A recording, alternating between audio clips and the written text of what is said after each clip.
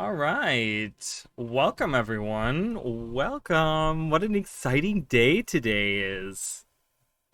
Oh my God, you guys don't understand. I've been looking forward to this for a while. For multiple reasons, really. These streams I really enjoy. I'm really excited that I'm going back um, into these comparison streams. And I don't know, man. Combining two of my favorite games that are like very different games from each other. Super fun. I know I'm gonna wait a little bit until we get a few people in here. I know for a fact there's gonna be a couple of people that are gonna go in. Why is my light flash? Oh, because I'm charging my phone. Always happens. I feel like I don't have enough like electricity running through my house with all the electronics that I'm trying to run. It's an old house, guys. Okay, so I'm gonna unplug my phone because I think that always takes away from my light. Yeah, we're live early today because we have a lot to go through. We're going to be doing Ascalon today, but Ascalon is very special in Guild Wars 1 because we have pre-searing Ascalon and we have post-searing Ascalon for Guild Wars 1. So I don't know how much I'm going to get done. These are obviously going to continue at some point. I'm going to do more of these streams as time goes on. I also know that probably not a lot of people are going to be watching this because Muckalek is currently streaming for almost 30,000 people. Holy shit. Whenever I see him streaming, it's always for like one or two, not one or two. Wow. Like 500 to like 1,000 people, like somewhere around that. Like I see him at like 800 or like 500 or like 600, 900, like whatever, right? But he's streaming for 29,000. Like talk about pressure. Jesus Christ. You don't want to fuck up when that happens. I'm streaming to 0 right now, so that's fine by me. I'm okay. I can fuck up. I will be uploading this to YouTube. I know I haven't uploaded a lot of my streams, but not. I don't know. The streams haven't been that popular. The ones that I've been doing in particular. This, though, in particular, has been a very demanded series and something that I definitely want to show off. I think one thing I'm going to do here, because we have half screens, is there an option for this where I can make the interface small? Yes, I can do that. So I'm going to make the interface a little bit smaller so we have more space to actually look at the things that are happening on the screen and we don't have to pay attention. I'm not going to make it too small because I don't know why. It doesn't matter. I'm going to do the same thing here because I just realized how large my text is on here. So these windows are reversed for me. So I have Guild Wars 2 on my right and Guild Wars 1 on my left, but it makes more sense because again, I'm looking at I'm looking at a camera. So having it mirrored, I can tell you guys, look to the left. And when I say to look to left, I mean Guild Wars 1, and when I say look to the right, I mean Guild Wars 2, right? So obviously, so you'll see my mouse. If my mouse moves to the left, you see it, and then it pops up in Guild Wars 2 or Guild Wars 1. And then the same if I go to the right, boop, it's in Guild Wars 2. So, I have the sound enabled, but I have it both. If you go into another window, it'll be muted. So we'll be listening to Guild Wars 2 stuff, and then all of a sudden I'll switch over to Guild Wars 1 stuff. But you know what? I don't care. That's what we're gonna do. Where's that? Where's the, it's right here. So we'll do normal, just like we did in Guild Wars 1. I do want this map up. Okay, I don't know why that was weird, the way that happened. Okay, I do want the map up, as I have it as large as possible. Oh, and daily reset just happened. Yay. I have so much crap in here. I'm sorry, guys. Hold on. Let me just undo or unveil all of the goodies. So much exciting stuff. Let's talk a little bit about, before we really get into like comparisons and stuff like that, and for those of you that are watching on YouTube, you can just skip through this anyways, so you can find where we start doing the interesting stuff. But I'm kind of waiting on some people to get in, but I do want to talk about some, I want to get the shitty stuff out of the way first, which is like, it includes, man, people are so dumb, like, or not dumb, but they're just annoying, So for Guild Wars, for the anniversary, there's been posts made on the Reddit about people wanting like so much free shit. There was literally someone that wanted to get a legendary armor set from ArenaNet for the 10th anniversary. I'm like, What? Like, people are complaining that there isn't enough rewards. I'm like, have you guys even looked at the Guild Wars 1 rewards that we got? We literally didn't get anything special for the 10th anniversary. I mean, we got new skills, but that was like, you know, well, actually we didn't get new skills. That was for the 15th, right? We got a new weapon set, didn't we? We got a new weapon set, or was it the other way around? Doesn't really matter, but you know, we're not getting all this, like, we didn't get a free outfit, and we didn't get all this, like, free shit. I don't know why people are asking for free stuff. Like, people complaining about the rewards is just like, you know, what? First of all, why did you set such high expectations for yourself when we already know how ArenaNet does their anniversaries every year, like their birthdays every year? Like, we already know what it is, you know, and they're giving us free stuff. People, then another thing, people complaining about having to watch Twitch for 10 hours. They're like, I don't want to watch someone play the game. Well, then don't do it. You know, like, if you don't want to watch that, don't do it. You don't, you know, none of those rewards are anything groundbreaking. They're not like, you know, a set of legendary armor. Like, it's not anything like that. The glowing mask is really the only thing where I'm like, okay, I wish they would make that more accessible, because it was, there was a promotion that they made, like, a long time ago. Like, not a long time ago, but a while ago, that, you know, that was the only way they could get it, and I don't know, I signed up for it, but I never got the reward, and I never got, because it was like you had to sign up for the newsletter or something like that, and I did that, but it never went through or something like that, so I ended up never getting that reward. But it's just like one armor piece, it's one glowing mask, and there's so many glowing masks now that you can even dye, to the point where it's like, who cares about a purple mask? I can color all of these other masks that I have purple. So you know, I mean, it's just like, whatever, dude. So I don't know, but yeah, people just get kind of like annoying. So I did want to say that before I get into it. I just want to make sure that we are. I wanted to double check and make sure that we're in the correct category. We are in the correct category. So we're gonna start here. We're gonna start, and we're just gonna get into it. Okay. All right. So, we're starting an Ascalon. Good on Ascalon. So, the for those of you that don't know, Guild Wars... Is this centered on my screen? I guess my camera isn't centered, because I'm like, the line is like not quite in the middle. It's in the middle for you guys, I made sure, but yeah, I don't know. Whatever. So, what was I gonna say? Oh, you guys will notice, that's what I was gonna talk about. There's 2 mini-maps in Guild Wars 1. So, one mini-map I can draw on, just like in Guild Wars 2, right? We were able to like draw on a map. If I press shift and right click, I can draw on the mini map. But then we also have this other map, and this other map is like a mini map. It's not a mini map, but it's like a smaller map of the main map. So in Guild Wars 2, they've combined both of these together.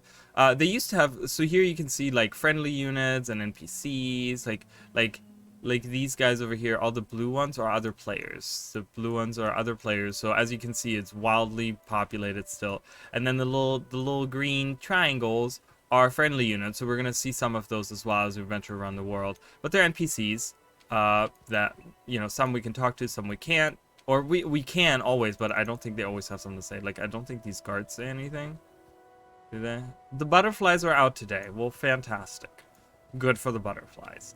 And then we have this other map that kind of shows you how, when you look on the map here, it actually shows your path in red dots. So we'll see that as well. But I have both of them up so that we can kind of keep an overview. It's a little bit crowded, some of the stuff. I'm gonna try to, like, we can break this down. Can you please? I know there's a way. Okay, I was gonna say, I'm like, can you just? Okay, I'll try to keep everything as closed as possible as I can. I've already limited. Oh, okay, I can't get in there, so whatever. We'll just leave that. We're not gonna get a lot of text in there. I've already lowered this text map because it was literally like up to here, and I was like, great, we don't need half the screen to be just text from random in the world stuff. All right, so let's get started. So we are here in Ascalon. So I'm gonna start, pretty much we're gonna use Guild Wars 1 here on the left as a guidance, because Guild Wars 1 travel system is a lot slower. I don't have any speed bonuses or anything like that that I can use right now, so it's a lot of like, I need to go by that because in Guild Wars 2, I can just hop on my mount and be exactly at the location I'm talking about in a matter of seconds, or I can just waypoint to a specific location. In Guild Wars 1, we're going to have issues with that. So we're going to use Guild Wars 1 as more of a guiding, and then we'll follow up with Guild Wars 2. So here we are. This is Ascalon City in Guild Wars 1. Okay, this is the original Ascalon City. And this is when the wall is still standing. You guys can see that. Interestingly enough, when you look, and I'm using That Shaman's Guide, you guys can look that up. It's That Shaman's Historical Guide. You can just type that into Google, and it will load up thatshaman.com, which he has his own little website where he has all kinds of like info and stuff. But there's a really cool map that you can find that overlays. It has the Guild Wars 2 map, and it overlays the areas of Guild Wars 1 on top of it. So you know exactly where everything is. I'm going to utilize that as a tool to know exactly where the boundaries for everything is, so that we know exactly where we're going, what we're doing, all this fun stuff. So, so when you look on there, it will show you that in between these two rocks, this is the original entrance. So so this right here and this right here are what later, like 250 years later, or even longer. It's even longer than 250 years, but yeah, these two rock formations. This is where the outer wall of the original Ascalon city were. Okay, so this is where the gate is. So this is where the gate is right here. That is where you would walk out to. Okay, and then we can journey in, and then there's like all these buildings, right? You have like all these buildings over here. So when we go to the left, and I will kind of go through here, and the reason I chose. There's two reasons why I chose a ranger. For one, my newly started legendary defender of Ascalon, which is a pre-searing character where you don't go to post-searing, you don't continue the game, you only do the pre-game. My newest one is a ranger, but also it's really nice in Guild Wars 2 because we're gonna have Damascus over here, who is a wolf. The reason I chose a wolf is because in Guild Wars 1 I have a wolf as well, so we kind of have like that kind of going, kind of having the similarities there. But we're gonna have Damascus just being able to destroy everyone. I have Beast Mastery on here, so he's really strong. He's gonna be able to destroy any enemy that comes in here, and I don't really have to pay attention to, oh, I'm getting attacked in Guild Wars 2. Guild Wars 1 is gonna be a little bit harder for me to pay attention, or not pay attention, but to survive. But yeah, so we can come up here, and that's kind of the path. This path is actually the path that leads up here, so we can't really go to the left. I mean, I could if I mounted up, but I don't want to do that. But it leads us to like right over here, right? We have these buildings over here. I'm pretty sure that it's supposed to be like all of this stuff right here is what's supposed to be over here on the left. Okay, and there's a specific reason for that, because when you look across here, you will find that there is the actor stage, and we're going to look at the actor stage because it is not necessarily. Oh my god, okay, hold on, we gotta fight in Guild Wars 2. We have all of the mages here that are attacking us, and we don't want to die. So yeah, and they have the new thingies are in here. This is gonna be somewhat a little obnoxious, I feel like. Not that I don't like it, but I wish they would disable those for level 80 characters. I wish the new adventure guides were disabled for level 80 guys. That would be much nicer. But yeah, so there's an old building here, and we kind of get to the wall, which is right here. And we can actually, in Guild Wars 1, the few times that we can interact with King Adalburn is when we actually go on the wall. So this is the actual wall. Here's Sin. She's a very important character in Guild Wars 1. But yeah, so this is the wall. This is the outer side of the wall, kind of. And King Adalburn, we can kind of see him over there with a scribe. And that's where the game starts, is with Adalburn talking to the scribe about how he wants, we can kind of see him over there. It's really hard to see, but yeah, he's hanging out over there, and there's some stuff over there. We're going to be going into this area. I'm going to try my best to get into that area. It's a tough area to get to, but I have already thought of a plan to get in there, but that'll be later. That'll be much later, because here the thing is, it's divided into different maps, obviously, just like Guild Wars 2 kind of, but these maps feel much smaller than, like, all of this would be like one map in Guild Wars 2. right? Oh, you guys can't see my mouse. All of this would be one map in Guild Wars 2, but you can see the little portals here. This is where we get to new areas. So Lakeside County is this area, and then you have Green Hills County, which is over here. Barreton's Estate, you might recognize the channels. This is actually what you can see in Guild Wars 2 as well, the little channels that go through everywhere. The southern part here, we are not able to go to because, and I will show you guys, so the southern part is actually right here. It's this block right here that actually is this part, right? I can't draw on the map in Guild Wars 2, so you guys kind of have to, but this southern part right here is not available in Guild Wars 2, but I do want to go through there because there's some interesting things that I want to talk about that we've recently actually talked about. So there's a location here that I would like to see. There's a little bit of something I want to say down here on this little spot right there that I want to talk about, and yeah, and maybe some other parts down here that we're gonna look at. That's gonna be a little bit of like not comparison, but kind of showing. Hey Emily, welcome, Emily. I know Chicken is going live too. He was saying that he was gonna be going live. That he's going to be going live early today. So everyone's streaming right now and no one's going to be watching me. I know, it's also sad, but I'm not really sad because this is fun. I'm going to upload this to YouTube, so all the YouTubers are going to be able to see it. And I always get comments on those as well. But yeah, so the most southern part here, we won't be able to actually compare anything. But I still want to go through and kind of show you some stuff because I do hope that Arena will lean a little bit more on pre-searing Ascalon. It's such a beloved area. What is with the arrow shooting? What's happening? Oh, it's all the people fighting the Char down there. I'm like, what is all this arrow? There's Prince Rurik. We can actually see Prince Rurik. So, yeah. So you guys will know Prince Rurik from the story. That's Sohathan. That's the sword that our friend Ritlock uses in Guild Wars 2. It's right there. Rurik is alive and happy to do. Oh, no worries. I appreciate it. Yeah, no thanks. Yeah, and I know studying sucks.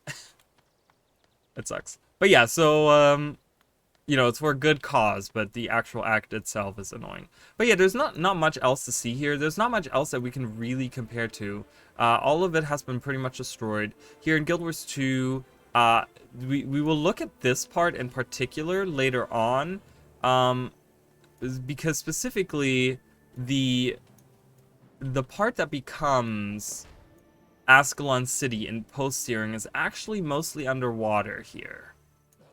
Which is like, you know, crazy to think about. But yeah, actually this part down here, everything that's in the water here is actually, you know what I'm gonna do, guys? I'm gonna do this. No, it's just an info thing. Yeah, it's just an info thing for people to use their channel points. I probably could make it a command, but I don't really want to do that. They have to use the buttons. But it's just, well, of course. No, but it's just a command to tell people about it. Because I feel like people don't really look at the channel points necessarily, so that might entice people to actually, I don't know, like, do all this stuff. But, so it's really interesting, because in the original... In the original Ascalon City, this is all underwater, right? And we can look at this and it's like, oh, okay, it's the same area because we have this bridge right there, which is this bridge right here. Okay, we can kind of like go to this other bridge over here, which doesn't really exist in Guild Wars 2. I mean, I think it was supposed to be here, across here maybe. So you could probably stand on the other side, but we can't see a lot, right? So we're looking at the same building. So this crumbled building over there is this, which it doesn't tell you on here, but this is supposed to be the academy. This is where people go to like learn to fight the Char and like all this stuff. Like that's where it's pretty much like the like a military academy that you go to, and that's where you learn to fight the Char. It is actually a PvP arena. It used to be as far as I know, it used to be a PvP arena in Guild Wars 1.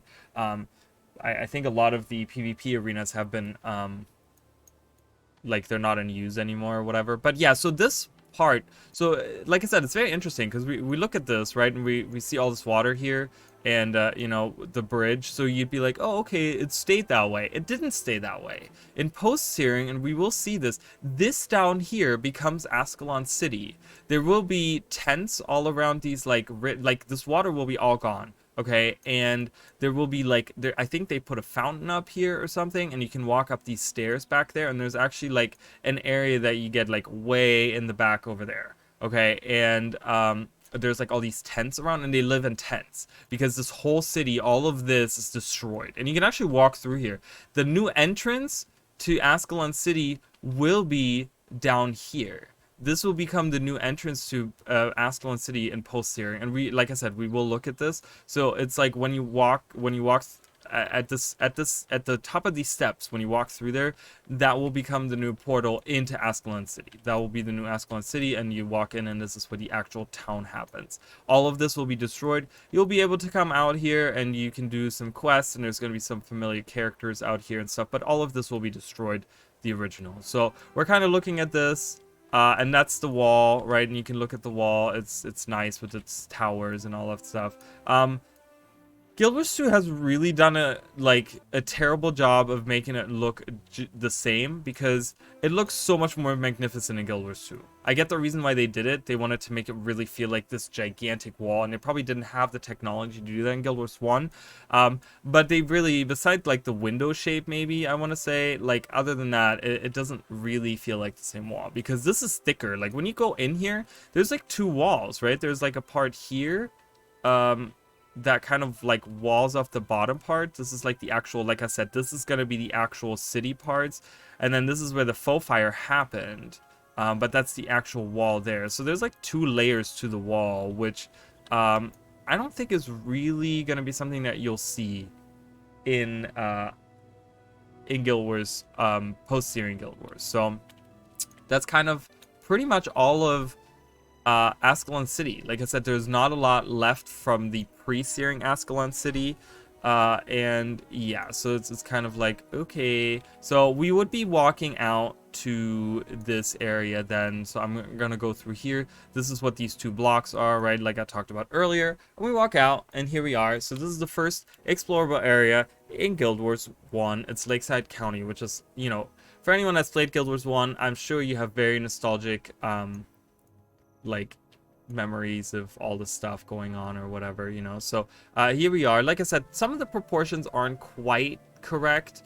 We will go here. There's a resurrection shrine, and there's actually, when you go across here, most of your very first quests in Guild Wars 1 will be by one of your your class trainer will be where Haverston is, or Haversdan, or whatever his name is. I like to call him Haverston, because I feel like that makes more sense. But yeah, he will, the person that's staying there will give you a quest, and usually you have to go right here to the river and kill the river scales, which lead, again, it's to the same area.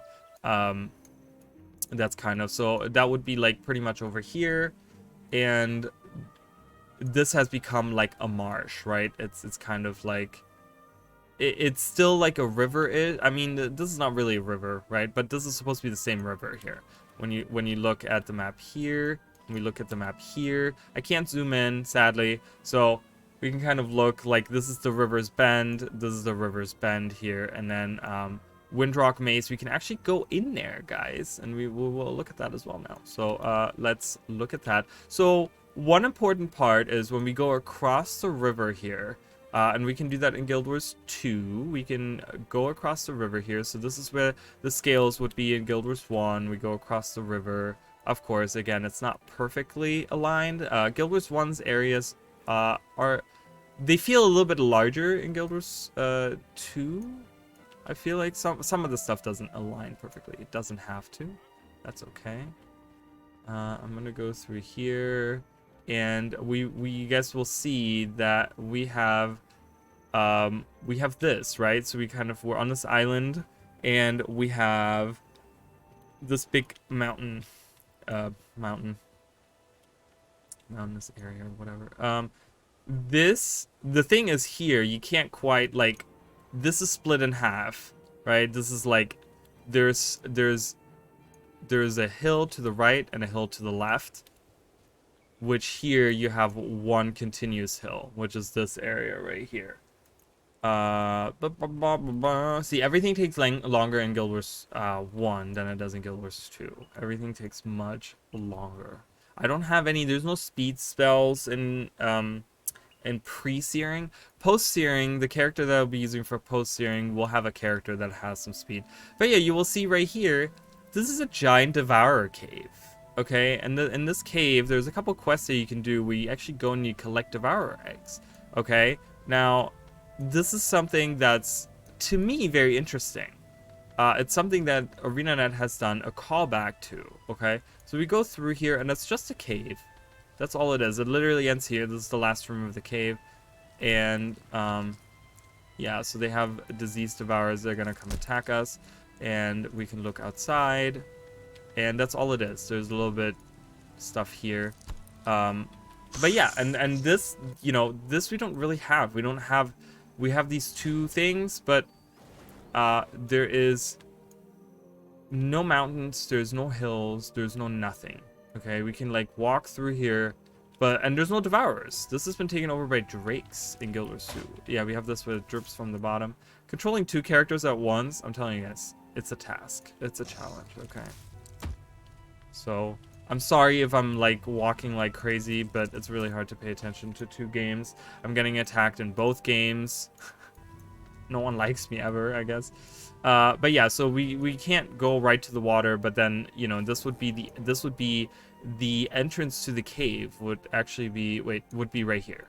So this is the entrance to the cave, and there should be a mount, there should be like this right here where we go right to the water, right? When you look, it looks more western, so the entrance might be more over here, but I would say like this is probably the actual entrance that they kind of... But yeah, so this is all like one whole cave in Guild Wars 1, where in Guild Wars, you know, or where in Guild Wars 2 it's not, and then in Guild Wars 1, yeah, it's just like a big cave. So that's interesting. The next part is something that's really cool, and there's like some really cool stuff that you can look at in Guild Wars 2 that are like, they did a really good job of translating the one thing to the other. It's really cool. Before I do that, though, while we're walking somewhere, I do want to... There's a specific NPC that I'm looking for. So, remember the Devourer Cave, okay? This Wilton Pice. I don't want Wilton. I don't need Wilton. Okay, are you kidding me? I'm stuck on the hill. I'm looking for a different NPC. Some of you might know which NPC I'm looking for, and some of you might not know. It's gonna be fun. Marshall Richards, that's not the NPC I'm looking for. Give me the NPC. There's so many scale here, but they won't attack me. Only the brood callers, they will attack me. We will see some of those in a minute. They don't like me. They're really weak, but they will still attack me. There she is. Trina Yun. Okay, I will switch characters here on Guild Wars 2 for a second because I do want to show you guys something. So something really, really fun for those of you that don't know. I'm going to go on a different character. I've already posted about this today. I'm really excited for the Vapor Blade update because Vapor Blade is one of my favorite skills in Guild Wars 2, and I am so excited to be... Sorry, guys. I'm so excited to be using Vapor Blade. It's my favorite, one of my favorite skills. We will be going to right here. So we have a Trina Yun, okay? Look at Trina Yun right here. She's just an NPC. I don't know. She just talks. She just walks around, okay? She just walks around, just like Wilton Pace, Marshall Richards. These are just people that are walking around, okay? But where is she? Where is she? Where is she? Where is she? Yuna Trin. This is an anagram for Trina Yun. Okay? Anagram for her. So she's kind of, and she's just a random, like, you know, she's just a random NPC. She has nothing to do. The char fix him. They don't bother us too much anymore. They have their own solo, but there's a dragon problem. So they put a character in that has an anagram in the name, starting in the starting area. Obviously, Trina Yun is all the way in Ascalon over here, right, where this is in Shaymore. But it's just really cool that they threw in this character. That's something that always stood out to me because Anyone that has played Guild Wars 1, you will have come across Trina Yun before, because she just hangs out on this road. And if you're a Guild Wars 1 player, you will have traveled this road many times. So it's really cool, and something that I really, really enjoyed. Then, speaking of the Devourer Cave, ArenaNet has implemented the Devourer Cave in Guild Wars 2. They have created a different Devourer's Cave. So we looked at the Devourer's Cave from Guild Wars 1, right? And like I said, there's a quest where you collect eggs. Now, we have this right here. We have a cave in Ascalon in Guild Wars 2 that lets us do exactly the same thing.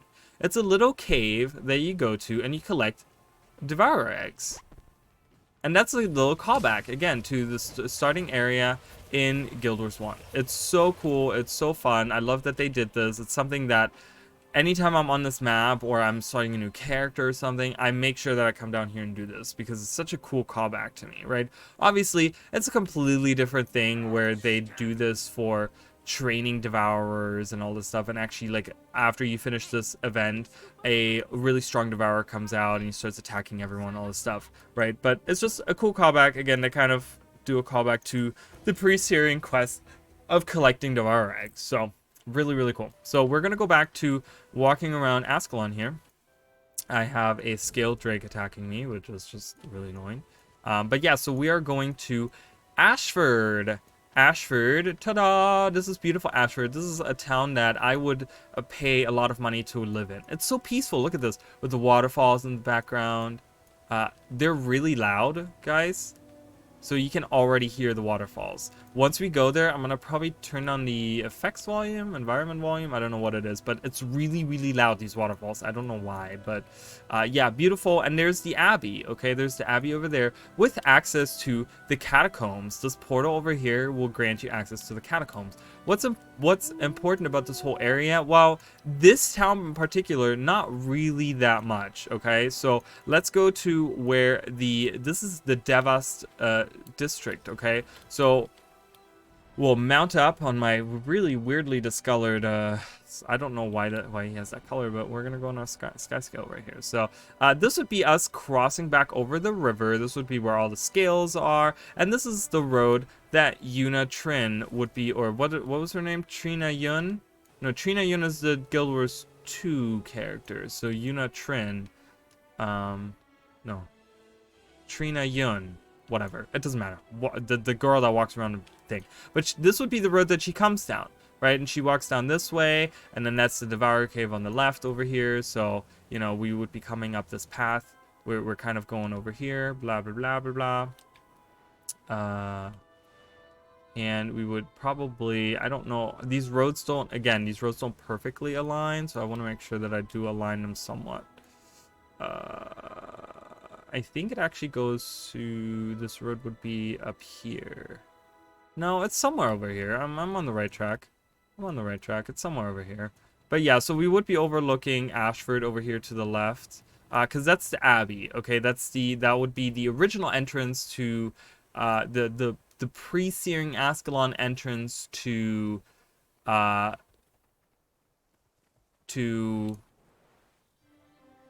catacombs. Jesus, I think. Brain, keep working. We're not done yet. We can kind of go up here, and then we would be overlooking. Of course, there's like a shit ton of trees, but yeah, so you have the Abbey over there, and then we're kind of looking down, and then that's the Abbey over there as well. So, again, everything is destroyed. There's no town here. There's no even remnants. I mean, remnants. You can see a couple buildings with like blue fire and stuff. Again, parts of the full fire. Everything is blue. I'm talking so much, I need to drink something. Hold on, guys.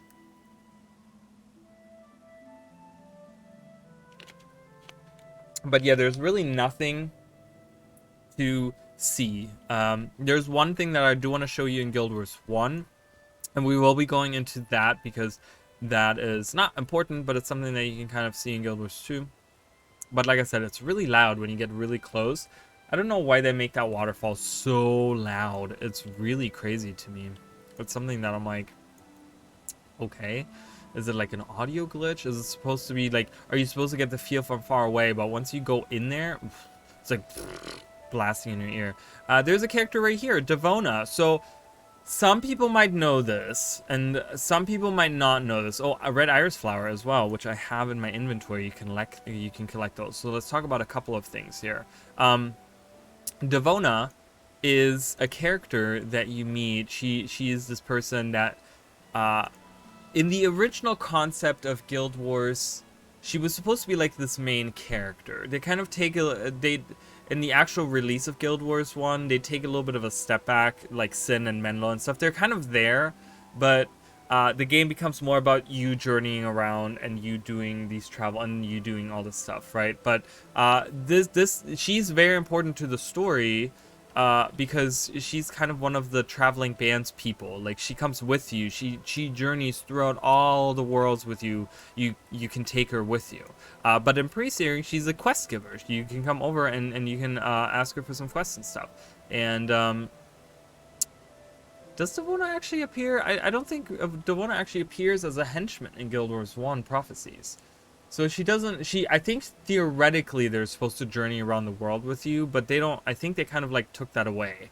I don't know if this was like conceptually they were trying to do different things or whatever, but yeah. So Devona is important in Guild Wars 2 because, and this was something that not a lot of people know, this was revealed by the developers at some point, but the Herald of Balthazar, when you go into the Path of Fire story, and this is kind of a spoiler, obviously you kind of can know where I'm going, but the Herald of Balthazar is actually Devona, okay? And it's Balthazar because she's very dedicated to Balthazar, and I don't think she talks about her, but I think there's a couple of things where you can talk about where she's like very dedicated to Balthazar, but he took her soul and made her the Herald of Balthazar because she was a hero in I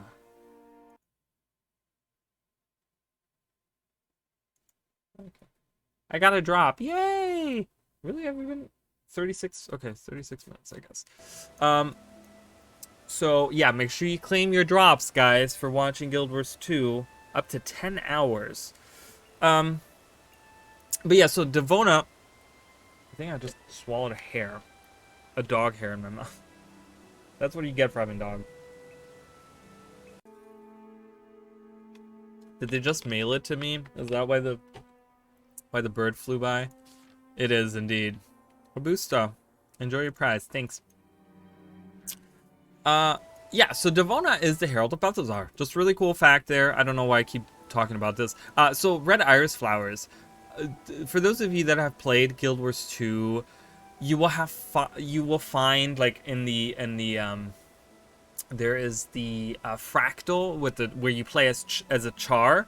You play as a char group and you fight these people in Ascalon and stuff. You will find, like, at the very end, you find a red iris flower. Then there is, as far as I remember, isn't there one of the accessories in Guild Wars 2 that is a red iris flower as well? I think one of you can get like a preserved red iris flower or something as an accessory. Now, this is all callback to these red iris flowers that you can find all throughout pre-searing Ascalon. Okay, and these are Gwen's favorite flowers. That's like a huge thing. There is the outfit in Guild Wars 2 that actually does a callback. You have Gwen's outfit right here, Gwen's attire, and it has a red iris flower on it. Okay, it's very important to her. Because it reminds her of Ascalon, right? Of how, because she lives here. This is where she was, but Ashford is where she's from. Okay, she lived in this little town, like once upon a time, and red iris flowers were just very, very common around that. And she will, in Guild Wars 1, she will mention red iris flowers all the time. So they have like a little bit of a significance as like a symbol of Ascalon, I want to say, for you know, just in the Guild Wars universe or whatever, right? So let's move further up. There is a little thing that I do want to point out. Hey, hi Skyla. Yes, happy anniversary to you as well. Guild Wars anniversary. Guild Wars anniversary. Say that 10 times fast. That's a lot of S's in there. But yes, you as well. I hope you're doing well. We're here learning all kinds of fun things, okay? So before we get into the Abbey, you guys will notice there's a little ghost here, okay? These little spirits are you know, it's weird because these are all like graves, right? These are gravestones and stuff, right? There's like a little, you know, there's a statue of Dwayna. You can read the scriptures of Dwayna. In pre-searing Ascalon, there's a statue of every single god, and you can read their scriptures. The statue of Dwayna is right here, and you can read the text, and it talks about Dwayna and all this stuff. Yeah, it's super fun, right? You're gonna learn all the things today. I will talk about all of Ascalon. Today's Ascalon, we're talking about Ascalon. So, but yeah, so there's a weird mysterious spirit over there. When you actually go in there, it'll have disappeared. So I don't know if this is like a glitch, or because they, like, the developers thought they're going to be really funny by having a graveyard and having a spirit loom around the graveyard or something. I don't know. I don't know what they were thinking, but yeah, there's just like this weird spirit. And Ritualist, which is a class in Guild Wars 1, can actually summon these. These are like attack spirits. They will have, like, depending on what you summon, but they will attack, like, and you can utilize them. So Ritualist can use those spirits. But yeah, so let's go into the Abbey, okay? And so, again, in Guild Wars 2, oh, no, before I go into the Abbey, let's talk about the worms. I just realized that they are right over here. So, in Guild Wars 1, there is this field out here that has plague worms on it, okay? And there's a couple of quests that you can do. There's a quest where this actually goes back to the Devourer Eggs I talked about earlier. So you have this quest of finding the Devourer Eggs, and the reward is experience points as well as Devourer Eggs, and you use one of them. So there's a character right over there. So that's where Devona was standing around. There was a farmer standing next to her. Okay, and that farmer has a quest. This is his field, and he talks about how these plague worms are ruining his field, and he wants to get rid of them. And in order to get rid of them, you have to defeat the worm queen. Okay, the plague worm queen. Okay, so you come to this field, and he uses the Devourer Egg as a lure. That you give him the Devourer Egg, and he uses it as a lure to lure out this worm queen. Okay, so the worm queen comes out, you defeat her, but you know, realistically, the worms are still here. So, but in reality, I guess it's supposed to get rid of them. In Guild Wars 2, this is the field, right? And they've kind of done like a little bit. Do you see these like stripes on the ground? I don't know if this is supposed to be a callback to how the stripes from the field are actually here. I don't know if this is on purpose, if they've done this on purpose, because this is a weird. It's not like a shadow or anything. It's like on the grass. I don't know if they did this on purpose to kind of indicate like this used to be the field, but these are the worms, right? These are plains worm now, but plains worms. I would call them plain worms, but whatever. That would just be me. But yeah, so that's kind of the callback. So this is the same field, and these are like much bigger now. They're not the little worms that they were before. And then you can kind of turn around and you can go into the Abbey. So we'd be walking into the Abbey right here, and this would be the little plaza before the Abbey that's right over here. So we're gonna go in there and we're gonna look at this, and we're gonna see some cool stuff. All right, so here we are. This would be the little plaza right before us. So this is the same door. So this door right here will be this door right there. So you can kind of like side by side, you can look at these, and you can kind of see that obviously this tree wasn't here before, but and this wall. So we will look at this wall, guys. They just randomly, I mean, this is way before dragons actually became a thing. Like, Glint maybe hadn't even been thought of when they were making these maps. So there wasn't anything about elder dragons, like none of that. That was all created many years later, right? But they used a little wallpaper of hydras, which are like dragon-like creatures. Doesn't that look just like the logo would be for like Guild Wars 2? Doesn't that look like the head from Guild Wars 2, like the logo or whatever?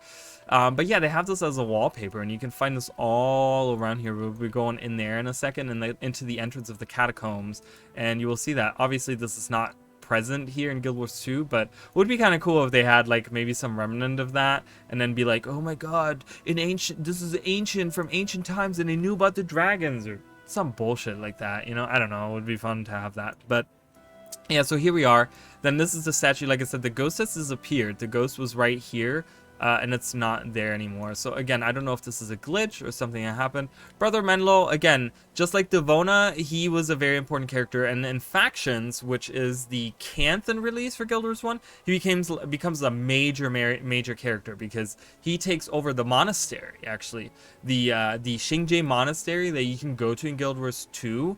Like, he used to be the master of the monastery there. So he's a very important character. He looks really cool. Everyone like loves Menlo. He's such a Logan, right? We have the statue of Dwayna here. This is one of the ancient statues of Dwayna.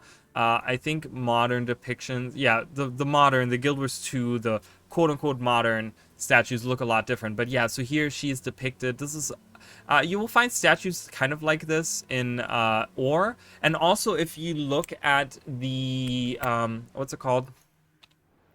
The Godlost Swamp. I don't have it unlocked, but in Queensdale, when you go to the Godlost Swamp, there is that little temple. The temple of, is it called the Temple of the Gods?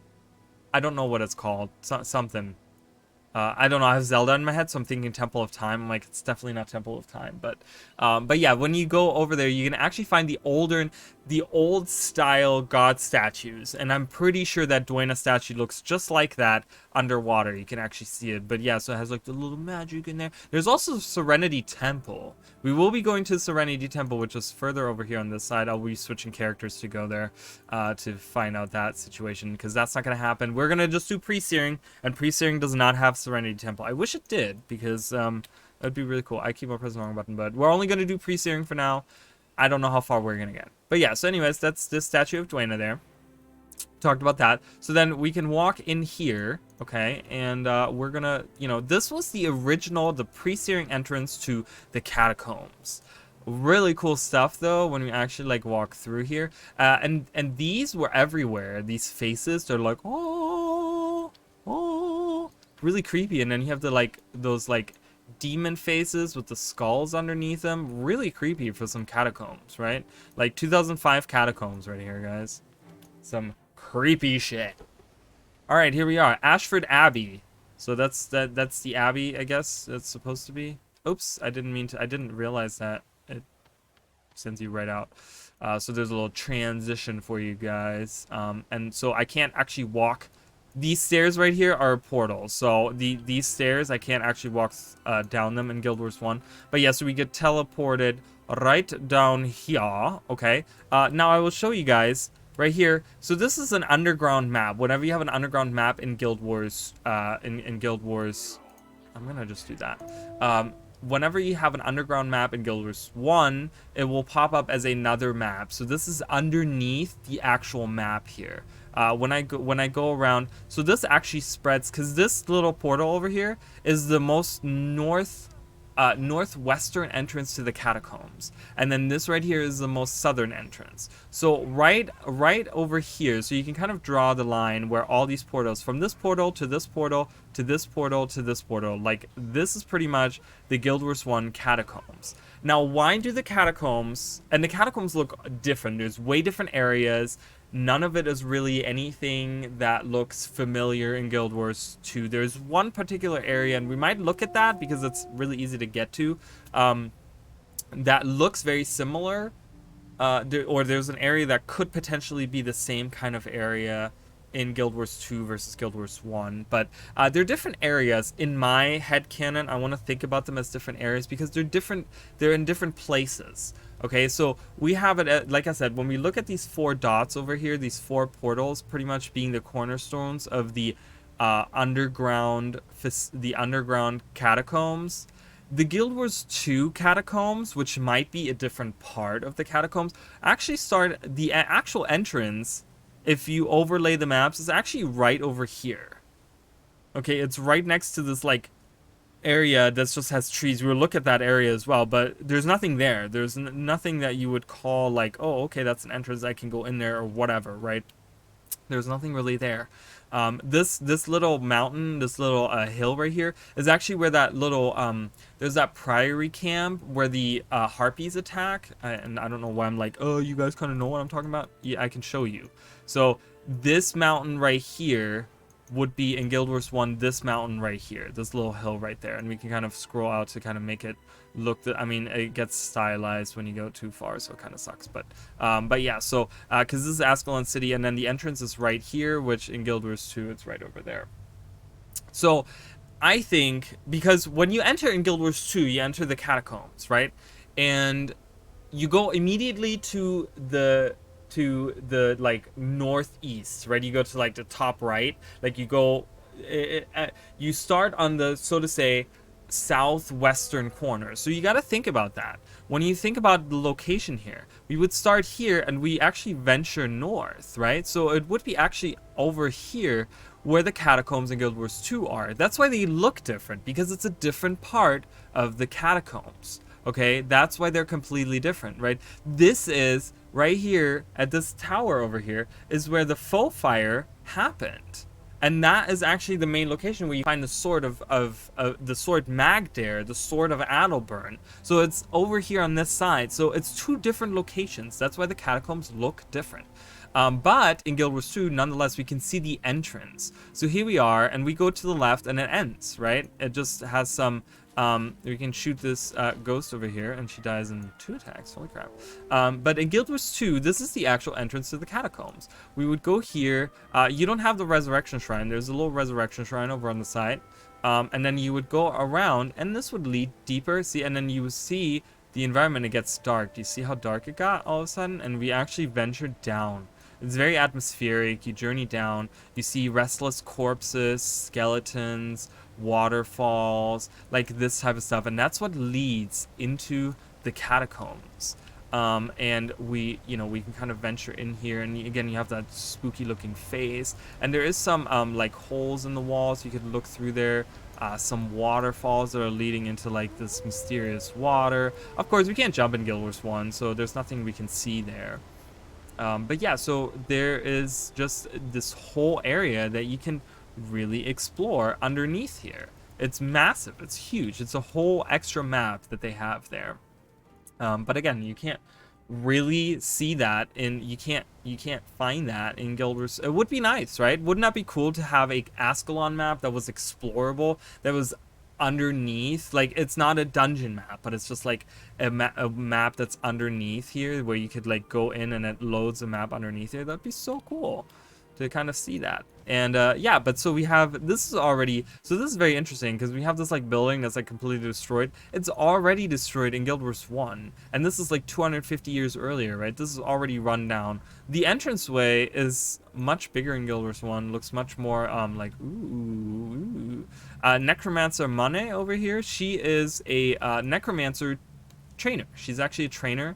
I don't think she ever gets mentioned in Guild Wars 2, which is kind of sad, because she does have a couple quests. But what do we find instead? We find that mysterious sword, right? With the sword, blah, blah, blah, over here. I guess that would be like right here in between these pillars, because you can kind of see the pillars.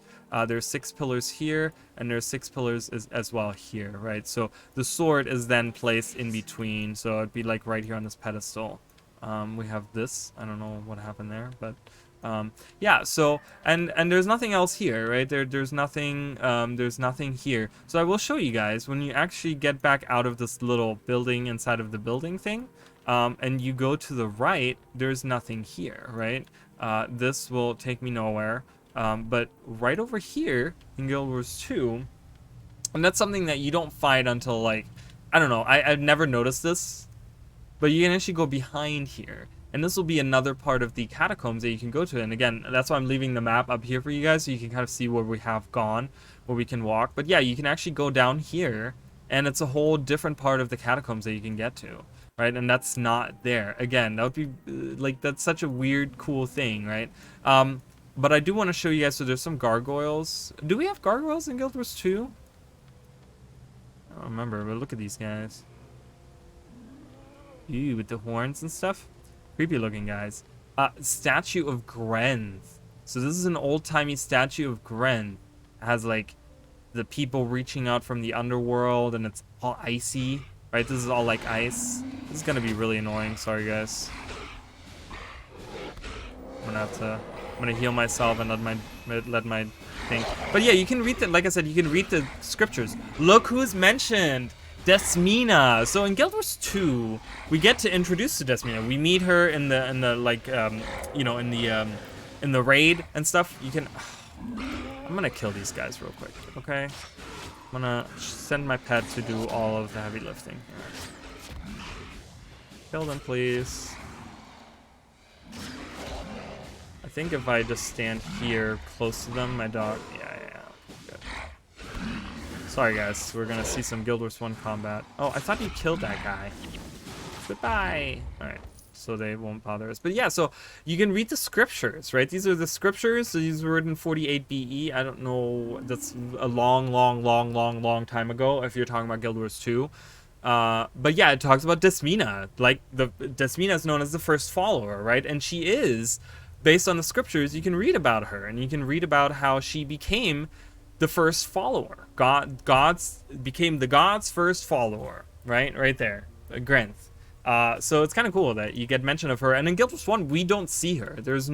We don't see her. We don't know who she really is and all this stuff. But yeah, she is kind of mentioned here. And then in Guild Wars 2, like many years later, even for us in the real world, you get to, you know, hang out with her and help her take over the underworld and stuff. So that's kind of cool. And you can visit the underworld in Guild Wars 2. I don't know if I'm going to do that comparison stream because I've never finished the underworld in Guild Wars 1. So it's always something that I've always wanted to do. I've never been able to do it, but and I don't know if there's only, because I think Guild Wars 2's underworld only has part of Guild Wars 1's underworld.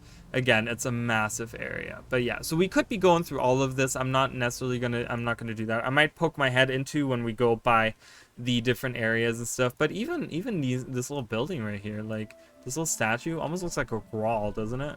Looks kind of weird. And there's Grawl in Guild Wars 1, so we're kind of gonna exit here, and we're gonna, like I said, we're kind of using Guild Wars 1 as a guidepost, because in Guild Wars 2 I can just like, oh, I'm here now, you know, I can just fly to an area. But yeah, so this is overlooking pretty much, you can kind of see the what's left over of the buildings of Ashford Abbey, pretty much, are these little things right here. I'm guessing, I don't know. I mean, this is just all just completely destroyed, right? This is all very destroyed. So let's go to the next area that I want to talk about, which I've kind of talked about, is the waterfall that we can hear from all the way in Ascalon City. We can hear that waterfall. You guys will hear how loud it is once we get there. It's really loud. There is a... Do they make a reference to this at all in Guild Wars 2?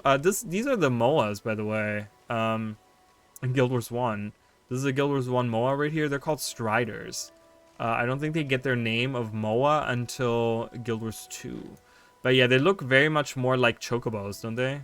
Very much more Final Fantasy-ish. And you can't ride them. But look at the houses. Don't they look cute? Like, they're very... I don't know. They have a lot of detail to them. Which is, again, like... Guild Wars is full of these details. So this is the guy that takes the thing... The worm, the devourer. He takes the devourer egg to the worms and blah blah blah, whatever. Okay, so down here we can go down into where this beautiful shell is, which is part of a side quest, and we can go to this where this magnificently loud waterfall is. Okay, and we're gonna be attacked as soon as we get to the brood caller here.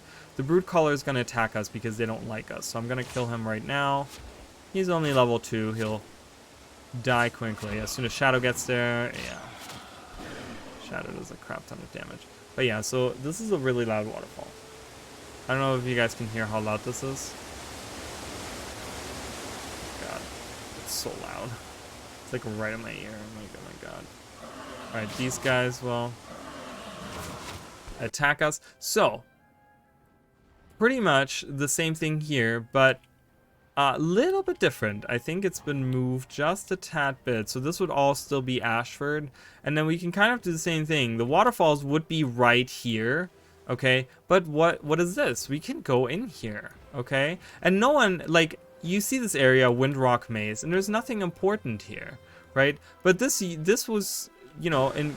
Oh my god, I'm dying because my dog isn't... my wolf isn't attacking. Attack, wolf! Do it. Immediately gets hot in here when I turn that off. So alright, I gotta heal myself. Hold on, guys. And it just leads us to nowhere. There's nothing here. We can go to the other side. We can actually walk past this cave, right? But yeah, so this is what Windrock Maze is, okay? I can't speak, apparently. So this is what it became. It became more open, right? This is like, there's a ceiling here. And actually, like, it's just a cave. But in Guild Wars 2, it's just like open. But that's what this area is.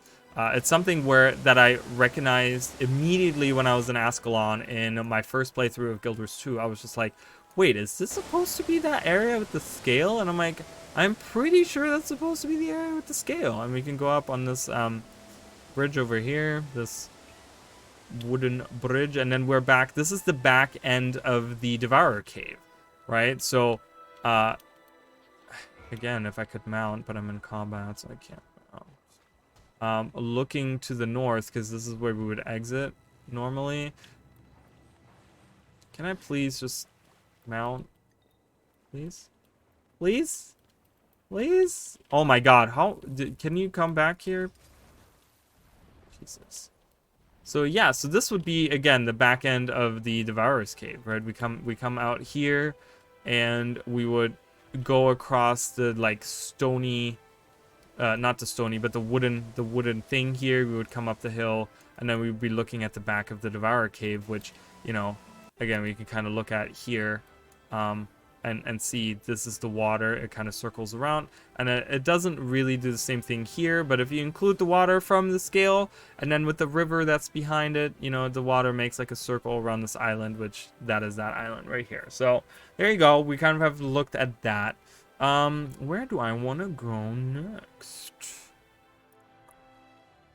I think I'm going to make my way north, and I want to talk a little bit about that. So we're gonna journey again. Like I said, well, actually it might be faster just to leave from Ascalon City. Like I said, bear with me. Guild Wars 1's movement is much slower than Guild Wars 2. We're leaving Ascalon City once again, and there's Lady Althea and Althea's actor stage. Two very important, not very important things, but again, for the lore, it's something that I want to talk about. There's also the statue of Lissa behind there. So again, we can find another statue of the gods. They're all the different gods are somewhere in Pre-Searing. You can find a statue of them. Melandru is out in Regent Valley. Who am I missing? Balthazar. Oh, Balthazar we'll look at as well, because that's actually important for the map.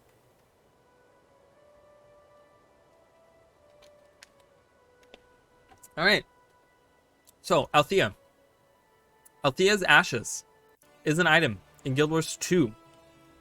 I don't think I have one on me. It is one of the Berserker accessories, I believe, that you can get. I should have one on here, but I don't. Is it possible? I think that's isn't that a Laurel vendor item? I can actually look at it. I can actually show you. And it's named after this NPC. Now, who the fuck is this NPC? For anyone that's played only Guild Wars 2, you will have no idea who the fuck Althea is. You will have no interest into thinking, is this a character that used to be important? Well, she wasn't really... Yeah, exactly. Everyone has some of those, right? Because they have Berserker stats, which are, like, very popular, right? Where are they? And, it's in here, isn't it? Yeah, Althea's Ashes, okay? Ta-ta-da! Whose ashes are they? Well, they're actually Lady Althea's. Now, who is Lady Althea, okay? Yes, so, this is gonna be a little complicated. Not super complicated, but, so, Adalbern wasn't supposed to be the king of Ascalon. Who was supposed to be the king of Ascalon? Who was the actual royalty in Ascalon? It was Duke Baradin, who we in Guild Wars 2 we fight Baradin's statue. Remember, we will meet Baradin in Guild Wars 1 and Pre-Searing. I will be going to him. He is actually in his estate. Okay, he's actually sitting at his estate. Now, how are they related? Well, Althea is his daughter. Okay, so why isn't Baradin the king of Ascalon? If he's the duke, if he's the rightful heir, well, what happened is the Guild Wars. So Guild Wars 1 starts right after the Guild Wars ends. Okay, Guild Wars were between the different nations. Okay, there was guilds from Kryta and guilds from Ascalon, and maybe even Or, I'm not 100% certain, but they were warring with each other in what was called the Guild Wars because they used guilds as like, it wasn't like armies against each other, but it was different guilds that would fight each other. Okay, now Adalbern was a hero of the Guild Wars. He was like this one of, you know, he was, I don't know if he was part of like a big guild or something, but he became this hero, right? He became this hero of the people. And so the people had chosen, rather than just taking someone of royal blood and making them a king, they wanted to pick out their king and say, this guy right there, he's the hero of the Guild Wars. We want him to be our king. So he was crowned the king of Ascalon. Now, Duke Baradin wasn't really against that. He was just like, you know what? He's the hero. We all love him, blah, blah, blah, whatever. Let him be king. I don't care. Okay, so he kind of, but he's still a duke, right? So he's just still royalty. He's still like this big shot, right? His daughter is Lady Althea. Okay, now we know that Prince Rurik is the son of Adalbert. Everyone knows that. Anyone that's played 5 minutes or knows anything like about the Guild Wars universe, they know that Rurik is the son of Adalbert. Now, why is that important? Because Rurik and Lady Althea, Prince Rurik and Lady Althea were actually engaged to be married. Okay, so that would actually make Rurik an actual prince because he's marrying a princess, so to say. Lady Althea, she's the daughter of a duke, right? So she is of royalty and he isn't, but that would actually make legit, like if Rurik hadn't died, he would have actually become a king, not just in name, but also in like, you know, in concept, you could say, right? So that's who Lady Althea is. There's actually a quest that starts right over here, where Captain Osric, who is not just a captain of the Ascalonian Guard, but he's also like, I guess, like a personal friend of Rurik. They actually have a conversation of where Rurik is saying that she's so beautiful, talking about Althea, because they're kind of like spying on her, standing over here at the stage. And they actually he wants to get a present for her, because I guess her birthday's coming up or something like that. And he's like, I want to get a really good present. So Captain Osric gives you this quest where you have to find these beautiful items. And you guys will have seen maybe that beautiful shell we walked by earlier, where we, before we went into the cave with the scale.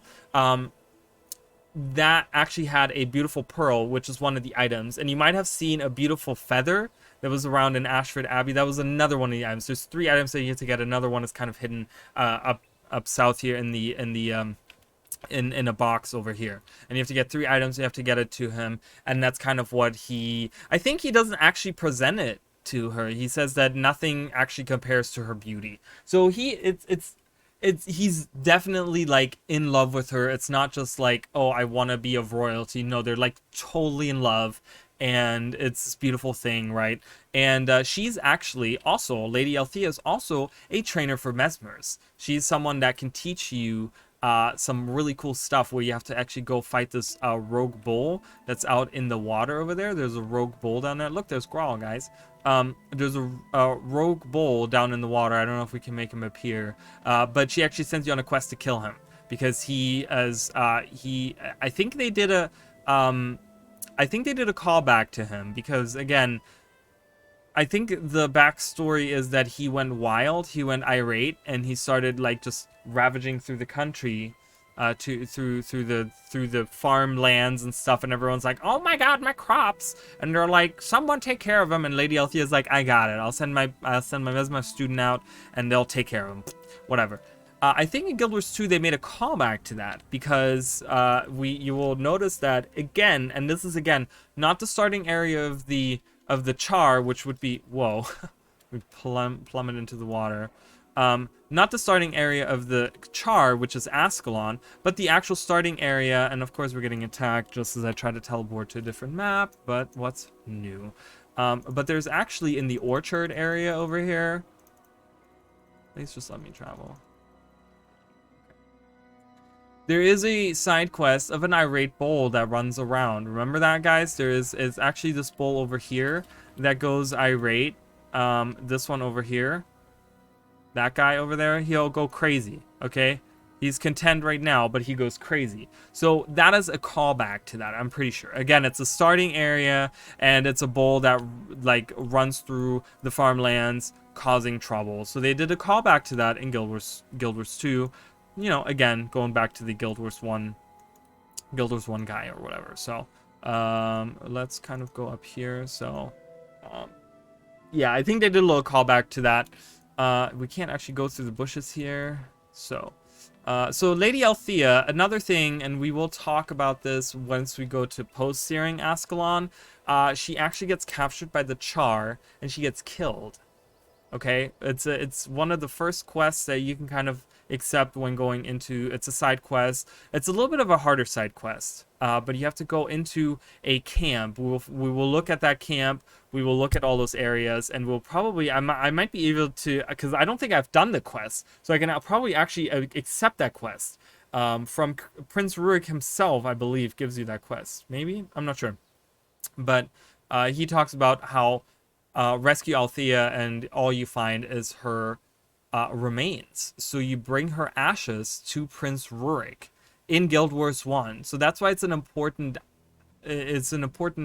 item, because she actually gets killed by the Char in post-searing. She actually gets yeah, she gets literally, I think, burned alive. Like, the Char were pretty fucking brutal in Guild Wars 1. Like, they were pretty fucking fucked up in the head a little bit. So here we are. So this is the viewing hill, right?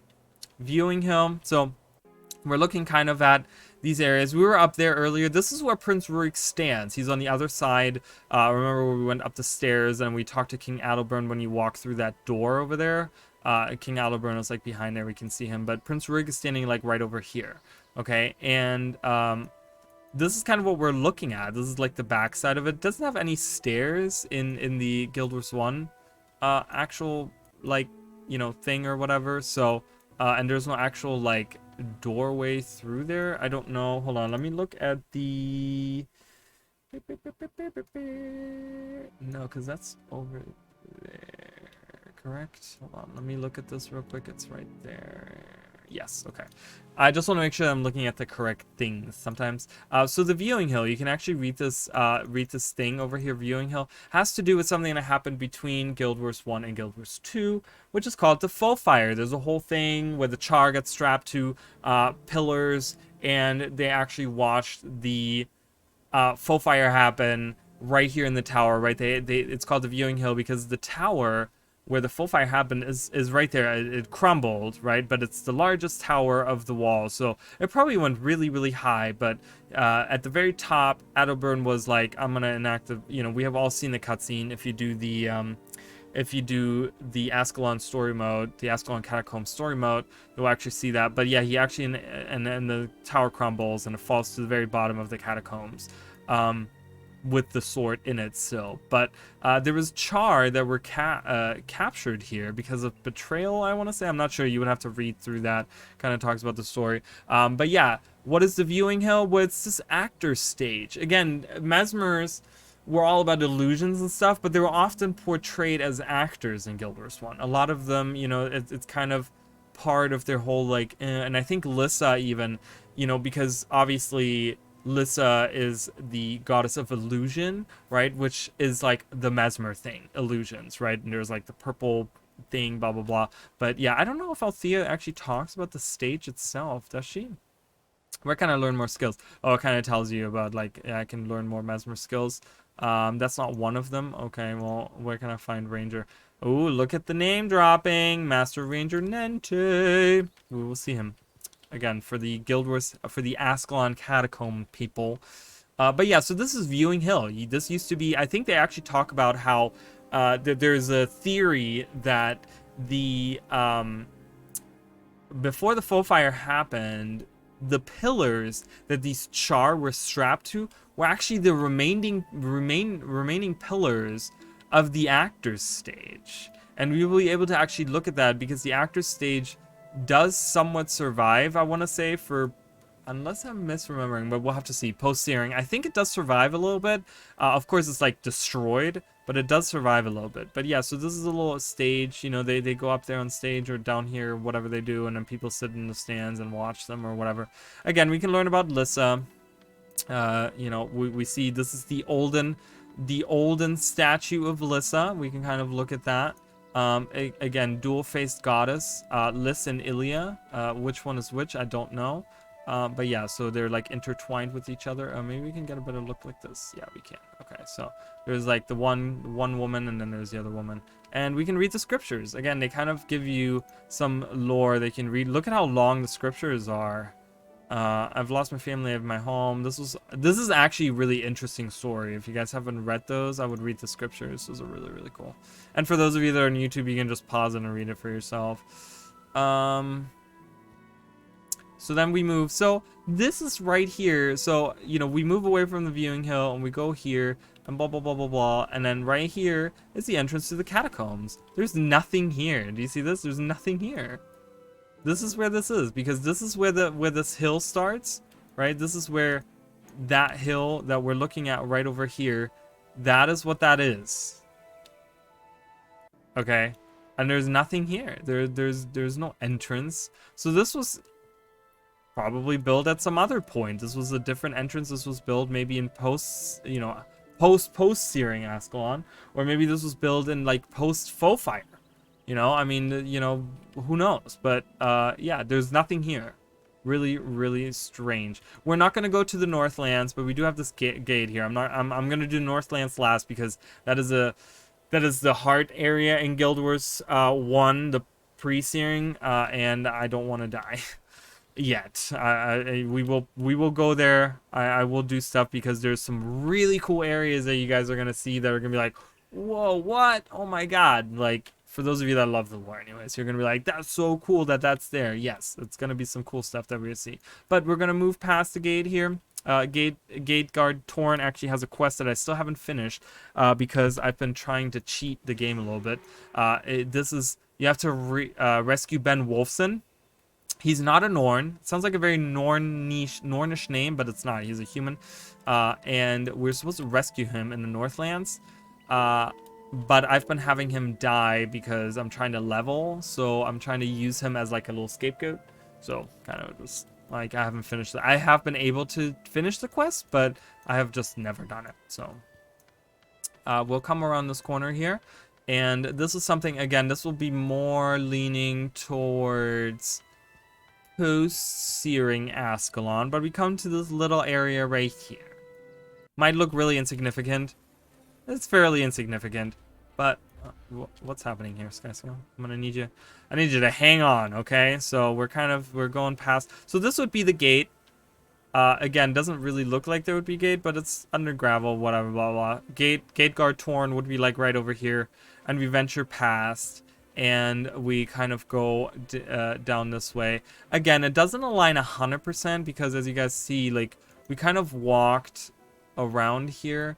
But what do we find here? This is, you know, we find this little bit of water.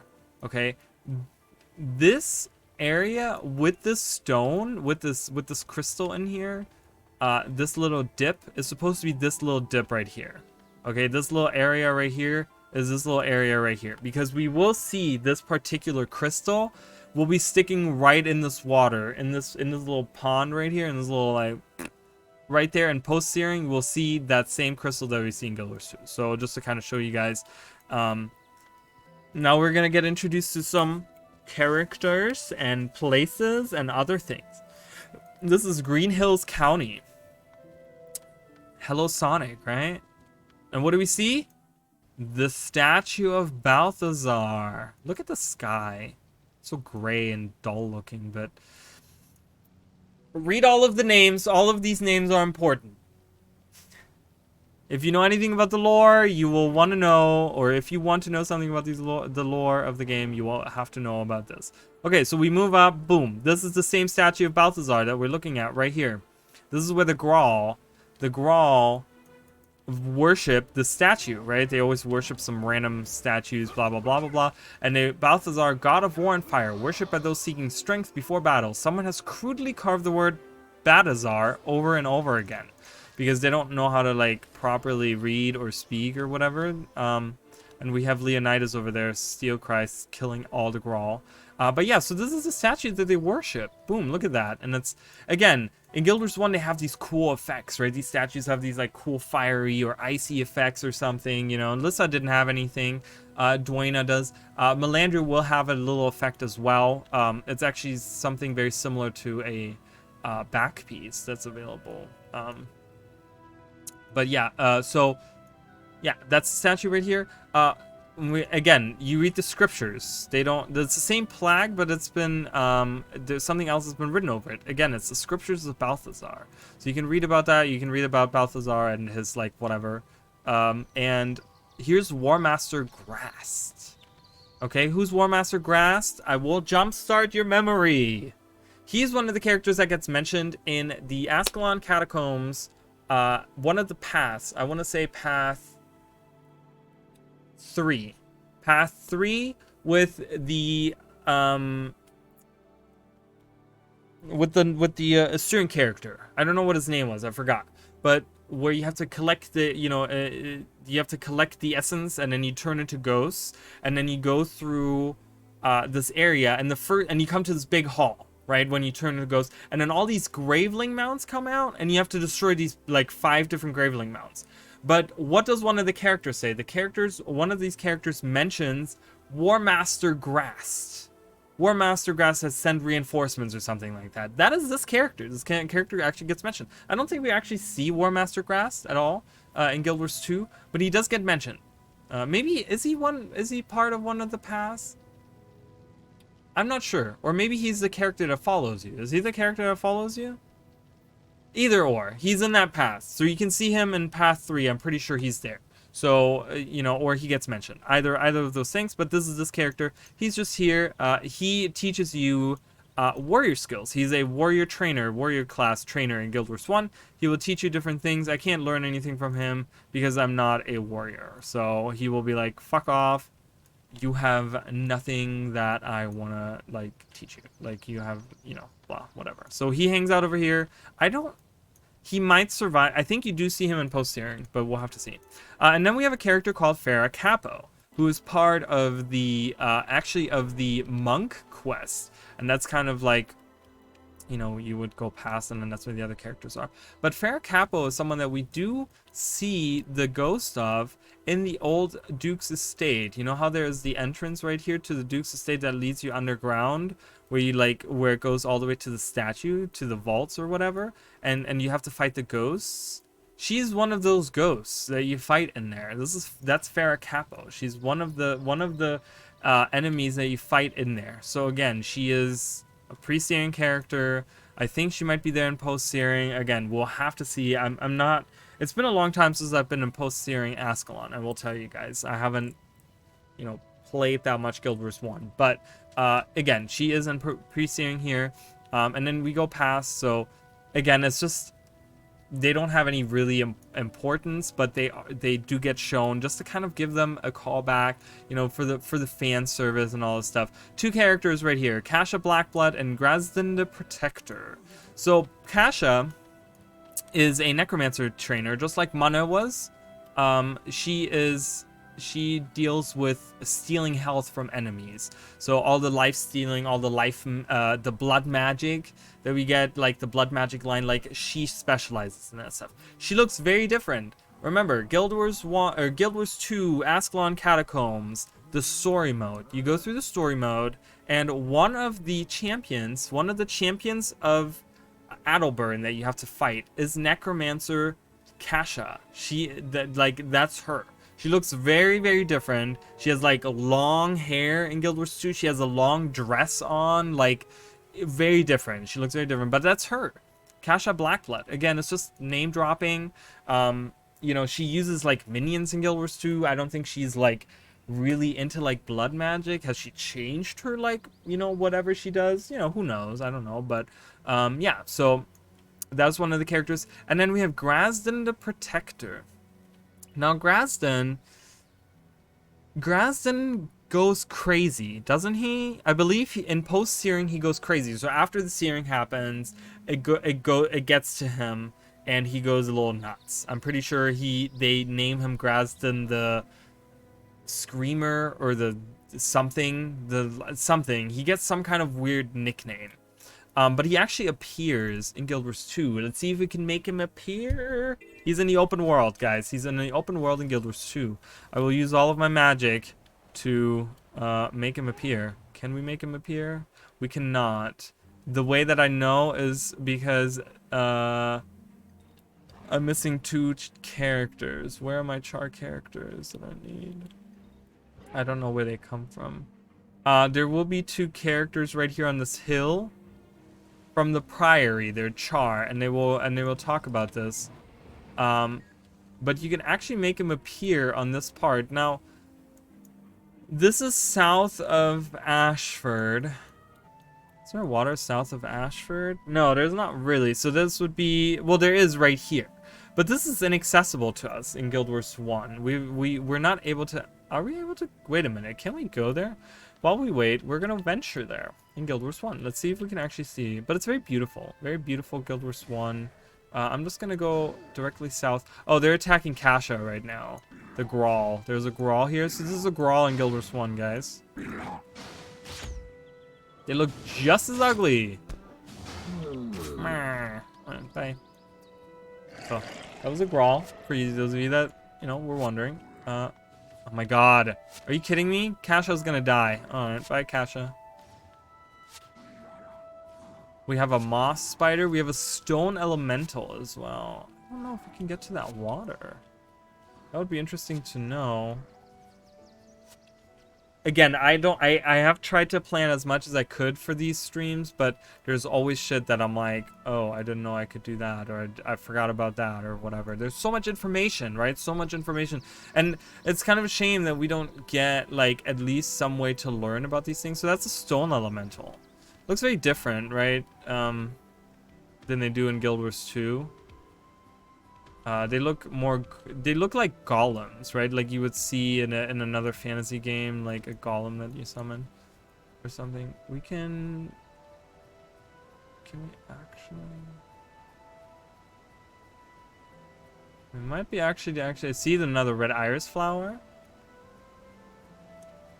We might actually be able to see the water. Maybe there's just a cave over there. Is there a way to? I think Guild Wars post here might be a little bit different. Does the water just magically disappear?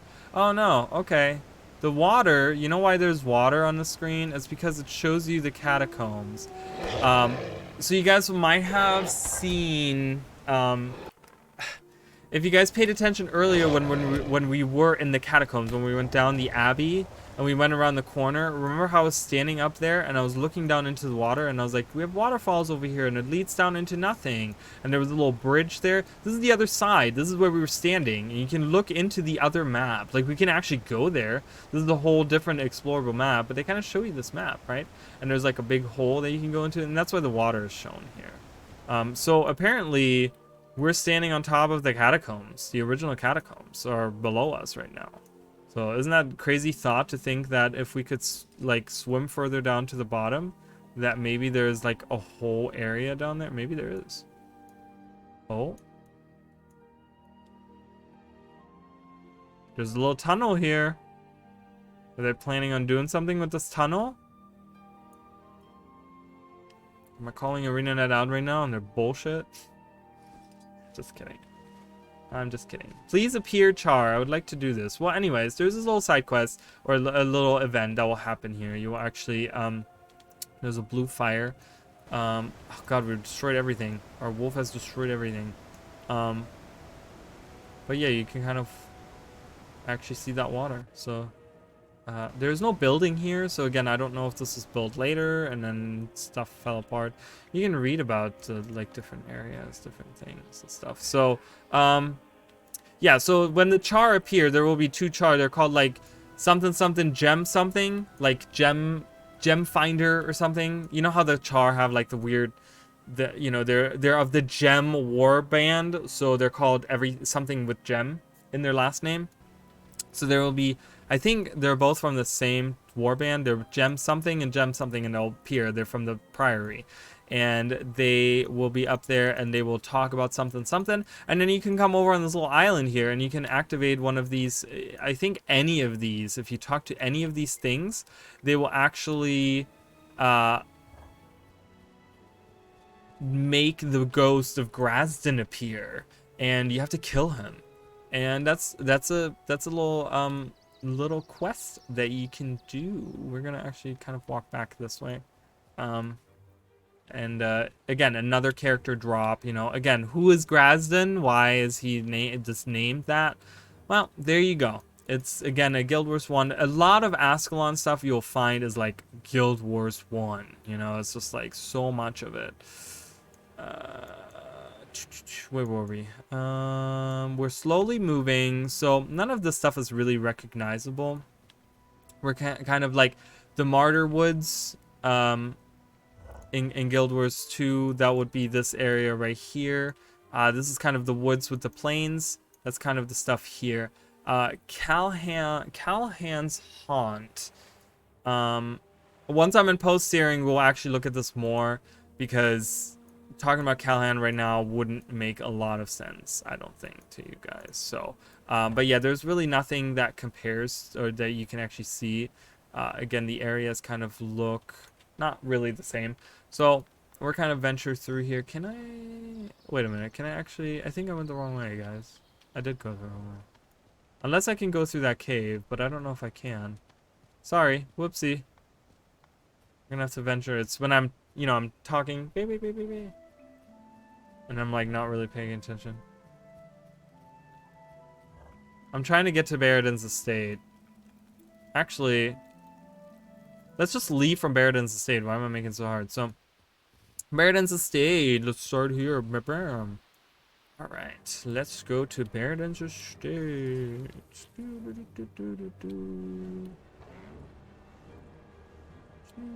Mount up. Yay! Ta-da! Here we are.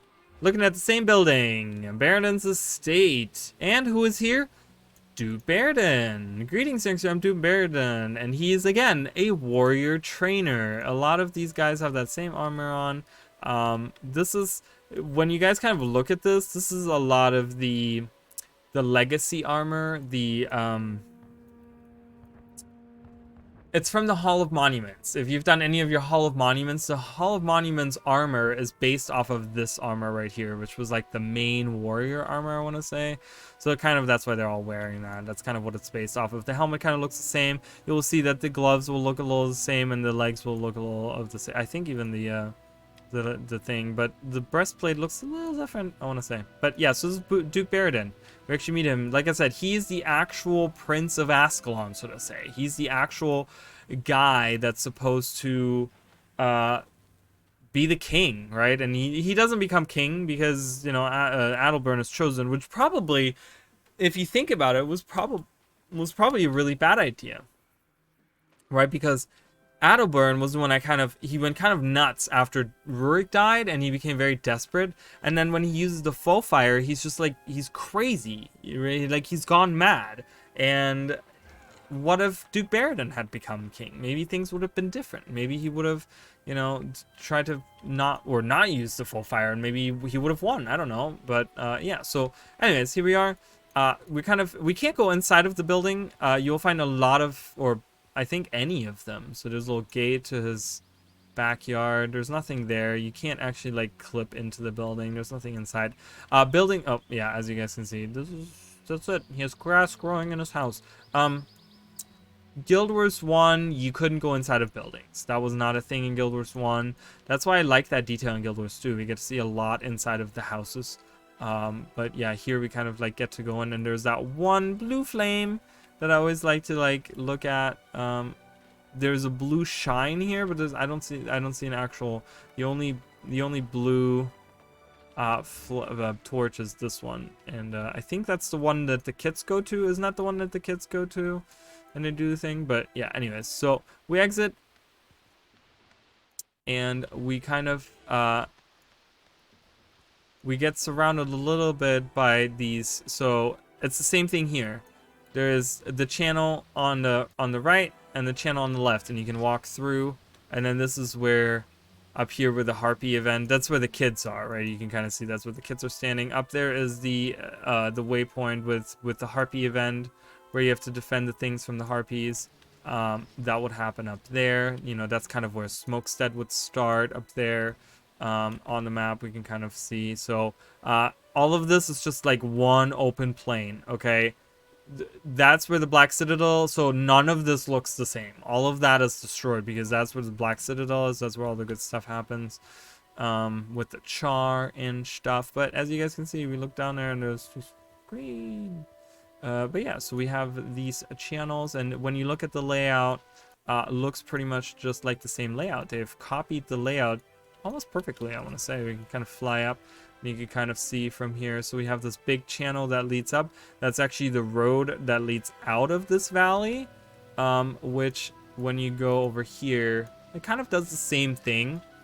It kind of leads out, but you can't actually use it as a road because there's water in it. And in Guild Wars 1, we can't go in water. That's not possible, but it's this one right here. So, and that leads out through the thing, and that's an entrance to the catacombs again. And I kind of want to show you some stuff there, because it's really, like, I pointed this out the other day during a stream, but it's really cool. But yeah, so we'd be walking down here, and then this lake over here, and we're gonna, before we go into that, because I'll probably teleport back. So this lake right over here, as you guys can see, there's this lake right by the wall.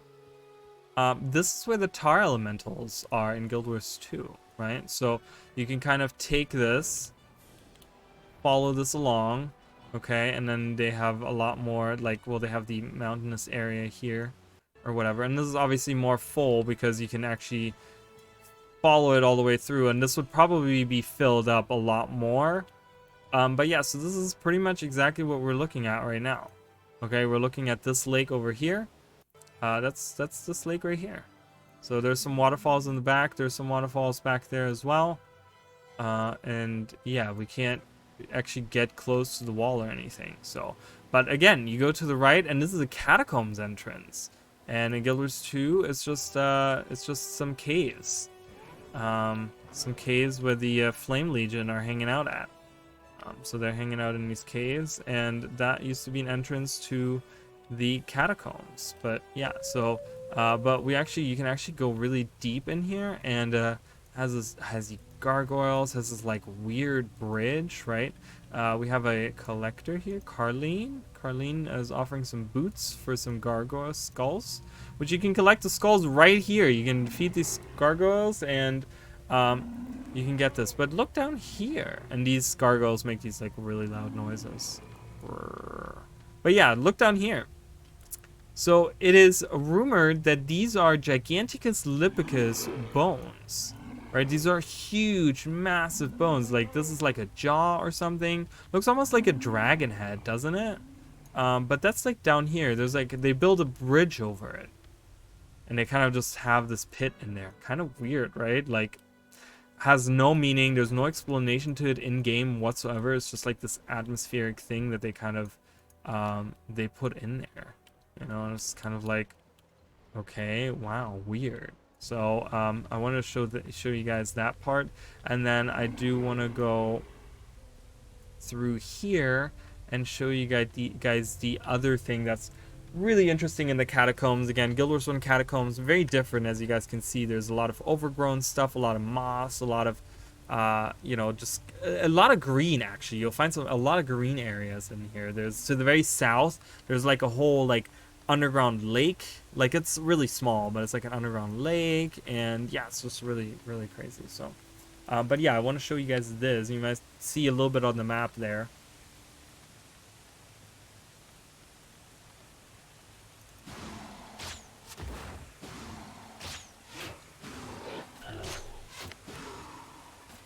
And we come to a big chamber. I don't know why I collected that. I have no idea why I did that. Drop all of them, please. I do want that. I do want to keep that.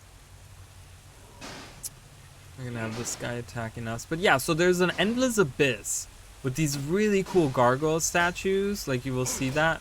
Like really cool winged gargoyles. Can we please take care of these guys already? Oh, hold on, let's kill these guys real quick.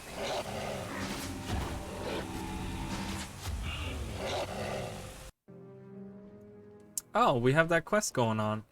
Armsman Pitney. Armsman Pitney, you guys will have seen that. That is the farmer. I didn't realize that, but that is the farmer that, like I said, he does the. Oh, they defeated him. They killed him. So Armsman Pitney was the farmer that helped us with the worms. He's actually one of the other people that you have to find down here in the vaults. You can't go in the vaults in Guild Wars 1, but who's the last one that we fight? Please let me be a part of this for a second, at least.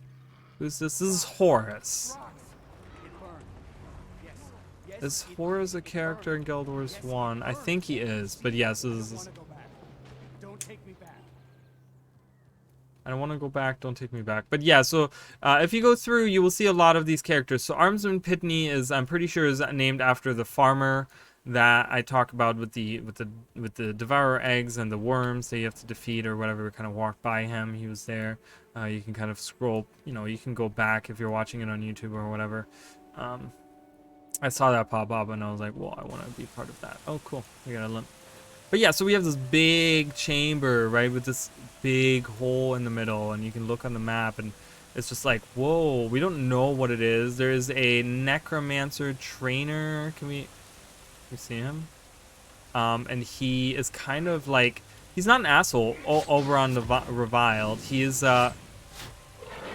he's kind of studying stuff, but he's part of a group called the Order, which is a Ascalon-based order that deals with the undead, and they're like, most of the members are, as far as we know, most of the members are necromancers, and they deal with the undead and stuff. So he's down here in the name of the Order, and he's doing something. We don't know who the Order are. We don't know who the leaders are. We don't really know their objective, but they kind of get name dropped in Ascalon a few times, where they're like, oh, the Order is here to do this, and the Order is here to research that, and the Order, and the Order, and the Order. And he's one of the members of the Order. Necromancer, very mysterious, but we have this big hole. So, Ascalon Catacombs in Guild Wars 2, remember, the big chamber where we fight the Lovers, remember that the Lovers Crypt has a big round chamber like this as well. A lot of people have theorized so the other theory that, you know, my theory is it's a different part of the catacombs. The two different catacombs that we see, right? So this wouldn't be the same chamber as we see in Guild Wars 2. Now, some people are saying that the catacombs in Guild Wars 2 are actually a lower level of the catacombs. So this would be closer to the surface than what we see in Guild Wars 2. In Guild Wars 2, we see the true depth of the catacombs. I don't really think that. I don't believe that. I don't think that that's a really good theory, because I don't know. It just doesn't feel right. To me, that's not quite, you know, but there's no confirmation, so it could be whatever, right? It could just be a different area, it could be a different level, whatever. But a lot of people are saying that this round chamber is the top of that chamber where the Lovers are, right? It's the round chamber, like a roundish chamber that like kind of goes up, but it does, I think it does have a ceiling in Guild Wars 1, but people are saying that like this is what that leads to. Like if you were to jump down here, you would land in the Lover's Crypt in Guild Wars 2. So that's kind of what people are theorizing there. I don't want to go to Ashford. See, they're telling me that I'm in Ashford, but I'm actually like underneath the estate here. So that's really cool, right? And we can kind of look a little bit more at these channels. As you guys can see, they work out perfectly when you align the maps here, when you look at the different maps. So it's harder to see there than here. So you can kind of see one goes down. So we kind of saw the two that go to the side, one that goes down here, right? Which is this one that leads down, right? That's the same one there. And then there's one that goes to the right, which is that one over there. on the far side, and then there's a little bridge because it goes down, which we don't see that in Guild Wars 2 because we have a giant rock right in the way, but it would go down that way and then end at some point. But that has all been destroyed and is not there anymore. So, but that's kind of the estate here, Baradin's estate. We see it in full going, but this is all of his land, right? He has all this land. He has these guards walking around. He probably has workers that go through these fields. What other areas can we talk about around here that's important? I kind of gotta look to see if there's anything important. There's a cave up there, but that doesn't really do much for me. We can't go any further. Like I said, all of this part down here is very much not existent in Guild Wars 2. It's really none of this, all of that area when you look is past. So we kind of established this area right here next to Ashford Abbey, the water down here, that is what this lake is.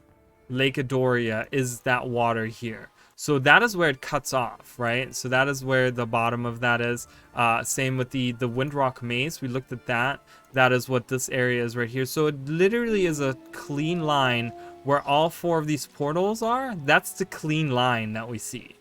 Okay, and that it kind of goes all the way to here to right here. Okay, because what happens here is it goes all the way down here to like right here, because we have a map here, right? We have a map here that we can go to. So Fort Rannick is actually an area right here, this area. We can actually go to this area. The problem is that it looks nothing like it does in Guild Wars 1 at all. So let's do that corner area there, and then maybe I'll take you guys through some Regent Valley stuff. But yeah, so we have Fort Rannick, which is like their biggest fort. It's like huge. Like look at this. This is way south of the wall. You got to remember, the wall is where they're fighting the Char, right? That is where they're doing their big fights. That is where all the good stuff is happening. But they have a giant fort way south of the thing, probably used during the Guild Wars. I'm guessing they probably established this fort during the Guild Wars. But yeah, it's very magnificent. It's huge. Now if we go there in Guild Wars 1 or Guild Wars 2, I'm getting my Guild Wars mixed up, so I'm probably saying the wrong Guild Wars every time. I'm like, right here in Guild Wars 1, and it's actually Guild Wars 2. But you guys know what I'm talking about. You know, you guys know. You guys are smart. You guys know.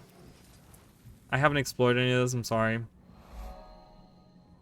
I'm unprepared streamer over here. I'm going the wrong way. I'm trying to go through the portal is what I'm doing. Let me through, please. Ooh, beep. Lays rich steps.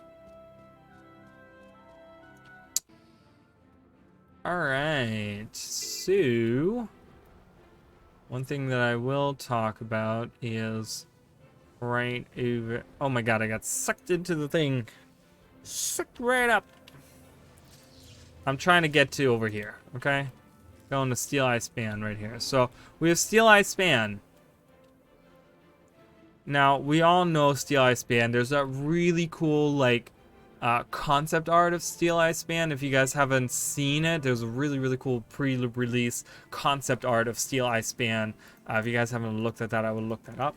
I don't know what it's called. It's called like Steel Wall in Ascalon or something like that. It has some kind of weird name like that. But it's a really cool concept art. But that is supposed to be the Steel Eye Span. Steel Eye Span being obviously this like giant wall right in the middle of the brand, right? We can actually we can actually unfog this area and get this waypoint real quick. Let's do that so that we have that. So Steel Eye Span. So this is where Fort Rannick used to be. Right here used to be Fort Rannick. Obviously nothing is there because not only has it been hit by the Searing, which the Searing actually didn't destroy Fort Rannick so much. It looks almost pretty fairly good because again, remember the Searing was just affecting the wall. It was literally the Char destroying the wall in order to get through there, and that's what they used the Searing for. The Full Fire, on the other hand, was something that affected all of the Ascalonians, all of Ascalon. It was such a powerful spell. It would go all across the, like, whatever, right? to the point where all the way over here in Rin... Why am I... Oh, I'm pressing the wrong button. All the way here over in Rin, which we will look at that as well. That's a very important part. Again, over here in town of Nolani Academy, and then the city of Rin down here, they got affected by the Foe Fire, right? There's still ghosts of the Foe Fire, like in ruins of Oldgate and stuff, which is way to the side over here in Guild Wars, but in Guild Wars 1, but we'll look at that again. But, so yeah, so Fort Rannick was affected by 3 things, okay? It literally got the shaft, okay? This is the one place in the world that literally got just, like, fucking reamed. There's another place that did get reamed as well. But it got the searing, which actually is interesting to think, because we do have some searing crystals that are very south of the wall. So maybe it didn't just affect the wall. Maybe it was just like... Maybe it just missed Fort Rannick, I guess. Because I'm like, there's actually some very south of the wall. Because there's that big crystal over here. And that's very south of the wall as well. It's like over here somewhere, isn't it? We will look at that as well, but anyways, doesn't really matter. But I got the searing, I got the Foe Fire, and then I got branded right over. Got branded, okay? Motherfucker got like fucked up, okay? But that's why nothing is left of it. But where Steel Eye Span is, I want to say it's the very back. Is it the very back area of Steel Eye Span? Yes, the very back area. So right here, the big wall with the big towers right here. This becomes Steel Eye Span, guys. This is Steel Eye Span right here. 250 years later. Really weird to think about, right? Because it looks nothing like it. Lord Darren, he's the guy. He's the man. He's in charge here. Okay, he's the. I'm Lord Darren. I'm in charge of overseeing Fort Rannick. And that becomes Steel Eye Span. Weird, right? To think that it looked so different. And there's these like weird faces again. They're really creepy. Creeping me though. Fuck out. But then yeah, you go south, right? And it's like, oh, okay, well everything has been destroyed by the brand. And you know, even I mean there's nothing left of any of this. Okay? There's a secret garden that you can go to. And it's just like nothing is left of this. There's aqueducts, like nothing. And you guys will see there's like water here. There's water all around here in Guild Wars 1, you know, and that's kind of like the callback to just having water all around here. There's water, like a shit ton of water. You guys can kind of see that. So. But I do want to go into the secret garden. For those of you that don't know about the secret garden, we're going to get attacked by these scale here. They're going to be really annoying. I'm going to just put Healing Breeze, guys. Healing Breeze. What is it called? What is the Guardian healing spell called? Receive the Light or something? Is that what it's called? No, that's not what it's called. It used to be called Healing Breeze. It's the one where you breathe on your friends. It's the shout healing. It used to be called Healing Breeze, and it was based off of this skill.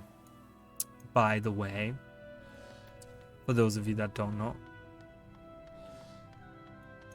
So there's a secret area. You kind of have to walk through there. In olden PCs, you couldn't quite tell that there was a wall, that there was an invisible, or not invisible wall, but it was like an opening in the wall there. And you can kind of like walk through there. Or you could walk through there normally, but it would be hard to tell on older machines. Now that we have like the most awesomest like machines ever nowadays, the computers, right? They just run every like old games perfectly. You know, you can easily tell that there's something there. But you come to the secret garden, right? And you have Professor Yackington and Nicholas Sanford. Now, this guy is actually someone that you can meet in post-searing as well. But he gives out presents for something. He looks for specific items. So he's looking for something. He's looking for 5 spider legs, okay? And then I have some right here. I'll give you 15 spider legs, and he will give me, for every 5 that I gave him, he will give me a present. And it's the gifts of the huntsman. And I can open that, and he gives me booze or whatever, right? So we have champagne poppers. Woo! Or we can get drunk. Ooh, jars of honey. Eating sweets makes you run really fast. You get a sugar rush. But you can only do that in outposts. I can't actually use that right now. But yeah, so I'm spinning. So we're drunk, okay? But this is the secret garden. Obviously, we're going to have like some issues. This might make you very nauseous. If it does make you nauseous, just look to the left of the screen, please. Because it makes me kind of nauseous. I'm like, oh my god. And teleporting does not actually stop the effect. I don't know what does. Does dying do it? GG, does that still work? GG doesn't work? Oh, resign is what it doesn't go with one. I forgot. Resign? Okay, so you can kill yourself, but yeah, it doesn't even stop the effect. That's how strong alcohol is in Ascalon.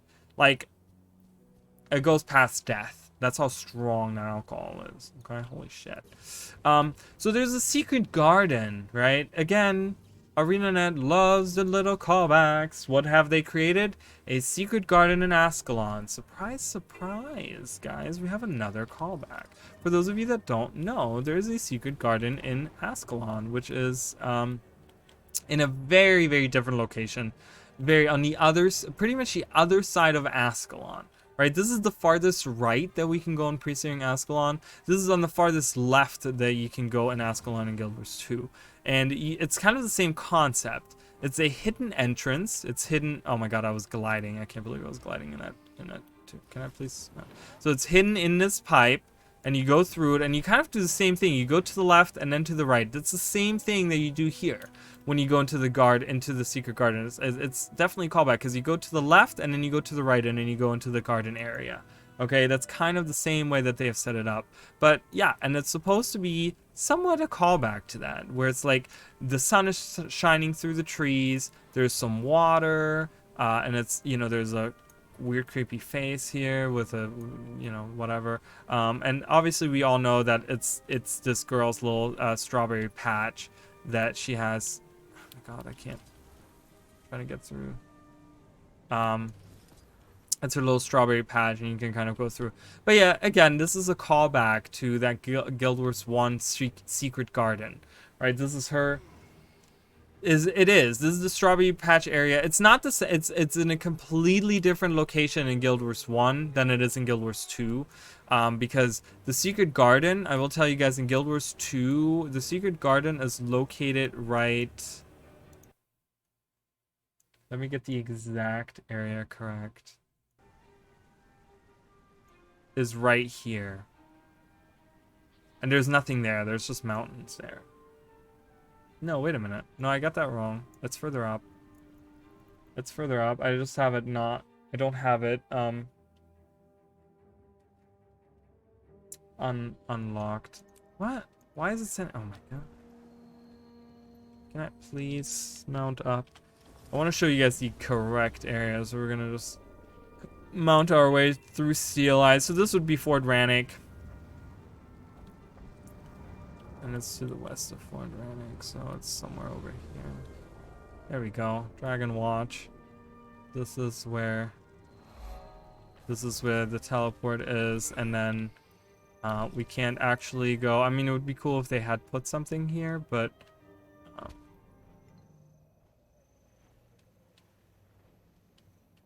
it is. Look at the map here. Yeah, it's right over here. This is where the secret garden is in Guild Wars 1. That is the secret garden area. So it's completely blocked off. It's literally right in the middle between the two maps. So they didn't actually put anything there because this is Fort Rannick, and then you would go out and you would go, you know, down to the scale, and you would go up the river, and then you would go through the thing and in here, and then you would go into the secret garden, and that would be right there. So that's that, guys. There's nothing really crazy, nothing else there. So for those of you that are wishing for other maps, like, because I know there's people that are wanting certain areas to be filled out in Guild Wars 2, specifically maybe like south of Ascalon, right? There's so much here that they could have another, like they could have a map next, like they could make a huge map that connects to like these areas together, right? They could have some that connects to Thunderhead Peaks. They could even put an area here. Like, they could fill this out, right? There's so much open space, they could fill this out. So I will be going through this with you guys real quick. obviously we have to Guild Wars 1 is slow, so we're gonna have to walk around. So what's some other stuff that you guys want to see in Ascalon? Is there something where you're like, I've always wanted to see that, or I want to see what that looks like? If there's anything in particular you guys want to see, or that I haven't shown, where you're like, he walked by that and he didn't show that, because God knows, like, you know, I can't, whatever, remember all this shit. But yeah, we're gonna kind of walk through here. Region Valleys is a very large area in the. I want to say Region Valley is the largest area. Wizard's Folly is pretty large as well. Those are both pretty large areas that you can walk through. Yeah, I'm trying to figure out. I want to go to King's Watch. Can we turn on the dialogue, or is it effects?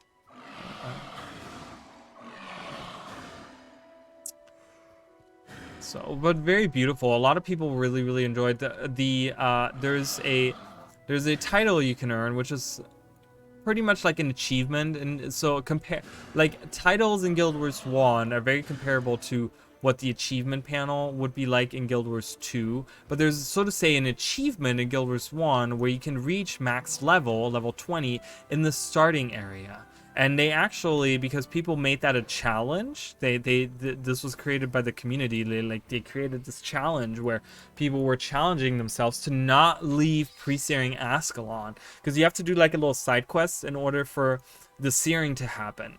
And once you do that, you can't go back to pre-searing. It's like a little cutscene, and then you get sent to post-searing, and you're kind of cut off from this location. But there's people that have made challenges about staying in pre-searing Ascalon, and they eventually made that a whole thing where they were like, okay, we're gonna give you a title, and we're gonna give you side quests that you can do, and all the stuff. So that is now something that has been implemented into the game because of the community. Pretty much the community caused that to be a thing. So I don't know exactly where King's Watch is. It's to the far side. I think it's like over here, is it? Riara. No, I don't want to do that.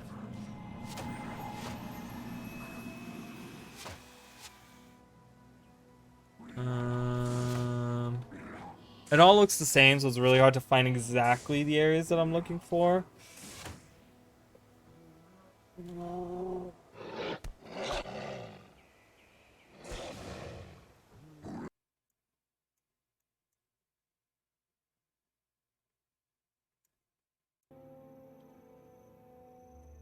Oops.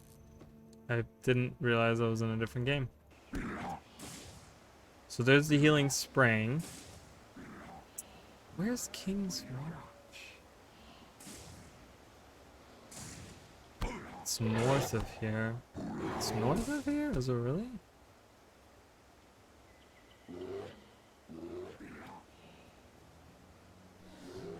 Is it really?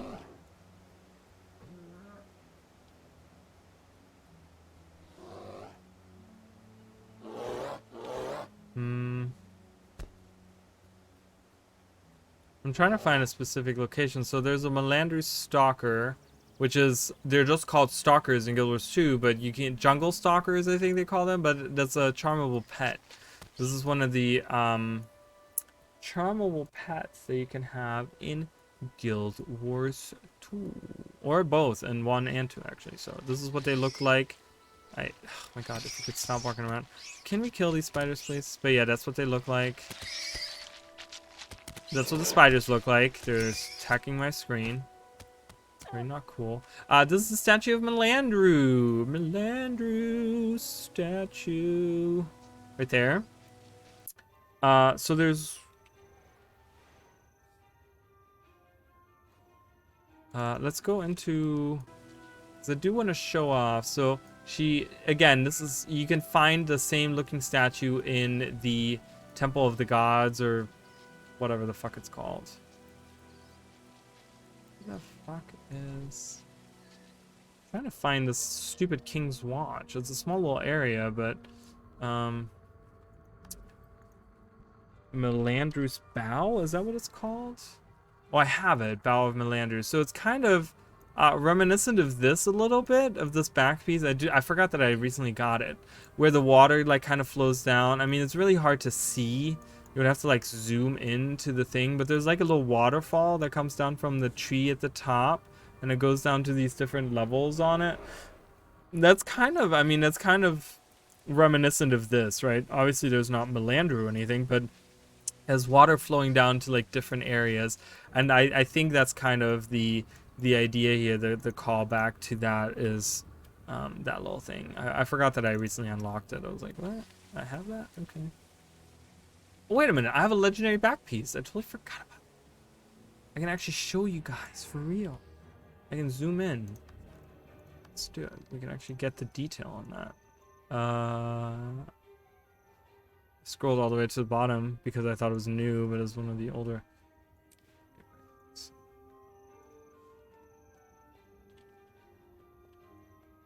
It's not lit up very well, so can you just not? There you go. You guys can see that a little bit better. A little bit better. Oh, can you not do that, please, right now? Stop it. You guys can kind of see that a little bit better, but yeah, that's kind of where the idea comes from.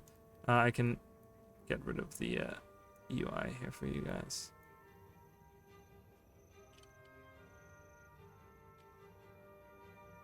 So there you go. That's a little preview of that. Hello. Kind of flows from different areas. You can kind of see this is the top area, flows to this area, and then flows down. And it has a little tree at the top with some grass on the side. But again, I think that's a callback to what the statues look, the same statue looked like in Guild Wars. I think it's to the, is it to this side over there? And you actually get a healing effect if you step close to it. You get +3 health regeneration, which is pretty decent actually for just a random health regeneration. Is it over here? Is it somewhere on this side? Trying to find King's Watch, but I don't. Okay, I can't actually go this way. I'm gonna have to look it up, guys. I'm sorry. Hold on. Let me find out where King's Watch is.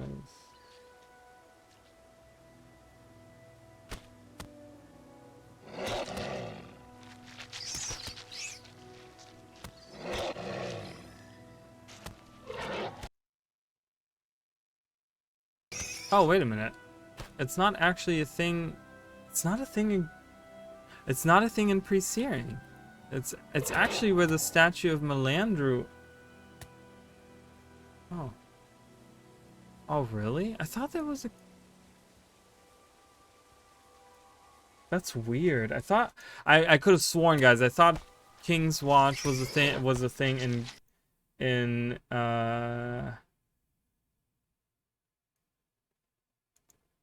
Pre-Searing. Oh, okay, yeah, it's right in front of the, okay, never mind. So, yeah, so that's all that's there to see. Okay, I got it wrong, never mind. I thought this was an actually, give me drops? Well, listen, bro.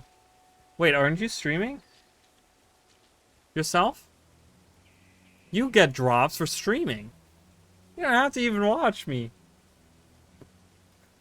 What else is interesting? There's a fishing village. I don't think that fishing village is really interesting.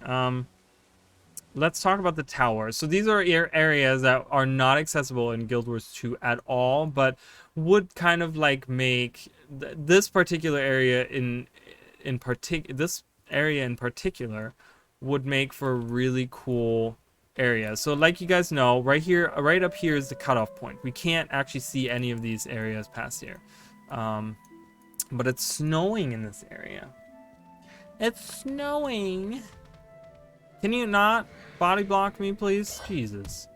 And now he used Frozen Burst, by the way, guys. That's our Dagger 3 on Elementalist for water magic is Frozen Burst. So that's what he just used on me, and he chilled me, or he hexed me, which is almost, well, that's a whole different thing, but we won't talk about it. But there's a tower. Do you see that big tower over there? So we're gonna look at that tower now. Again, this has to do with the order. There's a character in front of the tower that talks about being part. Stop using frozen burst. Die.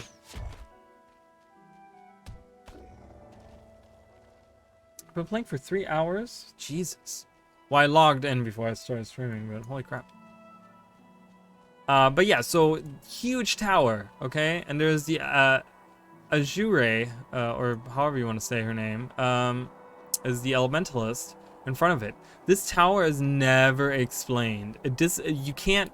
Again, this is not an area that's available in Guild Wars post-searing. I think you can kind of walk to where this was, maybe, but there's like nothing left of this. Okay. No one knows what this tower is for.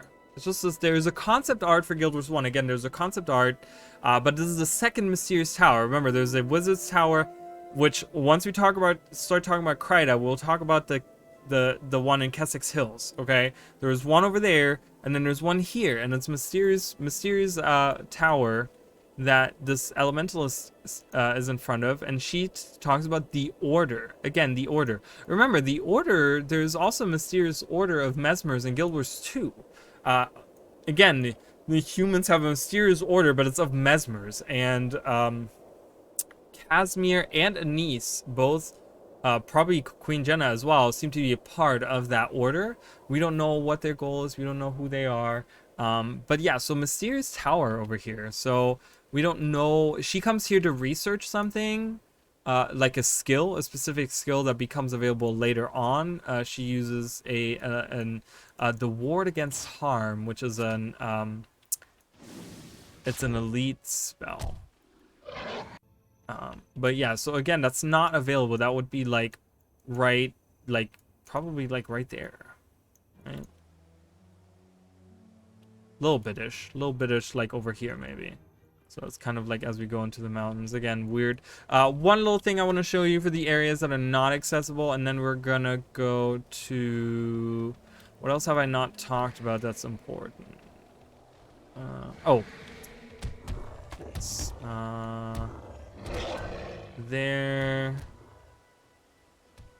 I gotta think, guys. Gotta make sure that I remember all the important things. Gotta make sure. Oh, I gotta go back to Foibless Fair. Just a neat little thing that I want to show off. So, Guild Wars 2 Dolyak, right? Really normal things. Ambient creatures weren't like really a thing in Guild Wars 1. They were like somewhat a thing. Once in a while you could find like rabbits, and like you saw the Striders walking around. The Striders are charmable, so that's why they walk around. But most of the time when there's animals, they're like, if they're ambient creatures, they're probably not interactable. A lot of them are not interactable. Shadow's getting the crap beat out of him somewhere way far away. He got stuck body blocked somewhere. This is going against all of my plans today, so I'm sorry, guys. Where is he? He's almost dead, which is okay. I can revive him. But where is he? What is he doing? What the fuck? Did he really get stuck in the beginning of that cave? Oh, there he is. Dead. Alright, come here to me. Come to me. Don't. Oh my god, he's getting body blocked. He can't come through. And I'm gonna die without him. So I'm sorry, guys. I'm gonna have to go back and kill all of these guys. Oh my god, I'm gonna die.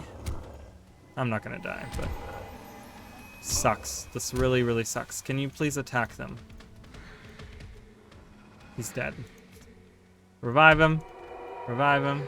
Alright, let's go. Let's kill all of them, please. Sorry, guys. Look at this. Look at this fucking shit. And I just killed myself by doing that.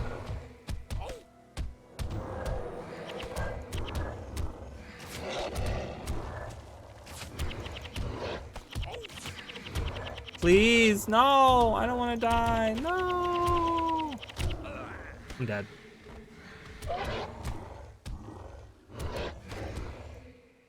Get better, noob. Alright, Ice Elementals suck asshole. Anyways, we're going back up there because I do want to show you guys something up there. So, sorry guys.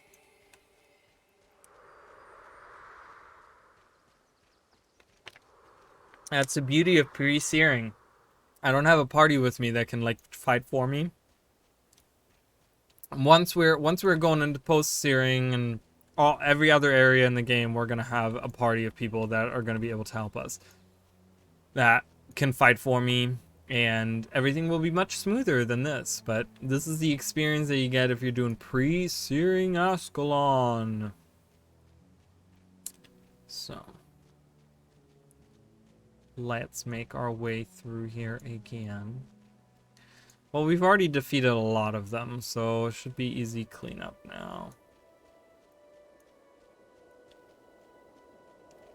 But yeah, it's very, I like the, I like Guild Wars 1's big snowflakes that they have, that kind of, they don't necessarily fall down, but they kind of get blown around.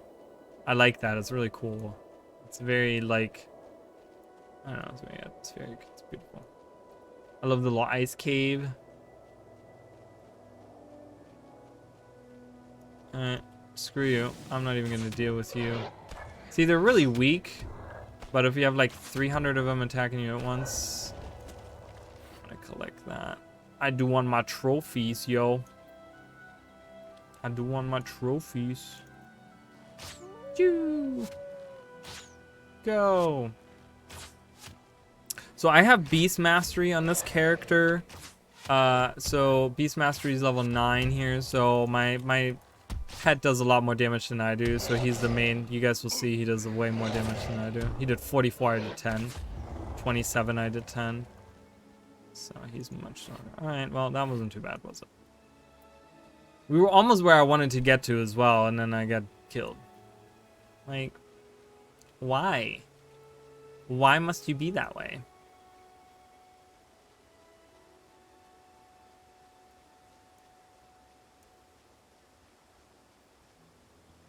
So from what I understand, the drops are bugged. Have you guys gotten your second drop? I haven't gotten my second drop yet, so I don't know if it's supposed to have happened already, but yeah, I didn't get another drop. So, all right, I'm gonna kill these guys because as you guys saw, they're gonna beat me up.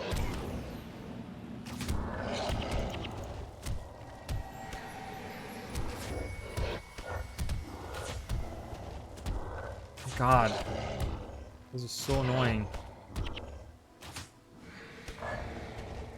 I haven't leveled. Once I'm level 11 right now. I don't know what my thing is.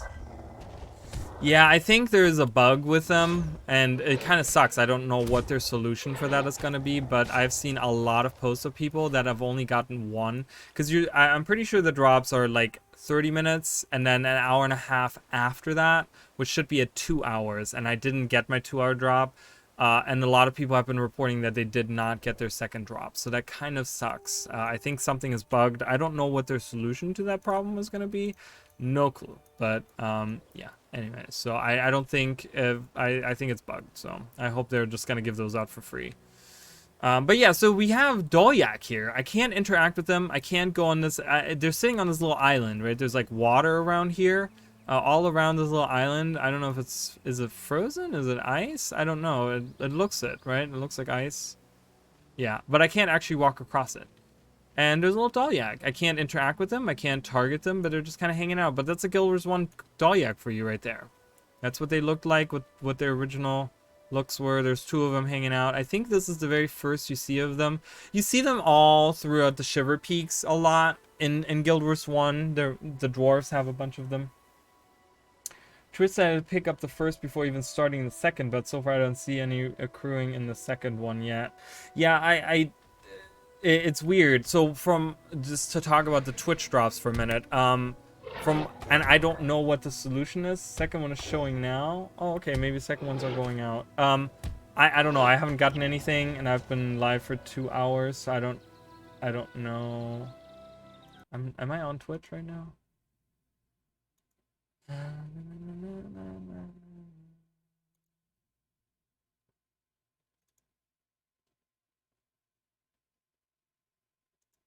Oh, I did get my second one. Never mind. I got my second one.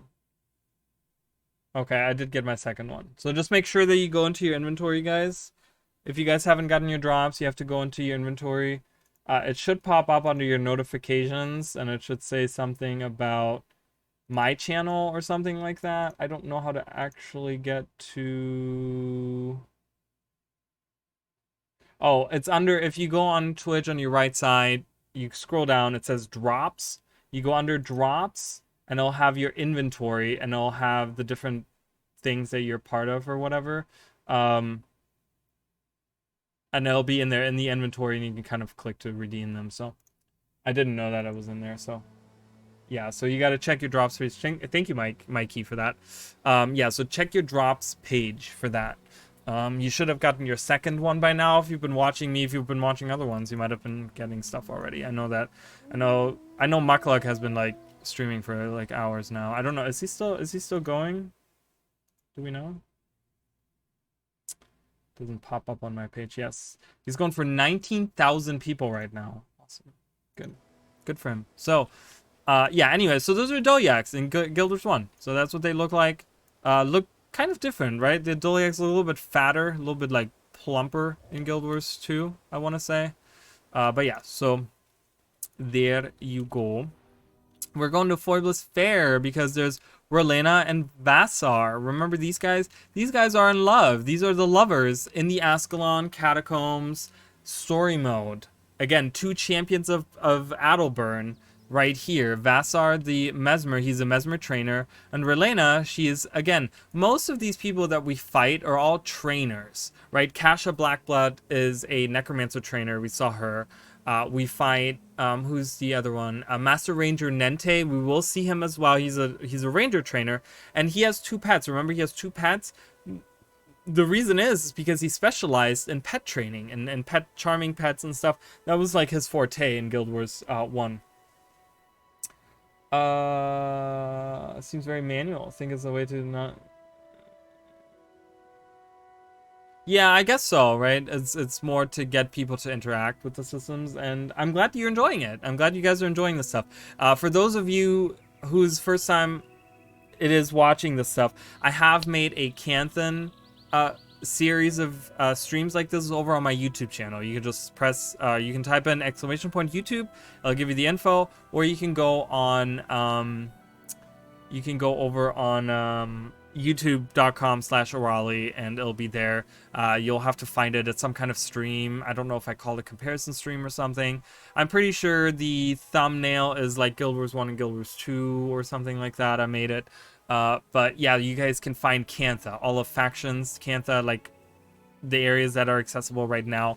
Comparison streams for that. So if you guys want to check that out, I have that over there. But yeah, so Relena and Vassar. So Master Ranger Nente is the ranger guy. Then we have these guys, Mesmer trainer, and so Vassar is the Mesmer trainer. Relena is the Elementalist trainer. And then we have Kasha, who is the Necromancer trainer. And I think that's all the champions you fight in the story mode. Is that right? And then you fight Adelburn himself. Yeah, I think so. But yeah, so these guys, and I think they, yeah, it's kind of weird. They do have a quest at some point in the Art of Domination. Ooh, is that what Relena is into? Oh, fun. That's interesting. Factions is super fun. I'm glad you're going through it. That's super awesome. When you go there, I mean, you're gonna see a bunch of stuff that, you know, is you can compare it to. You know, it's really cool. I love that. I love having those references and being able to look into those different things. And let's go visit Master Ranger Nente. I kind of want to show you guys where he's hanging out in Guild Wars 1 in pre-searing Ascalon. We're going to visit him, and that's the last thing. And then I'm going to go to the Northlands, which is going to be tough. I'm probably going to die a lot, and bear with me. So, yeah, sorry. So... So there's Trina Yun again. For those of you that don't know, she is there's a character in Shaymore in Guild Wars 2 that's an anagram to Trina Yun. She's called, what is she called again? She's called Yuna Trin, I think. So it's the same kind of style of name, but it's just like anagram. So yeah, I'm glad you're playing through Guild Wars 1. Guild Wars 1 is super fun, guys. And it still has a huge active community. They're very hidden. They're very guild-based, but And as you guys can see, I mean, I haven't really, like, a lot of these people haven't logged in over a year. You know, I'm just a member in this guild. I haven't done anything with these people.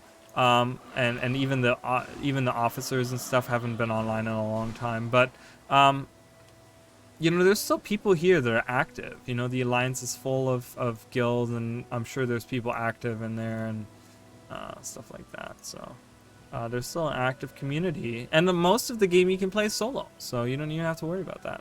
So we're gonna go back to the Region Valley, but from the other side. We're going from the other side.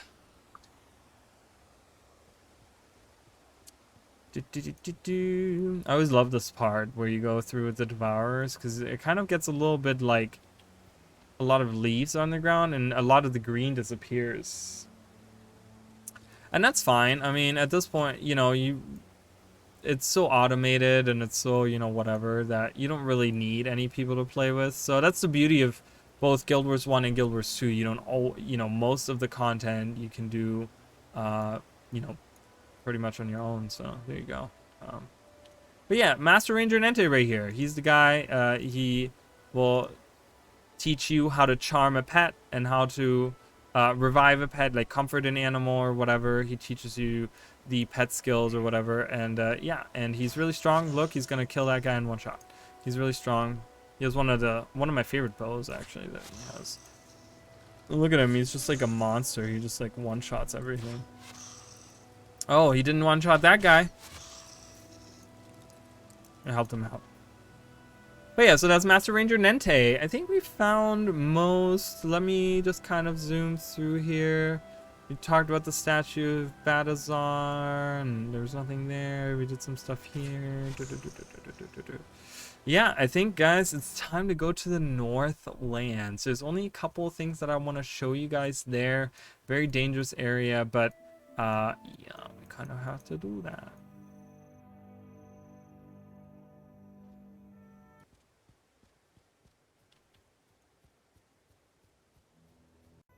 So we're kind of moving right towards here, and then so I'm gonna go into the Iron Marches right now, because that's pretty much the map that we're going to, because we're going across the wall immediately.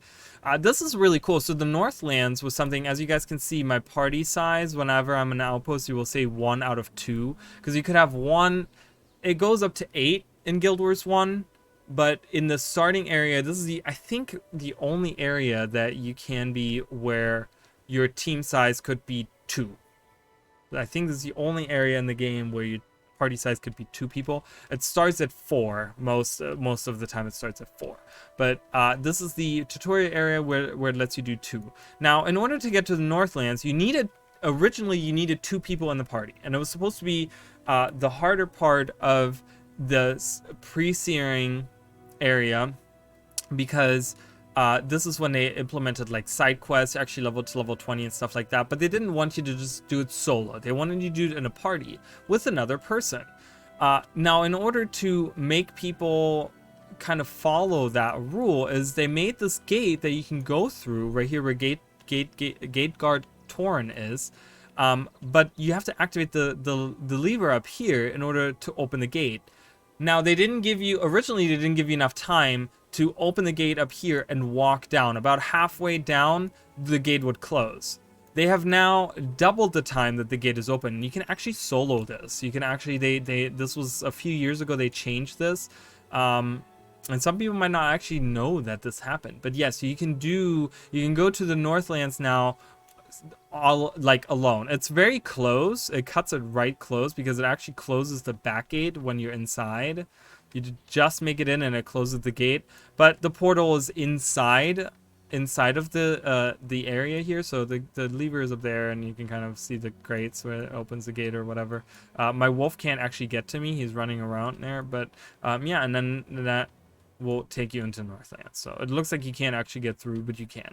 So, and then the gates are open. But yeah, so we walk through there, and we are in the Northlands. This is the tough area. This is where the Char are. This is where you can fight Char, and they're really, really tough. And I'm gonna summon my little fire imp, who's gonna help me hopefully not die. So Yeah, let's kind of look at the area. I don't know why I'm like let's go to this house over here. It's just this broken house.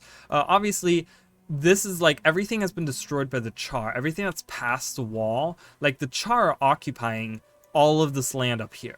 Okay, they've destroyed everything that's human up there. Like they destroyed this. So let's go here and yeah, this area is not really like you can't actually.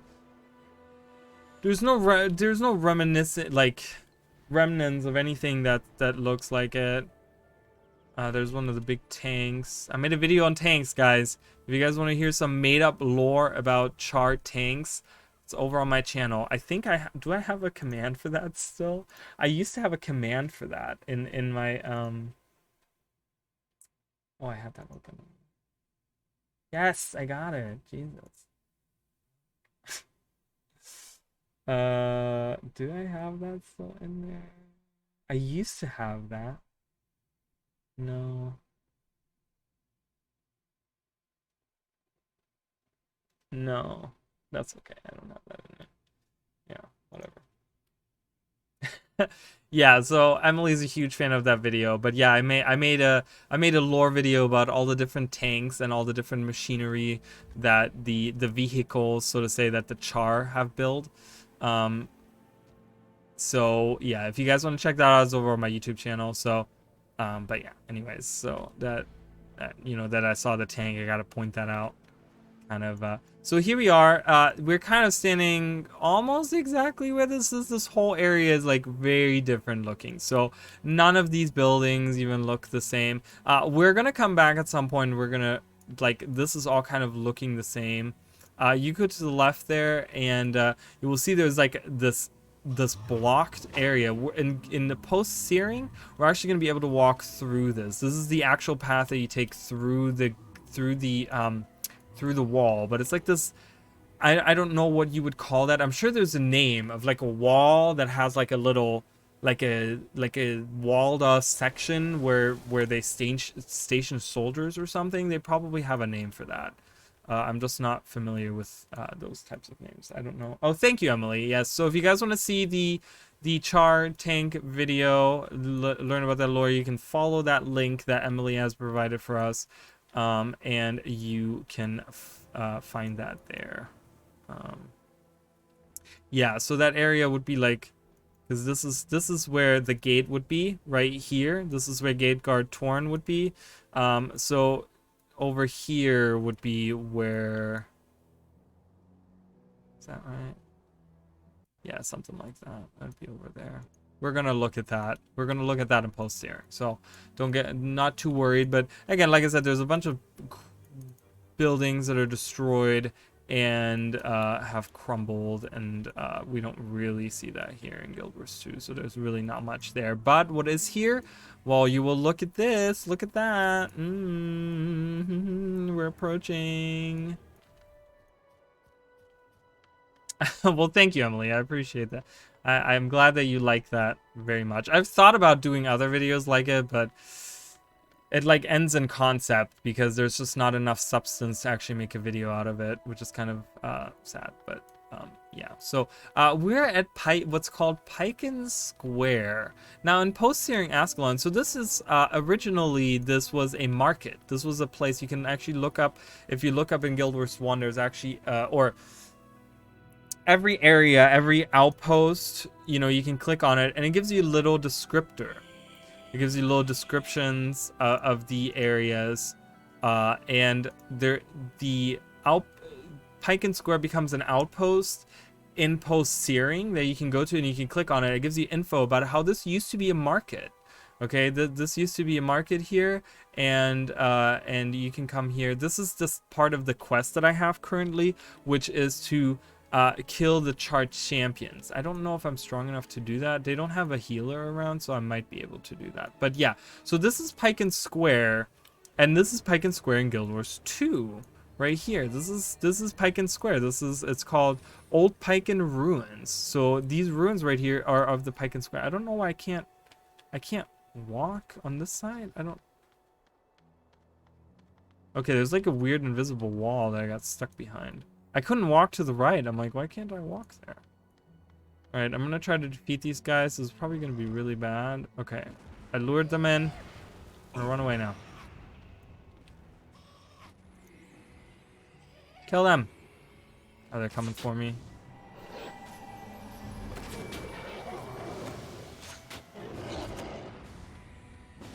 Oh no. The champion is coming for me. Okay, they're not doing a lot of damage, so that's good. He's calling down a firestorm, which is not good, but Shadow is stuck, guys. He's stuck in the invisible wall. He's probably gonna die. Oh, wait, he's attacking.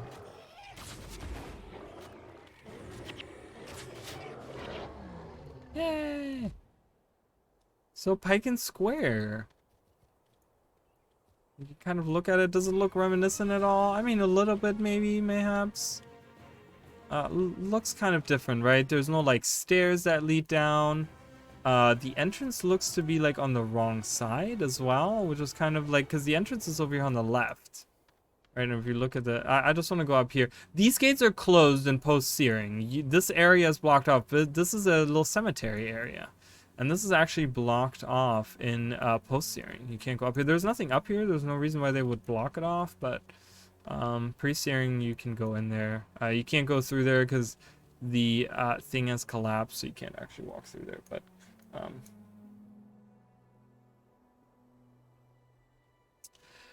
yeah, I mean, I can come up with the content, but it's just, I don't know if I need substance to certain things, and I think about it. I'm like, oh, maybe I could do it about this, and then I think about it, and I take that thought to the next level, and I'm like, that'll be a 3-minute video, and I would hate myself for making it. I don't know. So, but yeah, so it looks not quite the same, but it's supposed to be kind of the same, because you would think that this is the entrance right here, but then they have the actual arches over here.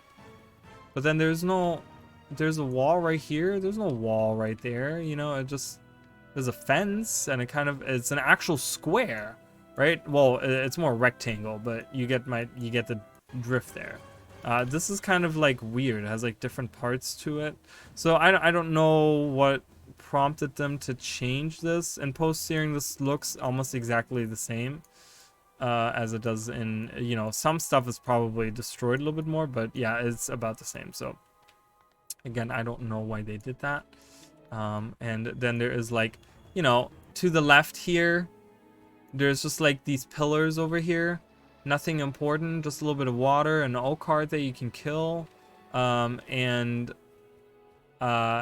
really nothing to the far side, where in Guild Wars 2, when you go over here, this would be where the Crystal Cavern is, right? You go down, and that's down below there is the Crystal Cavern. So you got to think, right here is where the entrance to the Crystal Cavern would be, and there's nothing here. So you can go up all the way up there. You can walk along this path right here where the oak heart is up there. You can walk along there, and it kind of loops around, and it goes to where those are and where Ben is, and then the path leads down here. But there's nothing up there, so again, something, you know, whatever, they added at some point. But imagine, you know, there's a cave right down here that's like full of crystals, and we don't know about that. Ooh, so cool. This is the hard part. This is where I'm probably gonna cry, because there's obviously one very particular area, and those of you that know will know exactly what I'm talking about. I want to show you guys this area of pre-searing. We're kind of I'm trying to get there, so. But yeah, maybe I'll, you know, there's so many videos that I still want to make. Ministry of Purity video for Guild Wars, some other stuff. Alright, I'm gonna attack him and run away. I'm gonna have my, you take the blame.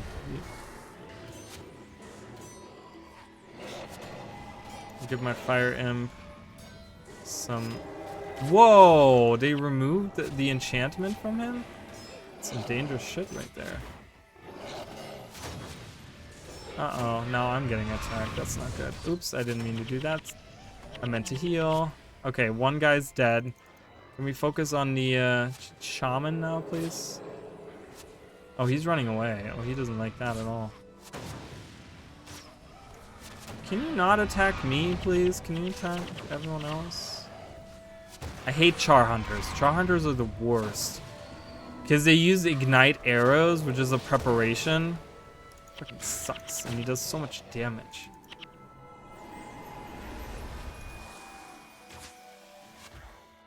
Alright, you made it through.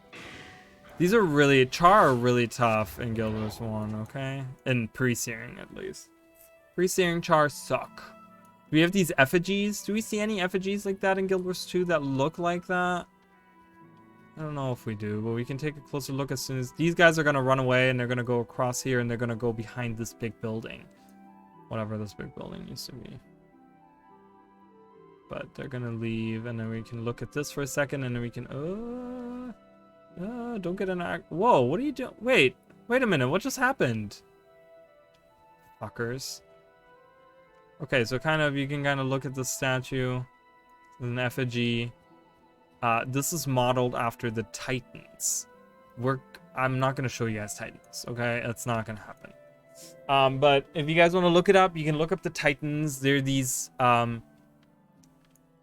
they're demons from Abaddon's realm or whatever, and they worship them. So this is what the Flame Legion worship these guys in Guild Wars 1. Okay, so just so you guys have that, and we're gonna walk past these guys now, and we're gonna just do a little cinematic of just me walking and showing you guys the landscape for a second.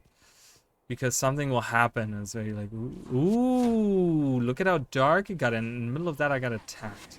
Really, Grawl? Die, please. You dead. I'm gonna kill these guys. So you guys can see the sky changes colors. Why does it do that? Well, it does it because we're getting close to a very, very, very, very important lore item. Lore, I don't care about the necklace right now. You guys will see it right over there. What is that I spot in the distance? We're gonna kind of go on this hill so we can get a better overlook. So this is Ascalon City right behind there. So those will be you can kind of see that's the tip. That is where we were standing on the wall over there. Okay, that area over there. That's where King Adalburn was standing way early on when I started the stream. And that's where they were fighting. There's the gate that leads right into Ascalon City over there, and that's Ascalon City right behind that wall there. Okay, so but if we go over here, what do we see? It's the Searing Cauldron, and I can kind of whoops, I didn't mean to do that. If I press Control, I can make their names disappear, so we can kind of... Oh god, we're getting attacked. Oh, the champion was right here. I didn't mean to... Damn it. Never mind, hold on. We're putting the Searing Cauldron on hold for just a second. Who am I healing? Not myself?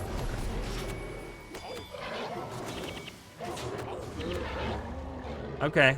Like, can we please kill them before I die? Thank you. Keep pressing the wrong buttons. Oh, good God. But yeah, this is the Searing Cauldron. This is what they use to call down the Searing.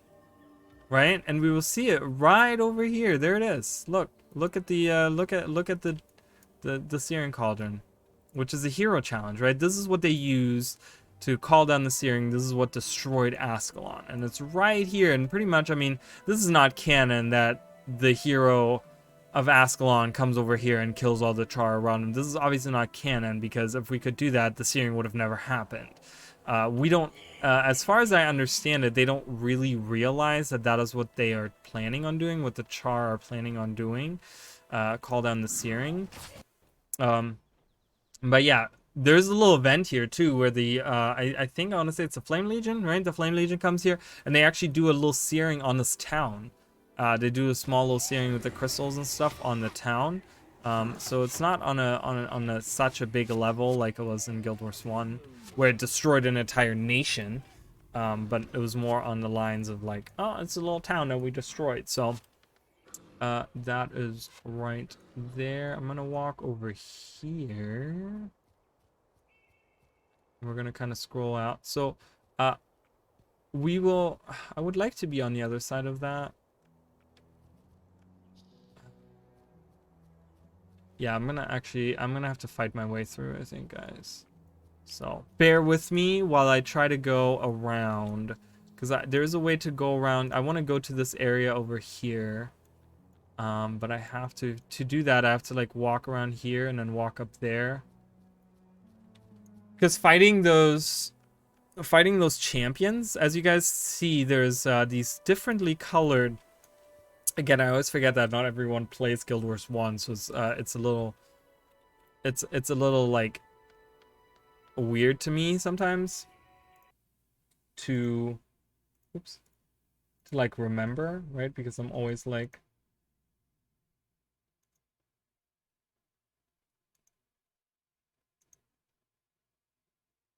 oh, okay, never mind. It's always weird for me to like think about it because it's so normal for me. But yeah, you guys will see that these are boss monsters. They have specific names. They're not called Char something, but they're called, like, this one is Jaw Smokeskin, this is Blaze Bloodbane, Red Eye the Unholy, and Gas Ashpire. Okay, and these are really strong. They're bosses. They have an aura around them. Depending on the class they have different auras. So elementalists will have a red aura, monks will have blue auras, mesmers will have purple auras, and the other guy has a dark green aura. The light green auras are rangers, and then warriors have like a goldenish, like a yellow goldenish color. So we gotta walk around here. Trying to get to the other side. Maybe I can get by this group without having to deal with them. That would be fantastic. Well, I think we might be in luck here, guys. We might be in luck. Because this is exactly where I want to go. These guys aren't tough, so let's see here. So we're right here, guys. We're right between these bridges. Exist in Guild Wars 2, and you will kind of see it that they do exist. We have a bridge over here, and they're very different looking. There's a bridge over here, and there's a bridge over there, right? And you can kind of see it on the map, like bridge there, bridge there. When you look at the map, you have the same thing here. We're up here. So there's a bridge over here and a bridge over here. They look very different. When you look at these bridges, they're very like ornate. You know, they have these like really cool things at the top and these big pillars, right? And the arches, you can walk through it with some big gates at the very end. The other side of that gate would lead you back to Pike Square, which is right over there. There would be like grassland, and it would connect to the broken gate in the back of Pike Square. And then we can go walk down this way, and we can actually walk right up to the wall. Believe it or not, we can walk up to the wall. We do get blocked by, I believe, the gate is. Oh, the gate is open. Okay, I thought that gate was blocked, but it's not. So yeah, we can go, and this is again a different bridge. This looks different. Big pillars, but it does not have any like ornate like arches across it or whatever. But yeah, you can walk across this bridge, and this is pretty much this bridge right here, guys. This is that bridge. It does not look as magnificent as it does in Guild Wars 2, but I'm walking across the same bridge right now. So they must have rebuilt it at some point exactly in the same location, because that is literally the exact same location that it was in Guild Wars 2. You know, because the Searing Cauldron is right here on the left, which it is over here as well. Searing Cauldron right there. And you know, there's the gate. So this gate right here in Ascalon City is actually the actual gate that they used in Ascalon City, but we can't traverse it in Guild Wars 1. In Guild Wars 2 we can, which is the gate right over here. And the gate doesn't lead through here because this is the back of the actor stage. There's nothing there, but it leads to the, like, I think it leads underneath the city. There's like a little area underneath the city, I think, that has like a little gate area. But yeah, so here we are, and we're looking right at the wall, right? And this is the heart where you have to help them with destroying the wall, right? Because we have this part of the wall here. Okay, we do have some enemies. We gotta be careful of these guys. There's another champion down there. Let's see if we can't defeat these guys. Whoop. All right, come on, come on, come on.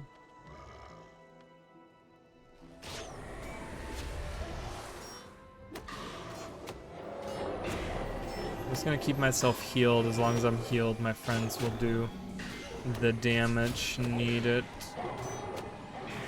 Oops, I didn't mean to do that. Wrong skill again. You'd think I'd learn by now, but no. Dude, Char are so annoying. I hate them.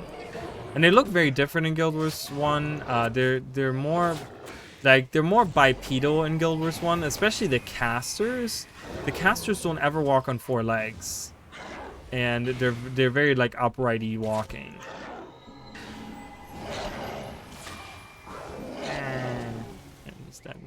See how this guy, how upright he walks? That's a lot of the caster types, and I don't think they walk at all. Like none of them, like even the warriors, none of them walk on 4 legs. Which is something that people that have played Guild Wars 1 and they're now playing Char and Guild Wars 2 have asked for a while. Like, give us the option of having bipedal upright walking, like Char. Not that they're not bipedal, but they're like, it's a little bit different, right? It's a little bit different. So here we are. We're gonna go to this. This is actually a very important area for Guild Wars 1 and post-searing Guild Wars 1 specifically. But yeah, we come here, and this is right up to the wall. We can't actually go in there. There's some stairs and some gates that lead through, which would be somewhere around here as well, right? I mean, we pretty much go straight ahead from the gate and a little bit to the right, so, or from the bridge, I mean. So if you go from the bridge and then down and a little bit to the right, so it'd be like somewhere down here, but we don't really see a gate or anything. There's no stairs or anything. I don't know how far up we can go here. But yeah, that's this area right here, as you can see. So this is a very reinforced, because it has like a little area in front of it. So this is like a very forced area, a reinforced area. So that's why they're probably working on breaking this down, because that's like a lot of wall to break down. But yeah, so we can walk up right to that. So it kind of showed you guys that, you know, the lake, that the crystal cavern, you know, when you exit the crystal cavern, you get dropped right into the lake over here. That lake is, you know, the same position that it was in Guild Wars 2. There's actually a little island here. I didn't even see an island with a little tree on it. They don't have that in Guild Wars 2. That's not there. So it would be right over here, because we're right in front of the bridge. There's another bridge to the right. This is a smaller little bridge, which we don't have that at all anywhere. So, but yeah, so that's that area. And is that all for pre-searing? Is there anyone that knows, or like, wait a minute, you gotta show this off? There's really nothing. I think this is all of pre-searing. Ooh, you got your second drop. Nice. I'm almost at my getting my third drop. I'm at 53% of my third drop, which is a mini baby mount container. So we're slowly getting there. So make sure you guys check that. Thanks to Mikey for that info. Make sure you check your drops page on Twitch to get your drops. So I wanted to do a giveaway, but I was like, they're getting drops anyways for watching. So I'll do giveaways at some point in time, probably. Not that I want to do that right now, but I think that's it, guys. I think that's all I really wanted to show off for the areas. Oh, thank you so much for following. I appreciate that. Thank you, Mikey. Yeah, I think that's it for pre-searing, guys. So that's pretty much pre-searing compared to Guild Wars 2. We're gonna do something really fun now. We're gonna do post-searing. Who am I gonna choose? Okay, why can't I? Since when can't I scroll through that? Okay, that's weird. I don't know why it does that. I think it's because of the window. Ooh, look where we are. We're in Cantha. Woo! Lion's Arch. Yes, my party's too big. I know. All right. Wow, I can't believe we went through pre-searing so fast. This is Lion's Arch. I will do all the different areas. I will be doing them by region. Okay, so I'll be doing like Central Shiver Peaks, Southern Shiver Peaks, Kryta, Maguma Jungle. We'll be doing this area as one as well. What is this called? This is the coast or something is what it's called. I forgot what it's called. The Fire Island Chain, we'll do that. There's not that much actually to see on Fire Island Chain because none of it. I might not actually do it. I mean, I might just like look at the area at some point, but it's really not like, you know, Crystal Desert 100% because Amnoon Oasis and all of that stuff. We're definitely going to do all that. So that's all going to happen in other streams. So it would be Ember Bay, but the problem is that Ember Bay, let's look at the actual islands. See how in Guild Wars 1, we're kind of like this is the main area, this is the main volcano. This is where Draconis? Who the fuck is Draconis? This is where Primordius sleeps underneath the volcano. This is the big volcano that you go into. It actually has like there is a thing with Mersat actually that happens here. There's a gate to the underworld that's right here that they block off. That's what you can kind of see there. It's like a little shield that they have there. That is the big volcano right here. That is, you know, we go down that shaft, the volcano shaft there, to meet Primordius at the very bottom of that. But Ember Bay, as you can see, it's really not one of the areas that we can go to. It's not even, the island chain has completely changed. So it does have the same look, so I might do a comparison on how the things look, you know, with the like skull faces and how the like area looks. We could look at that stuff at some point. I will probably do that, but again, we don't have anything to really compare. There's one little thing that I kind of looked at over here that we can maybe, that's kind of maybe a little you can kind of see on the map. It's not really giveaway, but there's something really interesting that's happening there that might be something that they used again for Ember Bay or even for Draconis mods. So we'll look at that. But yeah, here is post-searing. Look at how dreary this shit looks. Alright, Ascalon City. Here we come. Look at destroyed Ascalon. I haven't been in post-searing Ascalon in literal years. So here we are. Let's do it. Should I change my character? Nah. I like having my wolf that can fight for me. So now we have actually a team of people that can help me out. So we're gonna kick some of these guys. We'll keep Gwen, right? Gwen is good. Gwen is good on staying in the team. Is Livia my healer? Livia might be my healer. Look, guys, it's Livia. Remember Livia from the... this is Livia in Guild Wars 1. Remember Season 3? What was her name? What was her undercover name? She's one of the Shining Blade agents in Season 3. I forgot her name, but that's her right there. This is Livia. You can actually have her be part of your group. Okay, I don't know what all this shit is, why I have all of this stuff. There's an Oni Claw. But whatever, we'll just leave it. I don't care.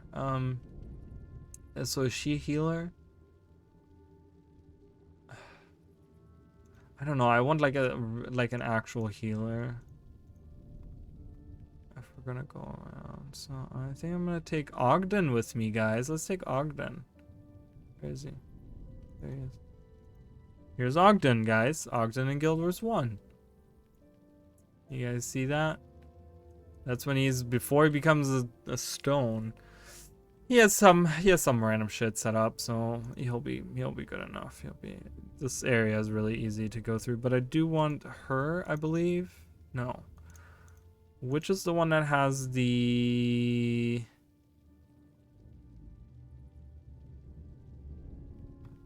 I don't have anyone set up. Nope. I'm looking for speed. I guess I'm gonna take general. No, there she is. I was gonna say I had someone set up, so she has some stuff that can fall back and stand your ground. Yeah, you guys know those skills, and for Guild Wars 2, these are Paragon skills. Specifically, fall back will be nice to have. So we're gonna take her with us. But yeah. So anyways, let's check out this. So I'm gonna kind of go back to We're gonna have to redo all of this stuff pretty much. We have to like rewind all the stuff we did in Guild Wars 2. We see all the crystals from the searing, so the searing has happened at this point. And these are the stairs. Remember the stairs that I talked about? Where I was like, you gotta go down these stairs, and then, you know, there's the portal, and then you come into the Ascalon, and then there was water. Right? This is where the water was. Okay, this is the new Ascalon city, okay? This is where all the water was. This is where the stairs were in the back that you could go up, and like I told you, there was going to be a fountain there. Yeah, that's right there. This is the new Ascalon city. This is how they're living. Look at this. This is the bridge over here. So this would be this bridge over here, right? So we kind of have seen that. This is obviously this is a Charmade bridge, but they destroyed the original bridge. This is what the building looks like there. That is the reference. That's the remnants of that building. Right over there, and then this is where the bridge was. Again, like I said, there wasn't a lot of water, and the water in you will see this is not regular water. See it bubbling? This is tar. The searing had turned all of the water in Ascalon into tar, so it's just like this muddy, gross, nasty, like if you guys have ever smelled tar, like when they make like a new road or something, like that has that like really nasty, like pungent smell that's like really strong. Like tar, when they lay like new roads, it smells disgusting. Okay, it's gross, like it's almost like a rubber smell, right? It's like a burning rubber smell is what it is. So that's what the searing did to the water in Ascalon. Okay, so we're kind of like looking across there, and that, you know, and then we will go into old Ascalon. So again, nothing we can really look at because all of the stuff is underwater. This is pretty much all underwater now in Guild Wars 2. Right underneath me is where all this stuff was, because this is where the bridge is, right? The bridge, and then this is where the lake is. Obviously, this is probably a lot more full in Guild Wars. I'm getting confused. I'm like, whoa, because I'm spinning around so much. Training yard. There's the arena. What is the training yard? I've never seen that. What is this? Hello? Okay. Alright. The Great Northern Wall. Yeah, destroyed. I mean, and we will go this way late. We will go up there later.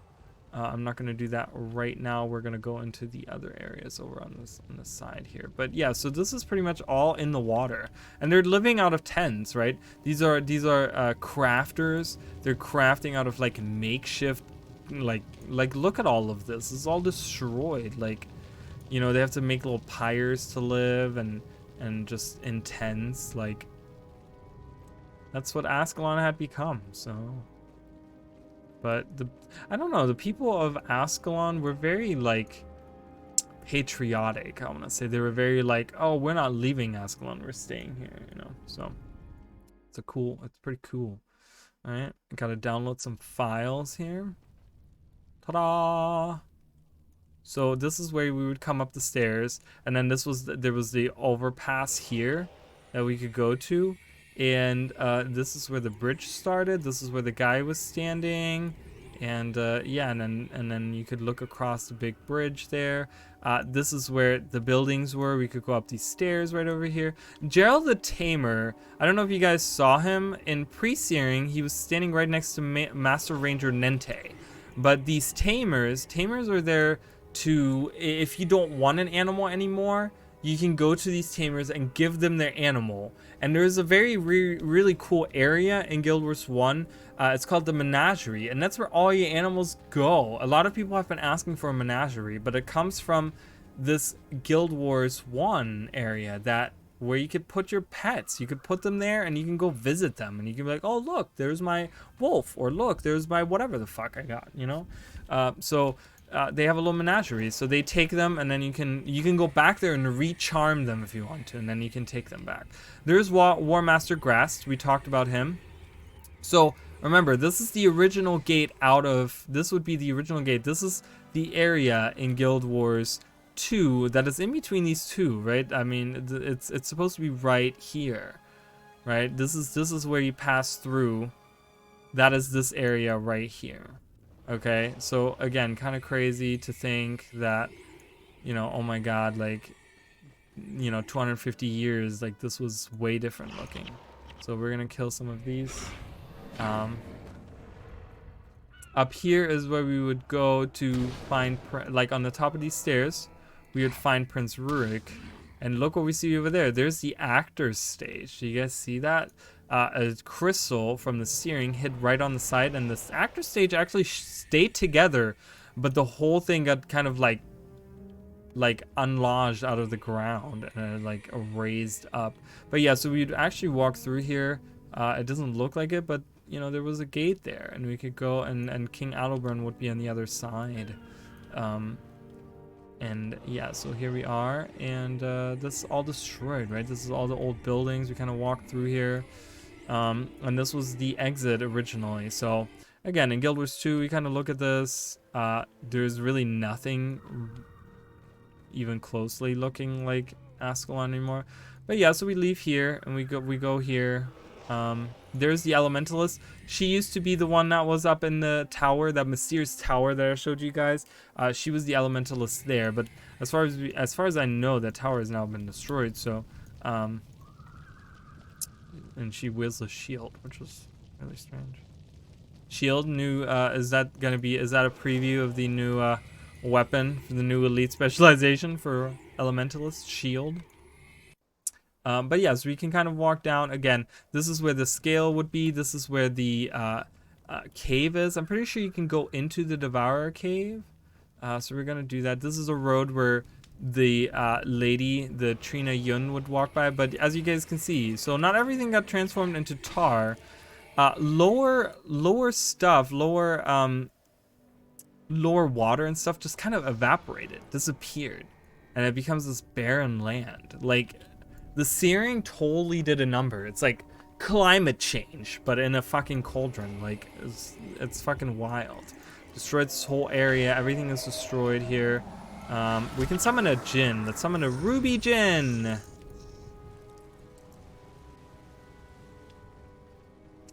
So, the Ruby Djinn will help us. Yeah, and we can go down. This is where all the water used to be. Of course, like I said, it's all become tar now. And it's like, it makes the area huge because you like walk all across all of this area now. We have the, this would be, again, the Devourer Cave. We can't actually see the Devourer Cave again. I don't know why. We could have done, you know, they did the callback with the Devourer. You guys can look at that and kind of, I want to see if there's Devourers in here. There are Devourers in here. Obviously, they're really weak. They're going to die really easily, but...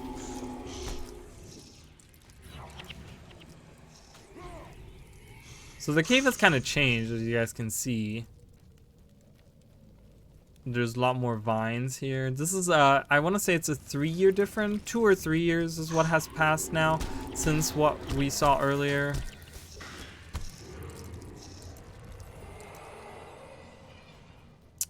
And you come here, and they actually have some makeshift, like, these look like, later on we'll find out that these are like prisons. So who made these prisons? I don't know. There's a pyre over there. Maybe there's a side quest that brings you here. I'm not sure. I haven't done too many side quests. It would be really cool to maybe do a playthrough of Guild Wars 1 and do all of the side quests that you find. I mean, that would be a lot, but it'd be really cool to do that. Kind of go through and do like every little... Oh, we got an Ascalonian key. Interesting. That's kind of cool. So... we're going to walk around here. We're going to go to the Abbey as well. The Abbey is now not the access to the catacombs anymore. The catacombs are inaccessible to us. So we're going to walk around. Again, I'm sorry, I'm just running around in Guild Wars 1, but Guild Wars 2, we can get to any area so fast that it really doesn't matter. So we're just gonna kind of do that. There's the Regent Valley.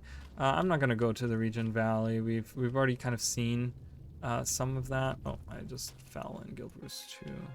So, here's the Windrock Maze. I don't know if we can actually see anything here. Oh, okay. You can go. Can I please? Hello. Let's see if we can actually see something in Windrock Maze. Ascalon is one of those things, it'll have certain areas that are like perfectly preserved and you can look at them perfectly like, oh, cool. And then some stuff that is not. I think you can actually still go in there. Huh. Interesting. Gargoyles everywhere.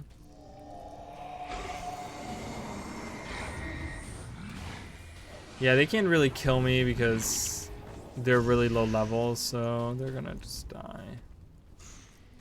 I can't get down. I can't get down. Are you kidding me? Is there no way to get down here? What the fuck? Welcome to Guild Wars 1 and no jumping. It's not letting me go down there. I would like to go. Can I go in there? There's a little cave in there. You can go in there. Oh, there's Grasden. He's still the protector, though. Okay. He's Grasden the protector still. We can see if he has popped up now. Shall we have a look? Oh, we can go down here. Okay. There's two bosses right here. There's a ranger boss right here and a necromancer boss. Is that right? Oh, no, this guy's the necromancer boss. What is he? He's a ranger boss. So they look very similar in the way that they have the aura. I'm gonna kill them to just get some morale boost. That'll help me, specifically for having a Mesmer on my team.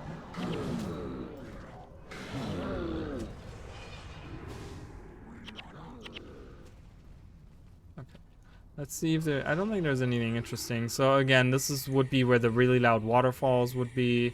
In Guild Wars 2, we don't really have that. In Guild Wars 2, we have just this little cave that we can go through. There's actual water in here, but again, there's nothing here, so we can exit that. Let's see if we can actually, in Guild Wars 2, get Grasden to appear before us. So we can talk to Grasden here. We've already talked to him in pre-searing, but I thought he was the one that went crazy. Maybe that was a different character that goes crazy. So as you see, this is Ashford. This is where all the cool buildings were that I looked at, where I'm like, oh, so many details. All destroyed. All destroyed. All right, we have Grasden the Protector here. Greetings, young Mesmer. I'm Grasden. What brings you during these dark times? Nothing, sir. Okay, so we're going into the Sarlacc Sanatorium. So that was Grasden. Okay, so they're here. So these are explorers. They're gemstone and gem hunt. When these guys appear, you can go over to the island and you can touch one of these items, whichever one you touch, doesn't matter. And then you will summon Grasden the Protector. There he is. Just looks nothing like it. Okay, looks nothing like him, and he's really weak. He's really, really weak. He dies. Look at this. I didn't even do anything. My pet just like killed them. And he says, come with me, let me escort you to the mist. Hush, hush now. Shh. Don't fight me, your life belongs to me. Or, your life begs me to take it. Don't fight me, your life begs me to take it. Okay. So that's Grasden. So if you guys are wondering who that is, there you go. He's a character you can kind of find. There's Vassar. Remember Vassar and his girlfriend, Relena? Is Relena not here? There's Kasha. There's Fadden. I think Fadden Hawthorne is someone that we see as well. That is someone that we see. I think he's also one of the people in the crypts that you have to fight. I might be wrong on that. I'm not 100% certain. There's a War Master Theron. I don't know who he is. There's Necromancer Monet. I talked about her earlier. She was the one that was in the Abbey when you like go. So as you guys can see, this was the entrance to the catacombs. It's blocked off. You can't go in there anymore in Guild Wars 2. So, or Guild Wars 1, I mean. What is Vassar's quest? I just want to see. Enemy. So here you can learn new skills if you want to. Kill specific. So what is he saying? Living daily among all of this death and destruction, I would have given up if not for Relena. She has been my shining light amidst all of this darkness. Now she lies at death's door, afflicted by some disease brought about by the searing. There is still hope, however, as Master Ranger Nente informs me that a cure can be fashioned by using moss that grows on the rocks in a cave near what remains of Ashford. Will you find one of these mossy rocks and help me cure her? So, and then you learn Chaos Storm. I'm actually using that right now. I already have that right now. Chaos Storm, guys. Remember, like, I mean, Guild Wars 2 has a Chaos Storm. Looks very different than it does in Guild Wars 1. But yeah, so we can accept that quest and help Relena, who is on death's door. Did she survive? Who knows? I don't know. Maybe she died after all. Eventually she died because we fight her ghost in Guild Wars 2. This would be where the worms would be. Right here, the plains where the worms would be. The farmlands. We don't have that. We can go down here. We don't really want to do that. Serenity Temple. We will be going there. I want to kind of... Is there anything here? The breach. Sorry, guys. I'm just planning. I don't know why this area is red. What was I thinking of? Yeah, let's go up here. Yeah, let's just go up here. Because this is going to be the most interesting part. I think this is going to be the most interesting part of everything. It's just up here. Because we talk about the different, we talk about the entrance to the catacombs. We talk about the crystal that I mentioned to you guys, the crystal that you can find. I don't know why this area is red. You can go there, but I don't know what's over there. So you have these hulking. I mean, they're only level 3, so they're just easy prey for me. Oop, dead.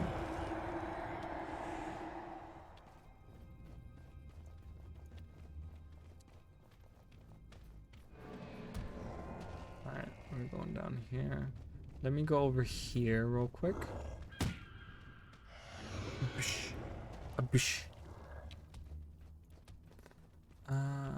Yes, so we're doing the actor stage. We're going to talk about, so again, right here, you guys might recognize these trees. This is where the entrance to the catacombs is in Guild Wars 2, right? In Guild Wars 2, I'm floating right above the spot right now, like right around where it should be. There's a different gate guard, by the way. It's not Torrent anymore.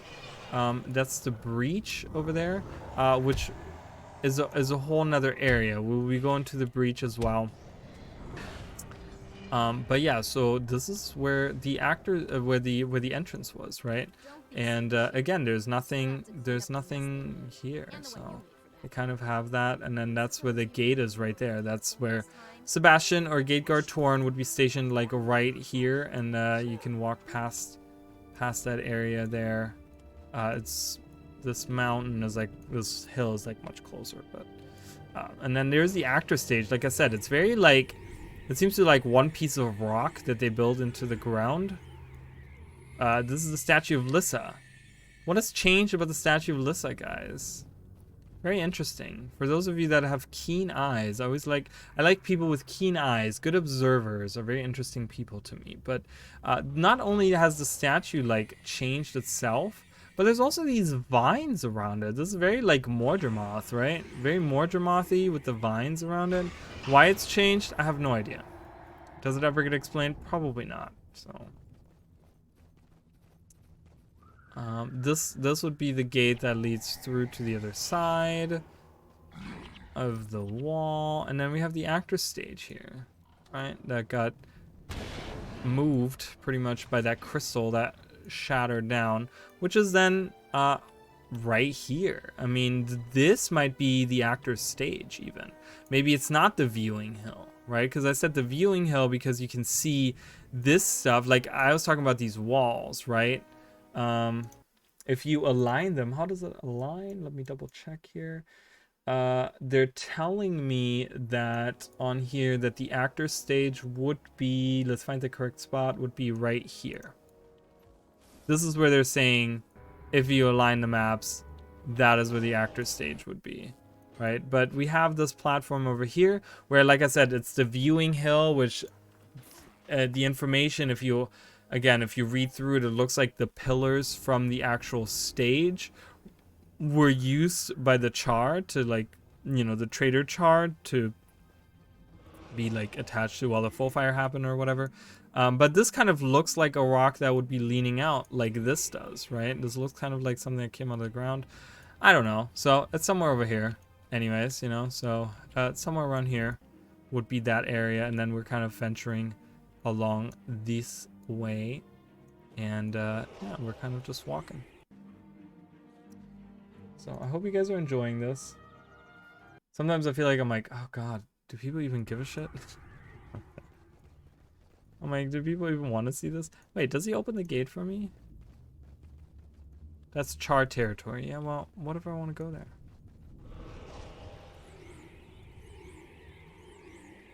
Right, we're gonna go past this area.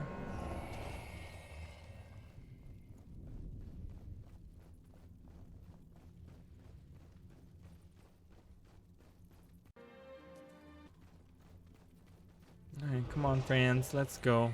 Hurry up. Hurry it up. So I'm pretty sure that this crystal right here, you guys will kind of see it. This crystal right here is supposed to be this crystal, okay, that we see in Guild Wars 2. It's positioned a little bit differently, maybe. It's pointing in the other direction. But it is the one that's, you know, if this is the rock right here and that's where the actor's stage was, and you look at the map and it's like, that's the actor's stage, that is the rock, and then it's right to the side of that is where the thing is. It would make sense that the shards of war, and then you can read the little info thingy here. Water play, crystal remnant from the searing. Effort were rebuffed by the people of Ascalon. King Aldeburn remains in power, and the Char will soon be driven back. So they still believed that they would push back the Char, but they ended up not doing that. Char overtook them, and then but that's the same crystal right there. So, because again, we go kind of west, and there's Master Ranger and Entei, so they're all kind of like moving their positions around a little bit. Master Ranger Nente is now here, and there's the statue of Balthazar. It's not on fire. It looks like it's lowered to the ground as well, but I think that's more in line with how Guild Wars 2 has it, correct? I want to say maybe, but yeah, so we're looking at the same statue here. In Guild Wars 2, I think it's, well, I don't know, maybe it hasn't, because I'm looking at it.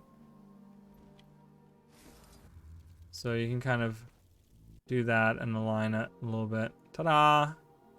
There's the same statue here, and I think, does it still have the same info, same scripture? It does. But it's turned around, which is really interesting. But there's Master Ranger Nente. Melander's blessing upon you.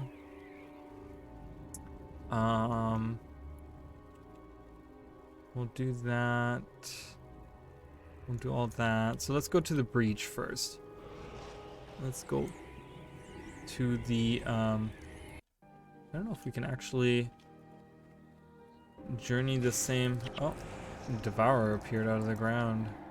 Very barren, right? I mean, this is very compared, you know, you have pre-searing Ascalon, post-searing Ascalon, and then Guild Wars 2 Ascalon. Very like right? It goes from lush and green and beautiful to like destroyed and everything looks like hell, right? I mean, look at this landscape. Look at all of this destroyed with tar, and everything is burned. There's no green. All the grass is just dead. And then you go to this, which is just like back to kind of being like, oh, okay, looks nice, right? So very, very interesting. All right, Kateguard Hollis. So we're gonna go into the breach, which this would be right here. All right, this would be the breach. So we're going into the breach. It has the same kind of like, there's also a gate here in Guild Wars 2. You know what I mean? That's kind of cool. I like that they kind of have that where you're like, oh, okay, I can go through the breach myself. And you go in and oops, and you can kind of see some of the stuff. Ooh, I can claim my next, guys. I'm just gonna remind you again, I was able to claim my next drop. Make sure you double check on your drops. Make sure that you're checking that stuff out. I got the baby mount thing, so that'll be sent to me. Special item delivery on both of those. And what is this? It's just all of them, or I can select one of them. I have all of them unlocked, so I'm just gonna leave it for now. Whatever, I don't even care. But yeah, so we're gonna kind of come through here. The breach is interesting because, like I said, this is like some kind of outlying area that is like the wall extends. Like the wall goes here, goes across here. Okay, why are we still walking? Stop it. The wall, right? It goes like, I hate that I can't draw on the overworld map, but it goes along here and then it goes around the corner here, and there's like a little like a square extension of it, and then it continues on the side here. I mean, it's obviously been destroyed. And we have to cross a river. I think they do tell you that there's another way to go if you don't want to face the Char, but we don't really care because we're strong enough. The Char here, as you can see, they're level 5, where all the other enemies are like level 3. But you can go down there, and you can go through the tar. Now let me look at the map here. I want to make sure. So this is why it's called the Breachwater Lake, because this is what the area that used to be called the Breach. Okay, and I think we're on the left side, because you guys will kind of see the square as something that you can kind of see. This is the square right here. This is the square right here. And there's like a river that kind of runs through here. And then you have the bridge. So I think this bridge is supposed to be like a replacement for this bridge. It might be a little bit further down the way. But yeah, so there's not 100% that you can like overlay this. There's a boss here, so we're gonna just kind of have to kill this boss real quick.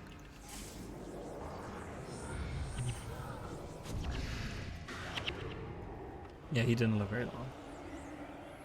I don't think you can actually continue through here, can you? Nope. I have to turn back around. Turn back time. So we have to go down into the tar, which sucks asshole because the tar makes you slower. As if the game wasn't already slow enough, tar slows you down even more. But I might not actually do that. I might actually work my way from Pike and Square. So I kind of wanted to show that area. So this is the breach here. And then it looks like you guys will kind of see there's a bridge right there. That looks to be this bridge over here maybe.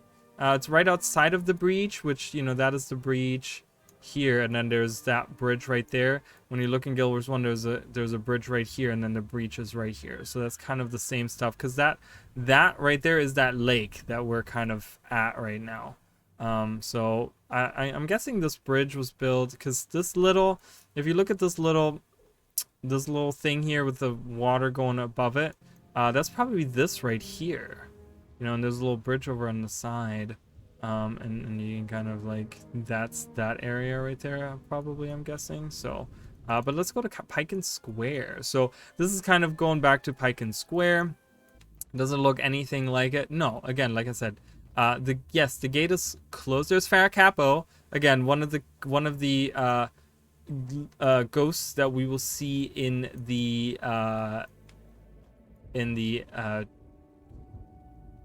Baraden's estate, in the vault there in Baraden's estate. And then the gates, like I said, are closed here. There's an Undertaker there, but you know, he's part of because there's a graveyard up there, so that's what he does. There's Duke Baraden. Okay, Duke Baraden is over here. So this is like a forward post, right? He's the remember, guys, he's the royal prince, so to say, of Ascalon. Really, like, you know, Adalburn did take the title of king, but that doesn't make Duke any less royal. So he's royalty, and he's just like in this forward post called the Pike and Square, and he's just like leading this offensive. Fires in the north, the siege of Pike and Square. There's all the, like, there's Pitney, there's Armsman Pitney, remember that? They did to Ashford. So he used to be the farmer guy, and then he became this warrior. And you can find, again, his ghost was one of the ghosts you can find in the vaults. If you ever do the vault quest there, you can find him there. Vigo, I don't know who Vigo is. Quartermaster Ada, I don't know who that is. But yeah, so we're going to go back out into the breach from the other side. We're going to do that. Again, Pike and Square, you can see it. It looks just like it did in the pre-searing, and it looks nothing like it does here. Right? I mean, looks nothing like it, I feel like. So I don't know what they were thinking when they created this. I don't know if there's a specific reason that was like that. I couldn't tell you guys. I have no idea if there was someone behind that. Let's see where I want to walk next, because I don't know if there's anything interesting here.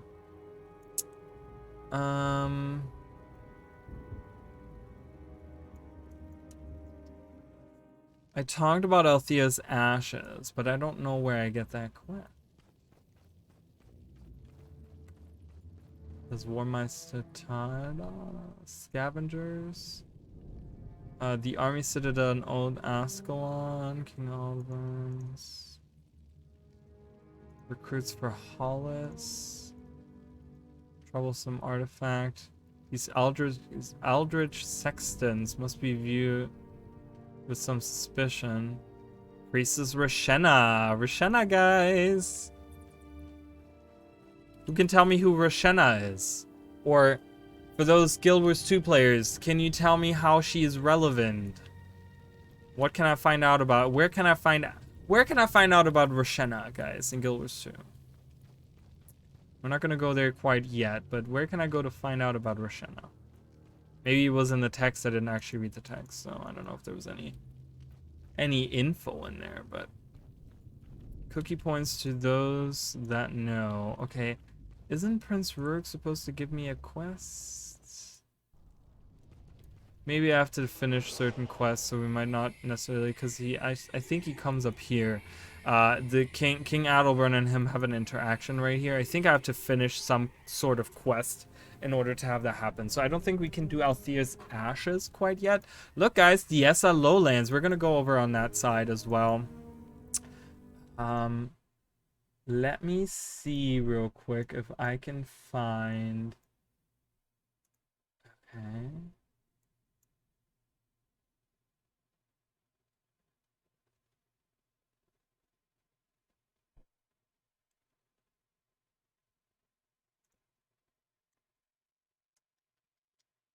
So we're gonna do that later. So there's not much else to see in the breach, okay? So I don't think there's any remnants really of where you can see the breach. The wall would, you know, if there's anything in particular that stands out with it. So I'm gonna kind of leave the breach behind, and we are gonna go to the let's go back to Ascalon. So, Ascalon, again, we would have to, like... I can kind of show you guys some of this stuff. So, we're here... I thought you could actually read this. This is probably translatable text. I don't know what that says, so... I can't read Old Crichton, but... or Old... whatever the fuck the languages they use here. So, here... This is where the fountain would be. This is where the stairs would, like, lead up. Because we have these stairs right here. Remember these stairs right here? Like, well, look at these stairs. Not remember, but look at them right there. These are the stairs. Okay? This is what leads to supposedly the highest tower of the wall. So I don't know if they built that after the fact. Because, and this is something that is a little bit confusing. So there is the old capital of Draskir. So... way early on, when the humans established Ascalon, they drove out the Char, right? The Char lived here. They drove out the Char and they established the kingdom of Ascalon. Draskir, which is over here, there's like a big building right here, and there's like a lot of stuff going on here. And there's like a thing on the wall here that you can read about. There's like a little monument and stuff. All this area over here used to be Draskir, which was the big capital, okay? So then the Char attacked, and they're like, oh, fuck, we gotta relocate our capital, because they're just, you know, this is on the way northern edge of Ascalon, right? And they're coming down from over here, you know, this is where Kralkatorg is sleeping and stuff, and they're coming down from over here, and they're just, like, destroying all of these top areas, these northern areas. And so the humans have then decided to relocate the capital from Draskir to Rin. Rin is over here, way on the other side of Ascalon, which is probably a smart move, right? You're relocating, so Rin then becomes the capital, which is way in the south. He has these really big buildings. We're going to look at Rin, but then Rin gets destroyed, and this happens the destruction of Draskir happens way before we even started Guild Wars 1. But then the destruction of Rin happens while we're playing the game. While we're going around doing these missions, you guys will see these little shields with the swords on them. Those are missions. So while we're going through, there is a mission, the Great Northern Wall. And we might look at I don't know if I'm gonna play through it or whatever, but we actually, in the mission, we actually find out that the Char are looking to storm the wall, and we then actually, I'm gonna do it because there's an important part, but we find out that they're coming to storm the wall, so we get pushed back behind the wall, and then we go to Fort Rannick. That's how far down they push us. They push us all the way down to Fort Rannick, which we looked at Fort Rannick. Fort Rannick is this massive fort, right? This is where Steel Eye Span is going to be. And they then we take it back. We actually go from Fort Rannick and we fight our way all the way to the frontier gate, and we take back the wall. But in the time where they breach the wall, they actually have people go. They actually, in the meantime that's happening, they're also breaching it here, and they're actually attacking Rin. And Rin gets destroyed, and we then go in, and we want to go to Rin, and we want to, because we actually find the artifact Horncaller, and we'll look at Horn Hill in a minute as well. But we find this item, this artifact that can.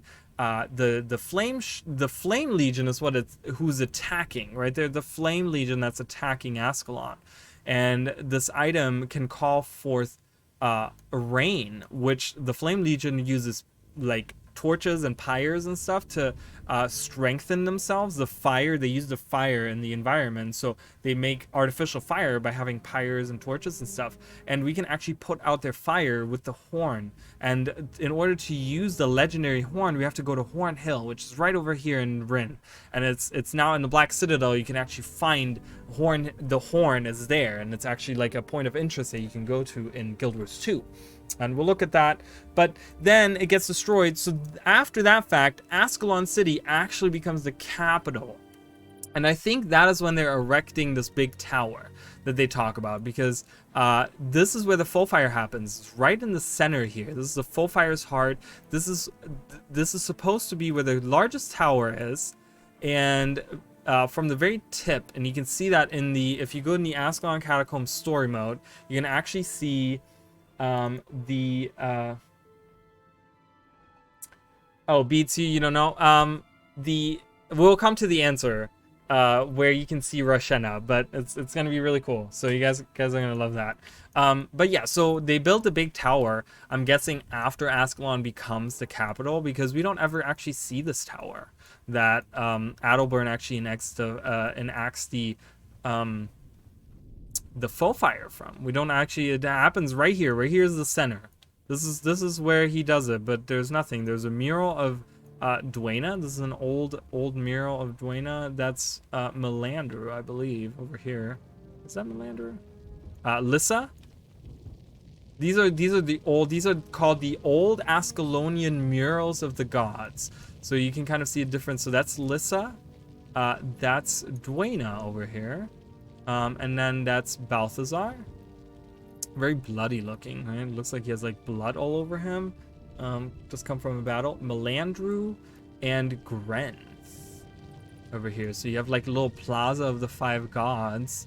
But you get these old age murals of these old gods. But yeah, so apparently right here, somewhere around here is where he enacts. And then we have this mural of these are Forgotten. This is actually a concept art. I think they just used it as a mural, but Forgotten, guys, with wings. Forgotten with wings. Weird, right? That's really strange. Forgotten with wings, but this might just be, stories passed down, and someone decided to make a mural of this ancient race that hasn't been seen in Ascalon in probably hundreds of years, and people have kind of forgotten what they look like, so but yeah, so we kind of venture the other side here, so we'd be going this way, and there's a big tower here as well, which is not existent in Guild Wars 1, so might be something they built after.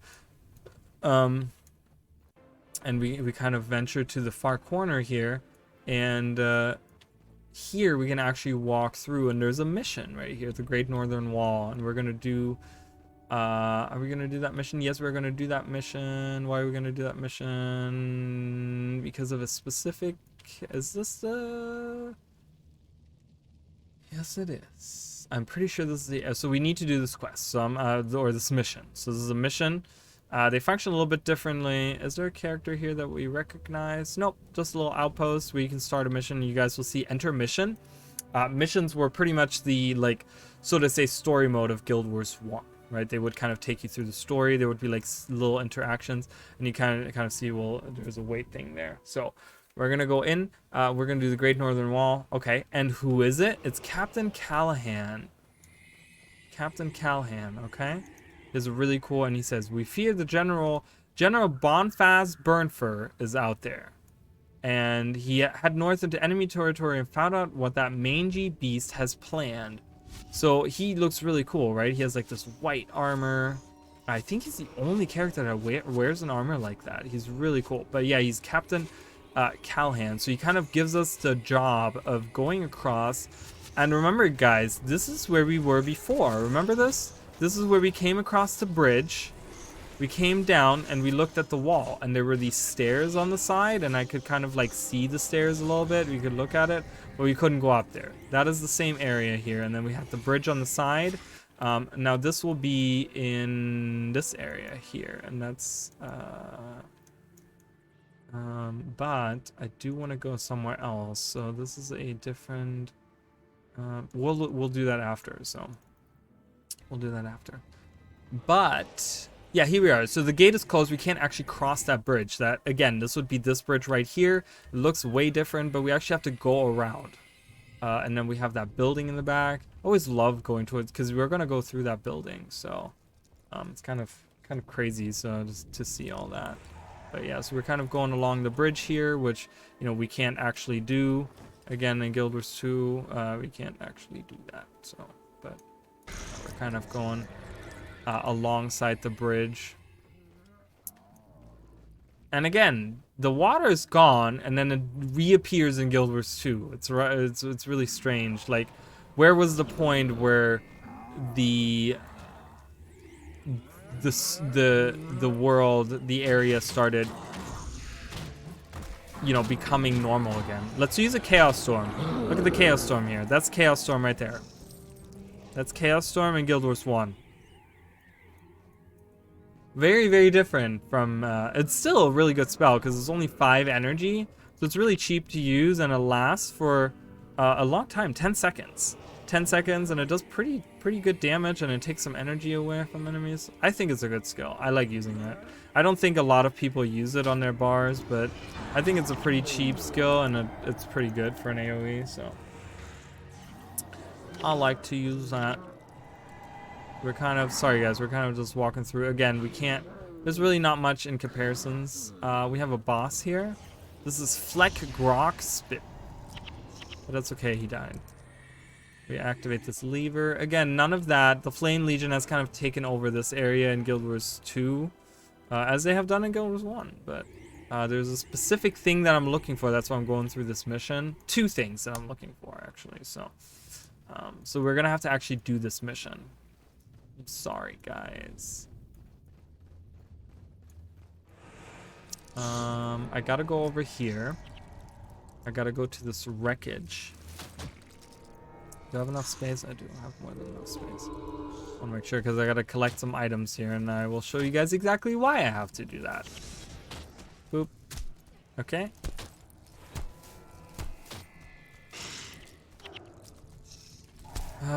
So the guys are trying to follow me, but they can't because they're blocked off by enemies. And I just killed them all, so.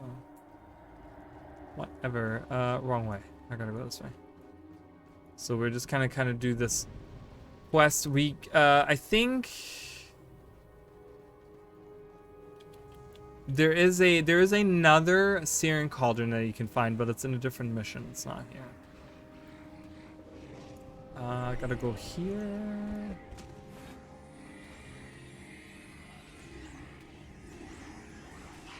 Alright, so we have another boss here, right? Wait, where's the boss?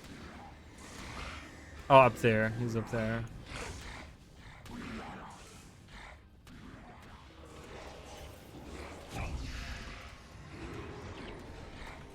Alright, want to defeat those because they give me morale boost. Morale boost is still a mechanic in Guild Wars 2, but it's not as important of a mechanic. In Guild Wars 2, it's just kind of like if you die, you get death penalty. Which here you get that as well if you die. But There's also the opposite of getting a death penalty is getting a morale boost if you defeat enemies. And morale boost, as you guys will see, your energy, your health and energy are boosted. So you actually get a percent of your energy and your health. So my health increases, my energy and my health and energy increases, which obviously lets me survive longer and use more skills, because skills are based off of, you know, the if you guys didn't know, but like the Revenant energy system is based off of the Guild Wars 1 energy system. In a way, it's not exactly the same, but that's kind of, you know, the Revenant is the callback class, so to say. Ooh, that looks cool. I've never played this mission with that long of a draw distance. Look at that. Like, that is this area right here. It's very green looking. But yeah, they have this giant crater here. Oh, weird.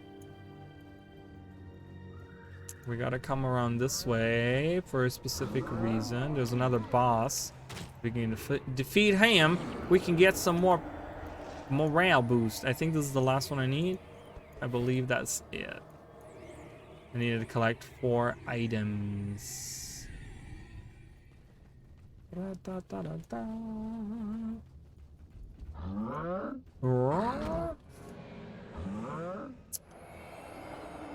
All right, so there's Kiln Testibri. Testibri. I don't know how to say that, but yeah, there's this guy.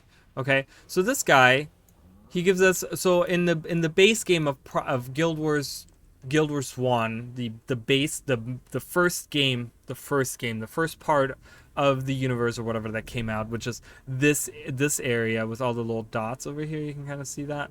That is all prophecies. It's called prophecies. But prophecies missions will have a main objective, which is 1 sword, and it will have a bonus objective where you have to do something, you have to find something, or you have to go somewhere, or you have to do some kind of side quest, or you have to escort someone, or you have to like bring certain items to someone, or whatever it may be, right? And as you guys can see, I did not do the extra side missions on either of these. On the Ford Rannick one I did. Which is the Ford Rannick one?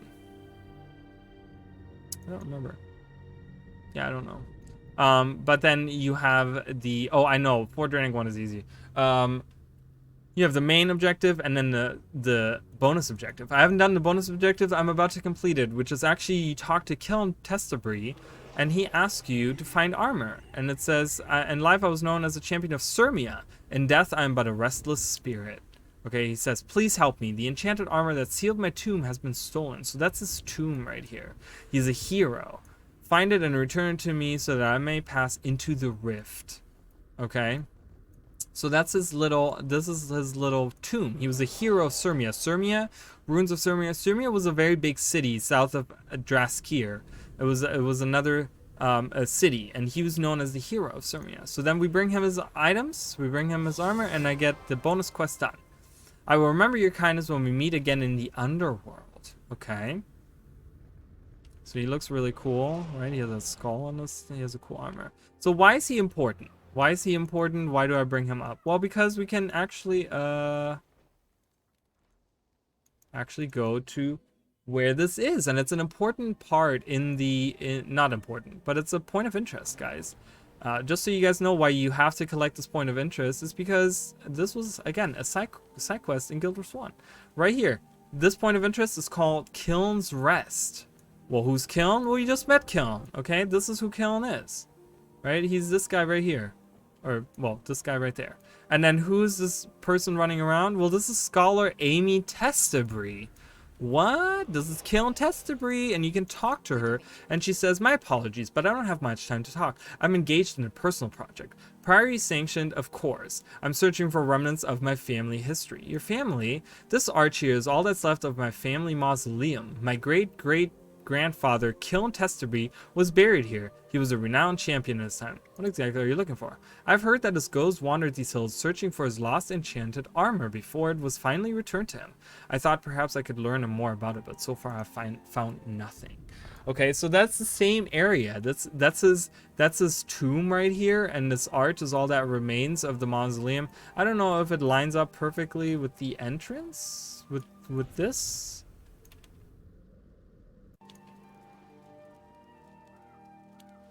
Looking the other way. Looking the other way would line up, yeah?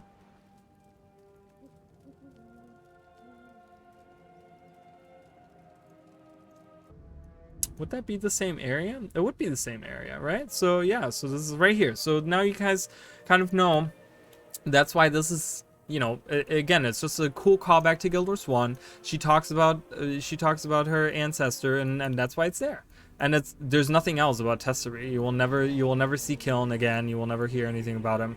But it's just a bonus mission that they had, and in Guild Wars 2 they decided to make like a cool little point of interest and a character that talks about, you know, whatever. So, but yeah, it's kind of cool to think about that, right? And then yeah, let's look at some other stuff. Because I do want to show you guys one more thing. Ooh, look, the Grawl one, the Grawl in the things. So this is the tar effect. My movement reduction by 30%. Really nasty stuff there. Not fun at all. But yeah, so there is that guy. Again, there's area-wise. I mean, you guys can look. You know, we're right where Testebris was. None of this looks the same. Obviously, you know, this is very, Ascalon is the one where it's like I said, certain things stand out, certain things are just like, oh, okay, but then it just, whatever, right? It's just like, whoa, okay. Can't go that way, can't go that way. Restricted movement. I wish I had like dev commands or something, debug mode where I could just like fly around the map.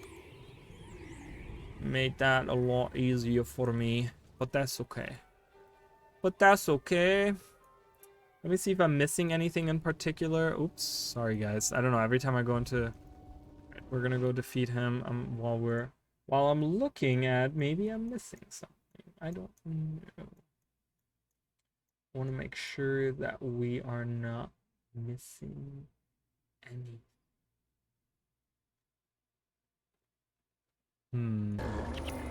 It's interesting because they do tell me that the cauldron, I don't think we can actually go to the cauldron. Can we?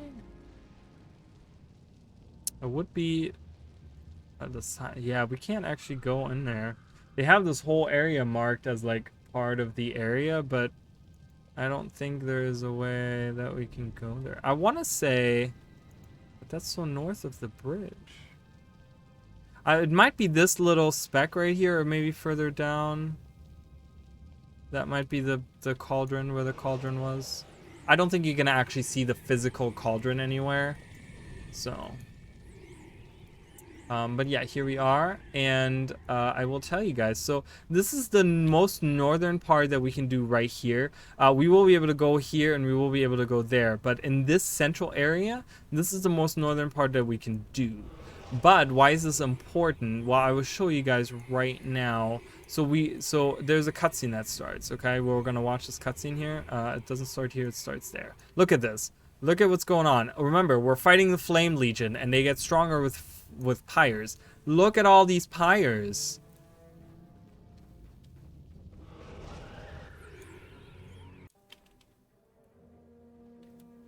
Our invasion force. So that's my character talking. So this is Bonfaz Burnfur. He's the leader, okay?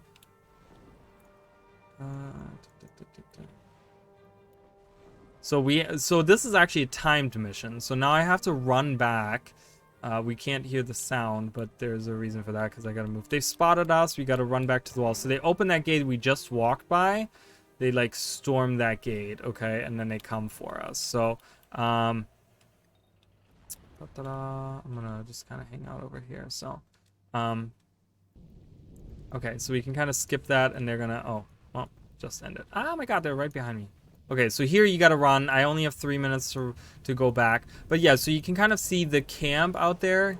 See the camp out there? I mean, there's really just the pyres that you can see, and then you will see on the screen over here, hundreds of char are gonna come, and they're gonna come try to kill me. But we gotta go across these bridges that we came from. You know, that bridge and that bridge, which would be this bridge and then that bridge over there. So that's our way back, is across those bridges. We were down there, Kiln is somewhere over there. and we fought down here, and we're kind of returning. But why is that camp important? Well, that camp is actually exactly where the village of Scale Catch is gonna be, right in the center of where this is gonna be. That is where this little island, you know, it kind of looks like an island, right? Because all the light brown stuff is where the water used to be. That's kind of where you can tell where water used to be. All the light brown stuff is where water used to flow. So there was water, and there was a little island in the middle. And what was on this island? Well, this is where the Scale Catch village is gonna go years and years and years later.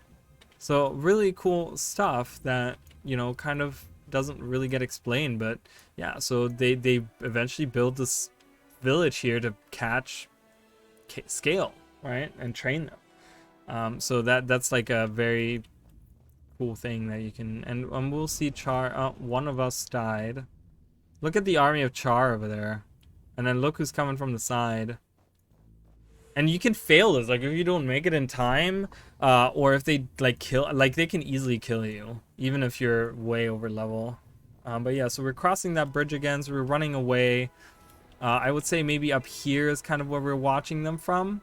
This is where the thing was, where we kind of spun around, went in a circle around, and we ran away. Again, you can't really, like, none of the stuff even aligns properly.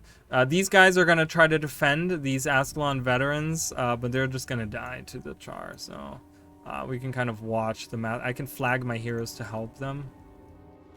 My healer died, so. But yeah, so this is like a massacre right here. I mean, I could potentially defeat them all, but look at how many are popping up.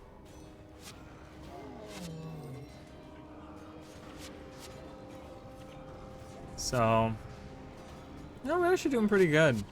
But yeah, so, and then we go to Callahan, and let's finish that up. So he has exclamation points. So that's the end of this mission.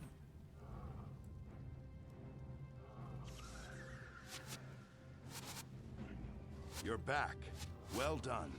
What news of the Char? Sir, we found Bonfast burnt fur and the Char army in a valley to the north. But I'm afraid we were spotted.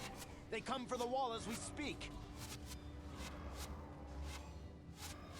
So realistically, they should be now running down here.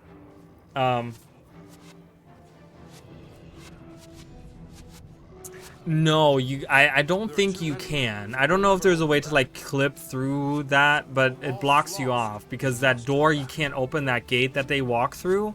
So there's actually no way to get to that camp. I don't know if it's been done before, but as far as I know, there's no way to actually get to that game. It would be really cool. I would love to go to that camp. Just north of Fort Brannock. We can't let the Char make it to the capital. So they're coming up here now. They're making the way up, but yeah, I kind of wanted to show you that because again, so we finished that mission. Awesome, cool. So why is that important? Well, in Martyrs, in the Martyrs Woods over here is Callahan's Hunt. Haunt? It doesn't say hunt. It says haunt. I didn't read that right. Oh, you're saying you actually can? Oh, that's interesting. You can go to the camp? Oh, that's cool. I didn't know. I misread that. I'm sorry. Oh, that's cool. I've never done that before. That's interesting. So you actually can go to the camp, guys. I've never done that. So that's very interesting. You can actually go in there. Is there Char hanging out there? Or is it just like empty? But yeah, so and then we get relocated to Fort Brannock, which, you know, whatever. But I do want to show you guys. I hope the event is up. Maybe it is. Maybe it's not. With all these new players playing, I don't think that event is going to be up. But we're going to have to see. Yeah, someone is farming that. Oh, no. It looks like someone else. But yeah, there's a little, if you guys ever, we're going to kind of hang out here for a second, but if you guys ever go through the Callahan's Haunt,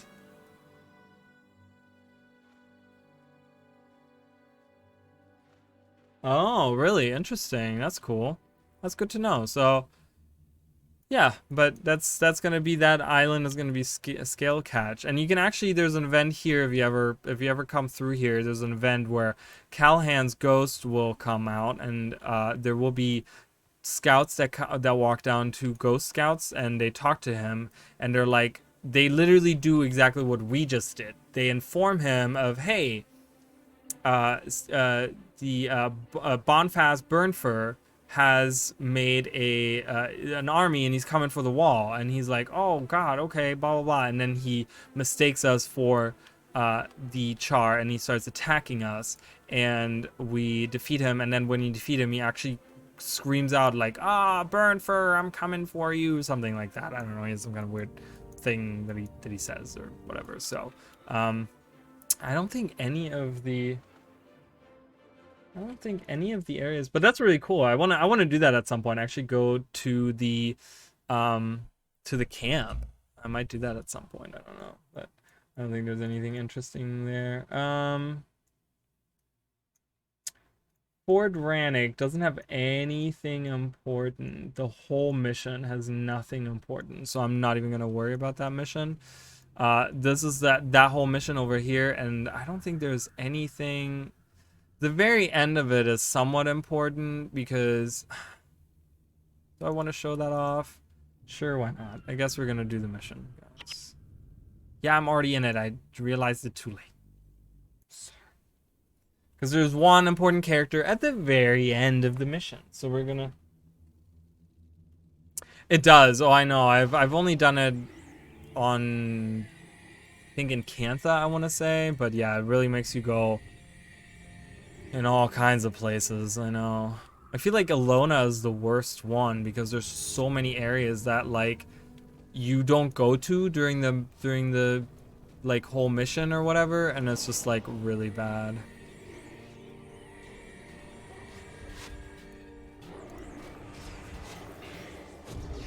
Die, please. Don't kill him.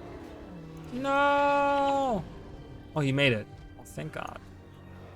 Alright. I'm trying to save them all.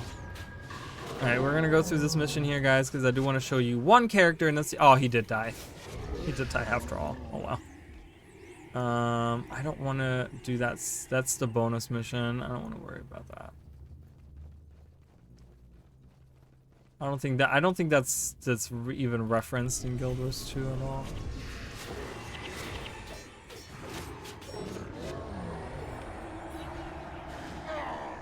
Alright, go assassin, do your thing. Oh, Ruby Jin.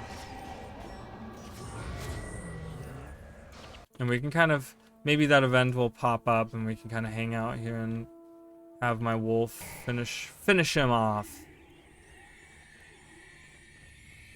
So I'll let that sit there for a little bit while we're doing this.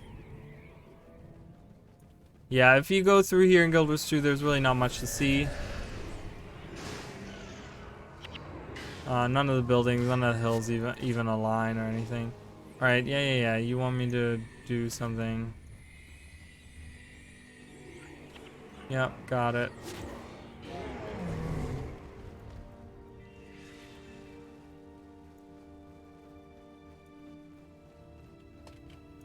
Got it. That's the bonus. We don't want to do that.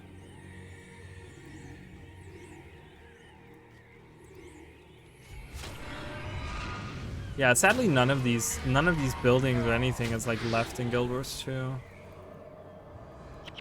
Like I said, Ascalon, you know, and I've said it a million times now, but Ascalon is one of those things where certain things really stand out, and that's been like kept for, you know, so many years or whatever, and then some stuff is just not.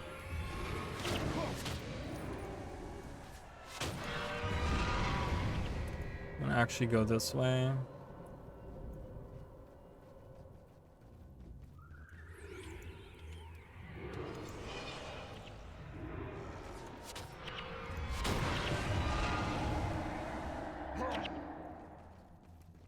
Do.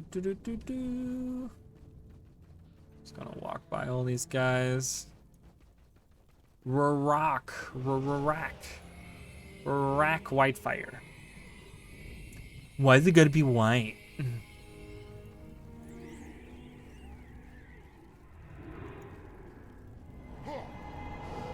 Remember, Whitefire is a thing in Guild Wars 2. Remember the ritual that we had to do, the Forgotten Ritual to get into the cave in Season 2? Had to do with like these weird white flames that we had to get. Maybe Ancient Char knew something about that.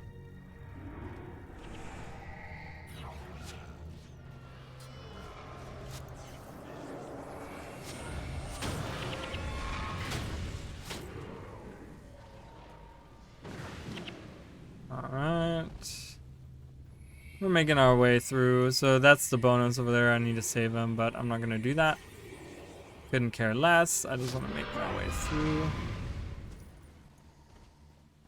Does the Eben thing, the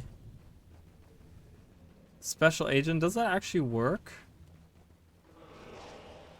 When you kill a char? Do I get 2 energy if I kill a char? Even if it's just priest or in regular like post-searing Ascalon?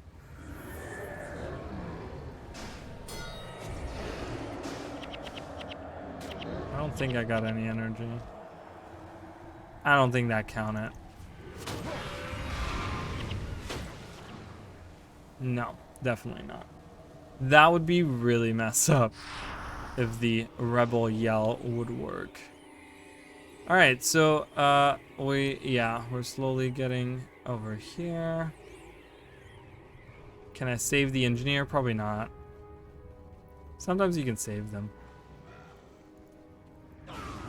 Yeah, no, he didn't make it. Oh well. I've saved him a couple of times before. Alright. I don't think I'm gonna... I just want to get to this character over here. There's the Siege Master.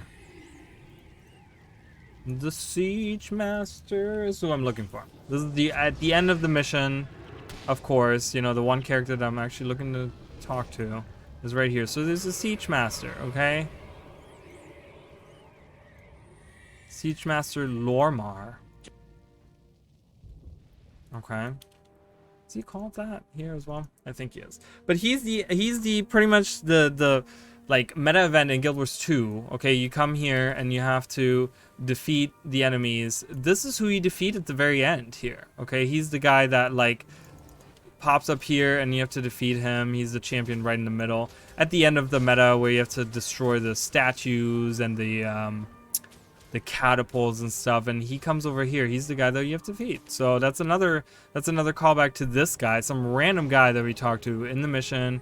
We only get to deal with him one time, and you know, I mean, it's just so weird. Like I was always like, I always thought about like, really, they named a like some kind of character after him in Guild Wars 2? That's kind of weird.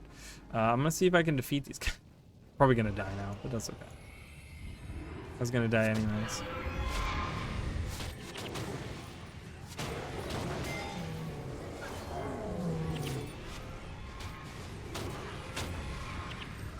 Maybe we can fight our way, so. They're really not giving us much of a challenge right now.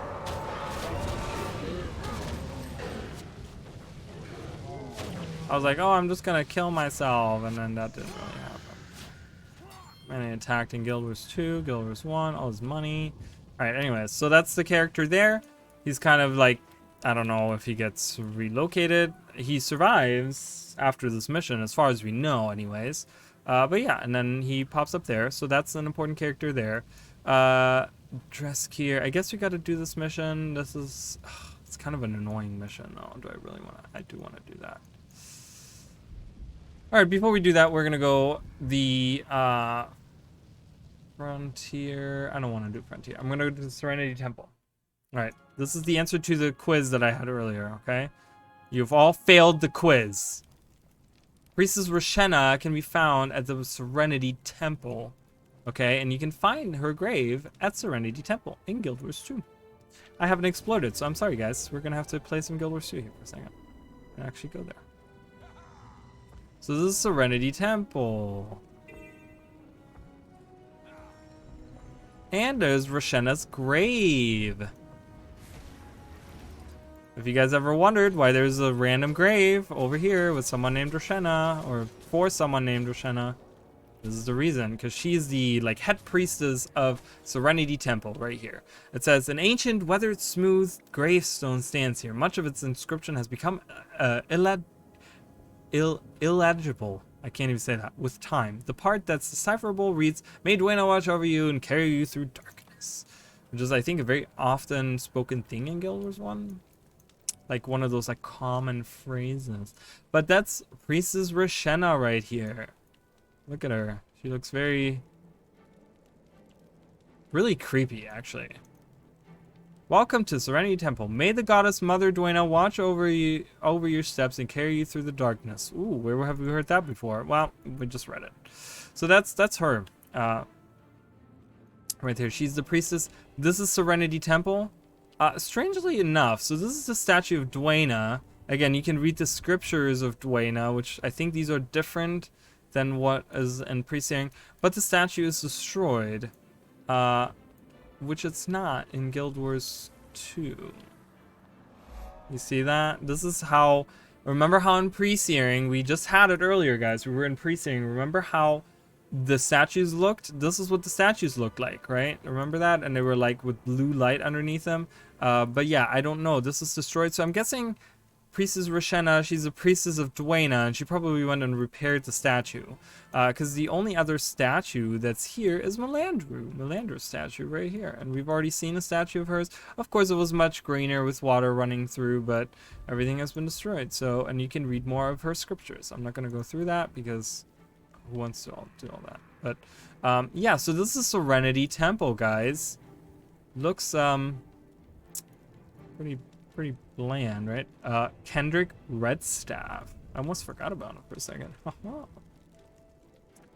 Kendrick Redstaff. Who is he? Well, he is, this outfit is it's a very specific attire for the Guild Wars, for the Ascalonians. He's part of the Flaming Scepter Mages. And we've heard of the Flaming Scepter Mages, right? From, if you remember, Ascalon Catacombs story mode, you go through and path 1 with Hodgins is his name.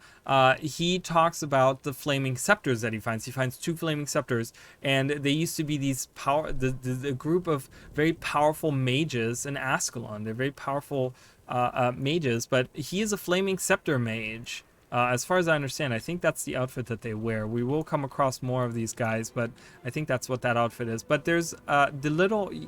Can we actually do that? I'm pretty sure you can actually do the side quest here, right? Where you can find him. So you go up and you can see, you hear, as you lean down to touch the stone, a voice calls out from within. Why have you entered this hallowed place? Go! As you we hear something new. A soft voice softened, a soft voice seems to emanate from the very air within the temple. Find the stone in the shadow of the Paean, beginning with me and concluding with you. So obviously Melandru. So you got to find a stone that's next to Melandru. That's right here. You must leave this place at once. There's an angry voice, and then you step back, and then a softer voice speaks. Find a stone that rests outside the 2 lines, which slice into the circle. Rests outside the 2 lines that slice into the circle. This. You have been warned. Again, we get warned to leave. You'll find the next stone by the stacked objects that defy the oldest law. Okay, so that's the statue of Dwayna, because the oldest law, right, is like gravity. They're defying gravity over here. So we touch that. Again, we get told to go away. The next stone lies near that which descends, even as it ascends. So it would be, would it be the stone pillar? This right here? Yes, so we have done that. Go now, this will not end well for you, new riddle. The penultimate stone is that which is nearest the columns triumphant. Triumphant? I don't know what they mean by that. Oh, in between the 3... Maybe it's in between the 3? Yeah, so it's in between that pillar, and that pillar. I guess it's try because it's 3 of them. I gotta heal. Hold on, I gotta kill these guys real quick. You hear a hushed you'll find the final stone beside that which has only grown smaller since its birth. And where would that be? Do we know? Oh, the stairs. That makes sense. You'll find the final stone. Oh, no, no, no. Okay, wait. Why does it give me that? I thought it would be the stairs, but I guess not.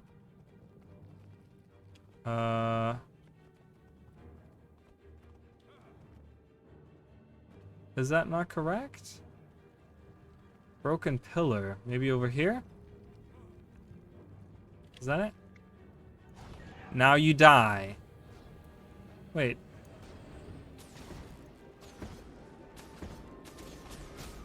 Oh, I was thinking of something different. I was thinking there's a side quest you can do where you can.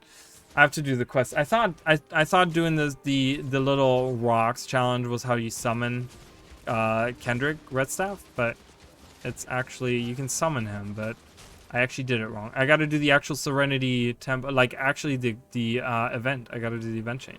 So let's do the event real quick. Sorry guys. All right. Brought you through that for no reason.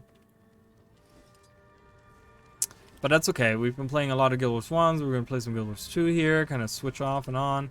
Make sure that you guys are checking your drops as well. If you guys are doing the whole, you know, if you guys are looking to get your drops. I'm checking mine real quick before we continue here. Just since I reminded myself. I just closed it. How do I get in there again? God damn it. I just closed it accidentally. I had the X on the thing. Oops. Oops, oops. Okay, there we go. I'm 45% through that. Make sure that you guys check that. Also, if you guys are interested, I do have a YouTube channel. I'm doing playthroughs right now. I haven't really done any like structured videos or anything like that. But I will be doing some structured videos. So if you guys are interested in some lore stuff, I will be doing some stuff there. So I do different things. I don't just do Guild Wars. I'm doing a playthrough of the first Xenoblade Chronicles right now. So if you guys are interested, check me out over on YouTube. And also, exclamation point hats. If you guys want me to wear silly hats, I have a whole bunch of silly hats here. That's for the channel points, okay? So if you guys want to redeem some of the channel points for watching me, thank you for watching me, by the way. But if you guys want to get some fun stuff going there, I have hats, guys. I can wear hats. Some serious research. Sweet, sweet research. I'll begin cataloging the finds. Cataloging, translating, transcribing. I live for these moments. Okay. So I'm pretty sure we gotta follow this guy and he's gonna do something and he's gonna be like, oh, I found something out, and then another quest starts, or another not quest, but another event starts. He goes to this tent over here. And so we gotta wait for him to do his thing. I think he comes out shortly after, maybe? I'm not sure. We'll kind of wait there. Aerodine? I don't know who she is. I don't know if she has anything. And okay, she wants me to kill someone very specific. I can do that. I mean, I could do that, but... Okay, so the one guy comes back out.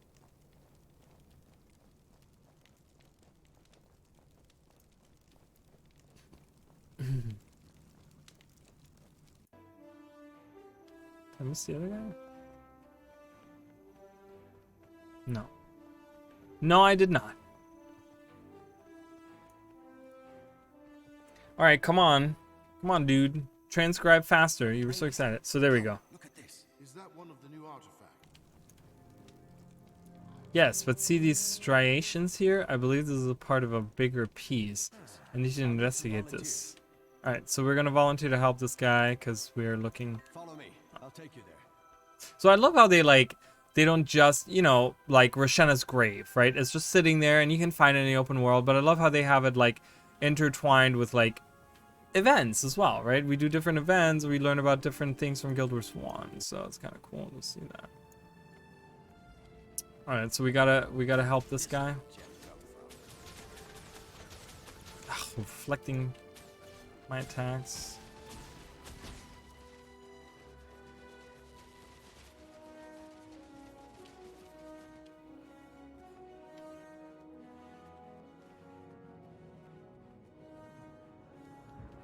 I always find it weird having a a guy with a bow, but then no quiver. It's kind of weird. Like, it's a strange thing. Very strange, sir. No wrong. The striations don't match. This is a very basic, this is like a core ranger build. Just something where I can have my pet do most of the work for me.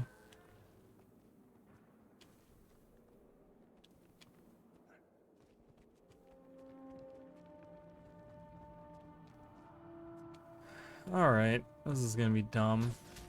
She's crying? Stop crying. Stop crying, bitch.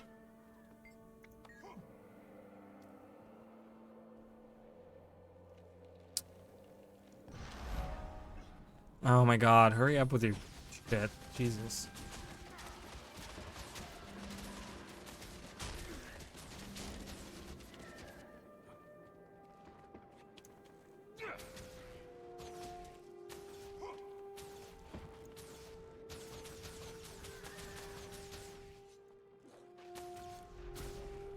Interrupted him. Alright, Saren. I need you to walk a little. Don't do that. Walk faster, bro. Don't you realize I'm a Guild Wars 2 player? I want everything right now. Calling out the community. Or the Reddit community, rather. It complains about the dumbest shit sometimes. This piece isn't quite right. Colors are weird on those. That brown isn't quite the brown that I use. What am I using here? Midnight Gold? No, it's better. What am I coloring here? Oh, the little design on the side. Doesn't matter. Alright, fits in. Where is he? Oh, he's getting attacked over there. Line him up and shoot him.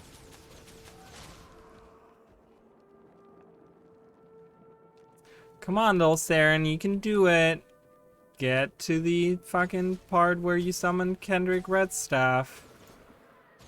I mean, I kind of gave it away, but I feel like that wasn't a big mystery or anything, so.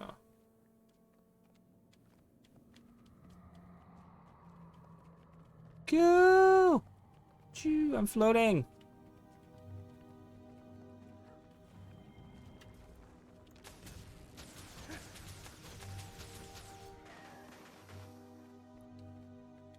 No, if we get more players, they're gonna spawn more enemies. It's gonna take forever. Stop it. Go away.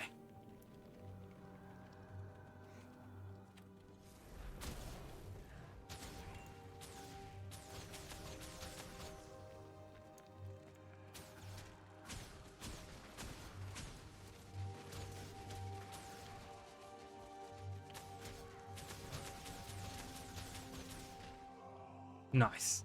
Pets are really strong, guys. No, I'm not switching mats. Been waiting on this for a while now.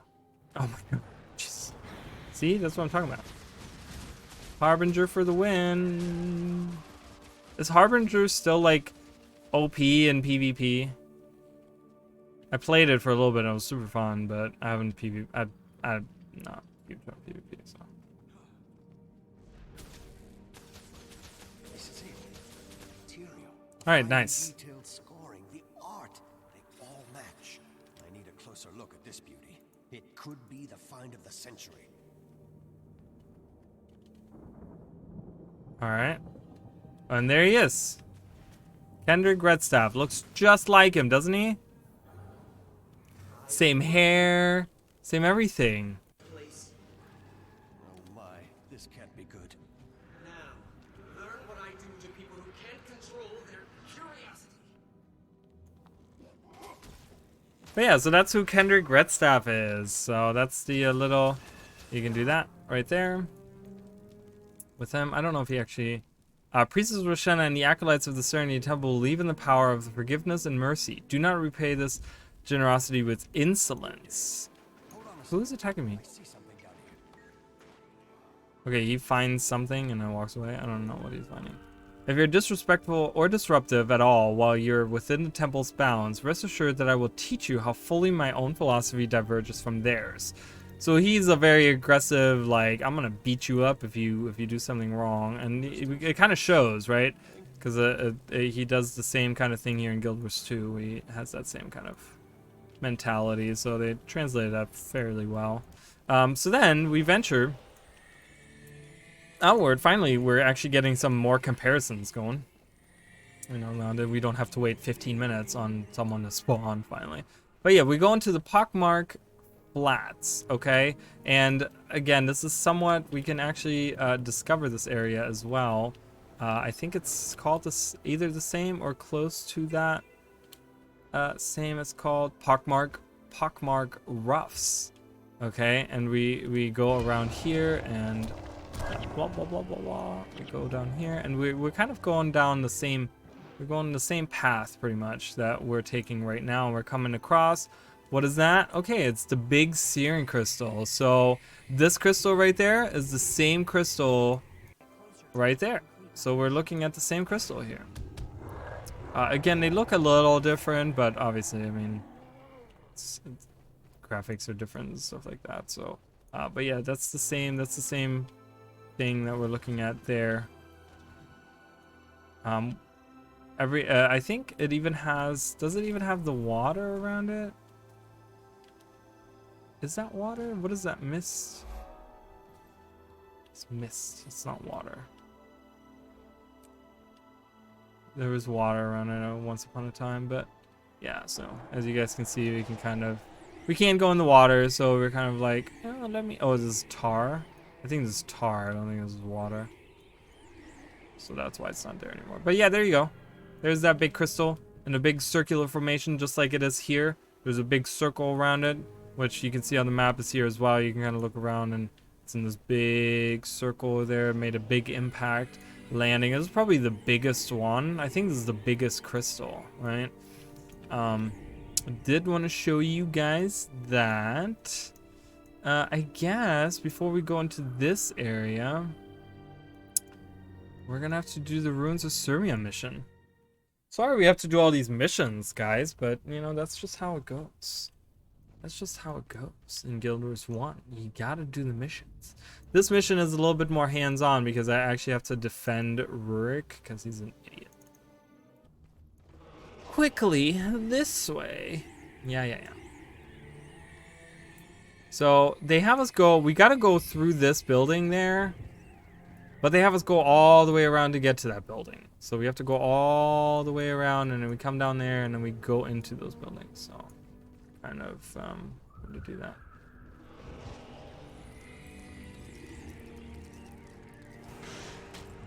So, but my team is pretty good and we're just gonna crush them all. Maybe I don't even need a healer. Maybe I should just take another damage dealer or something.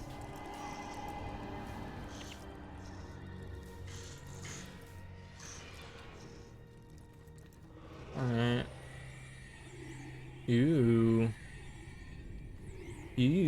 very spooky. What? Why? Why are you here? Go. Stopping my progress. Stopping it. Again, I will give a soft reminder of your drops. Make sure you double check on those. Make sure you're getting those. I'm getting to the good stuff. The one that I'm looking for is the glowing mask. I don't have that yet, so that's the one I'm kind of looking for getting. Oops. But transmutation charges, total makeover kit, character outfit. I mean, you know, all that stuff sounds pretty fun. Sounds like pretty good stuff, right? I don't know. I don't know. Are you guys okay? How are you guys liking the 10th anniversary stuff? Are you guys okay with it? Was it what you expected, or are you super disappointed? I know there's a bunch of people on Reddit that were super disappointed, but at this point I'm like, why do you get your hopes up? You only get disappointed if you get your hopes up, okay? So we're gonna go down there. There's some prisoners that we're gonna rescue.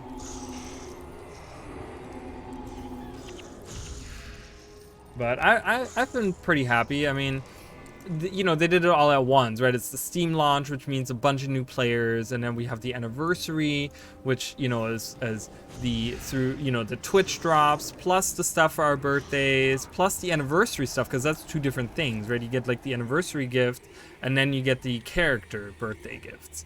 And then you have the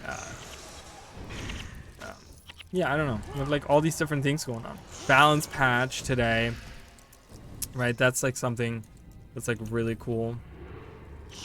I like the balance patch. I will tell you guys, my favorite part is probably something that no one gives a shit about. My favorite part of the balance patch was the Vapor Blade update. It's such a fun skill, and I'm so glad. I didn't think that 0.5 seconds would make such a big difference, but it makes a huge difference. It's a fun skill. If you guys haven't tried it, I'm not saying that it's like the new thing, that it's going to be meta to use that, but yeah, so it's really, really good. Vapor Blade. All right, here we are. Finally at the building that we go all the way around to get to, because we can't jump or mount or fly or glide or whatever.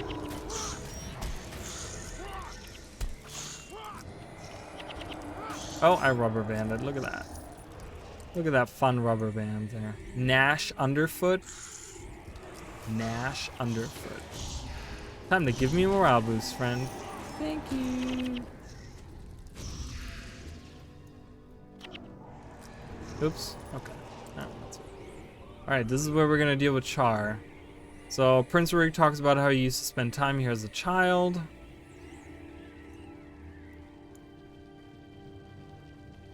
And he gets mad at the Char. They're like, they suck, they're assholes, blah, blah, blah, blah, blah. The martyrs or healers. So you want to really realistically take those out first.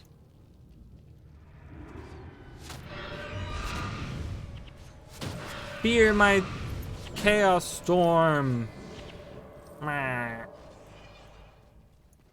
don't think there's anything that looks even remotely like, because that's kind of where we're moving, right? Isn't it?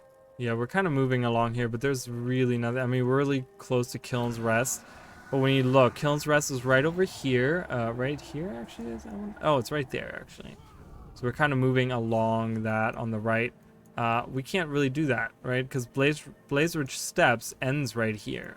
So there's like part up here that we can't actually see.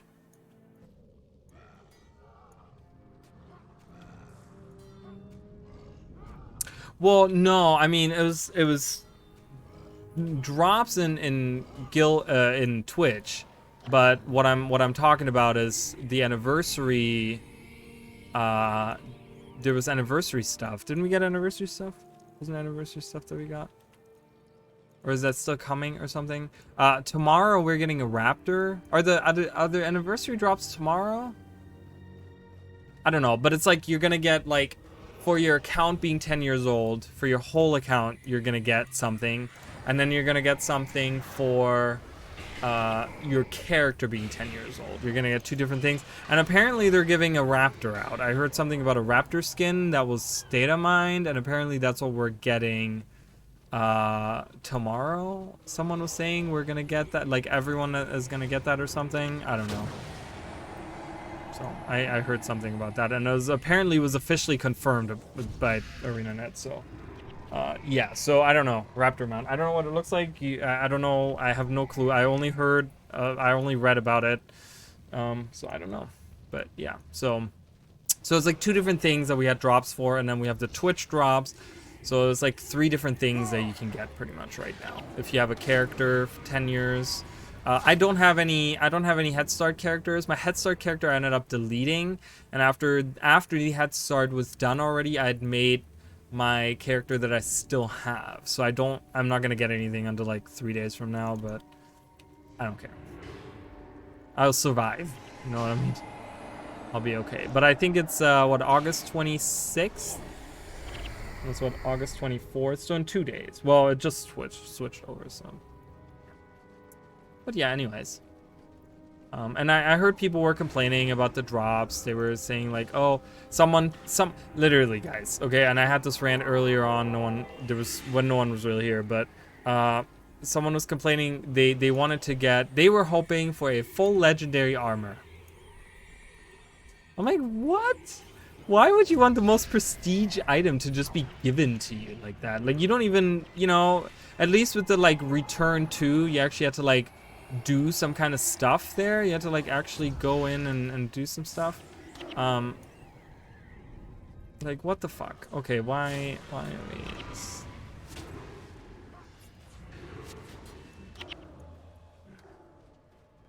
Like that's just silly, you know? I mean, I get maybe, I don't know. I'm okay with the stuff that we've gotten. I'm happy with it. I think it was pretty good. You know, we're getting some armor skins, and I had to buy the Kieran skin. That was really good. I mean, I've been waiting on a Kieran skin since End of Dragons came out. I'm like, I need that Kieran. So it looks really cool. And the new, like, the Steam packages that they have, the Steam, what is it called? This, yeah, I think it's just like a Steam package or something. That's really good too. It's a really good value, I feel like. You get some good stuff in there. So we're rescuing prisoners, and we're actually gonna hear, I talked about the Flame Scepter Mages, which, like I said, Kendrick Redstaff is a member of, but we're actually gonna hear about them right now a little bit as well. And then I'm just trying to rush through this because I'm trying to get to the very end of this mission, because there's a part that I would like to show you guys that deals with something in the actual very first area of the Char area in Guild Wars 2. So we gotta go rescue these guys. Oh my good god.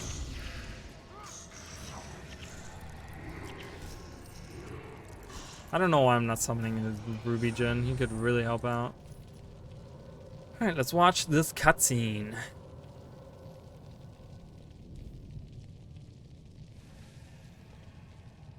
Gods, how long have you been out here, man? I don't know. Since my unit was taken at the end of the last Guild War, I think. Since the sky rained fire and destroyed Ascalon. You've been here since the searing? That's over 2 years. Are there others? Yes, the remnants of my unit. The Flaming Scepter Mages. Soldiers who have been slaves since the end of the war? They're being held in the ruins of the old capital, Draskir. Then we go to Draskir. My lord, night is falling. If we don't head for the wall now, we may all be captured. I understand the dangers, but Balthazar be damned if I allow those soldiers to remain slaves to the Char. I can show you where they are being held. Very good. We head north then, to Draskir. Alright, so we hear Draskir, we hear Flame Scepter Mages, and we also hear that these guys, so the Guild Wars ended, like I said, right before the Char, they ended pretty much, as far as I understand, because the Char started attacking all three of the human nations. And that's when the Guild Wars ended, and that's when the humans started fighting the Char, because the Char wanted to claim back their territory. Like, they were coming from the north, and they wanted back their territory, but they didn't just attack Ascalon, they attacked Kryda. They actually were coming through right here where Demetra is. We can't actually go to Demetra, but they were coming through here. They were attacking Kryda, and they were actually going like all the way around to Or. They were going along the straits of and Or was sank because of that. Remember that. The Vizier Kilbron used he used like an ancient spell to sink the island.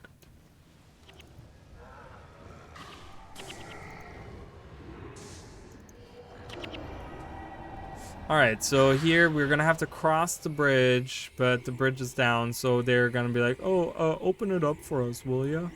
So they're gonna stay there, we're gonna rush our way through. I'm not gonna do the bonus mission. So the bonus mission here will actually show you another cauldron. It might be the same one, it might be the same searing cauldron, I don't know.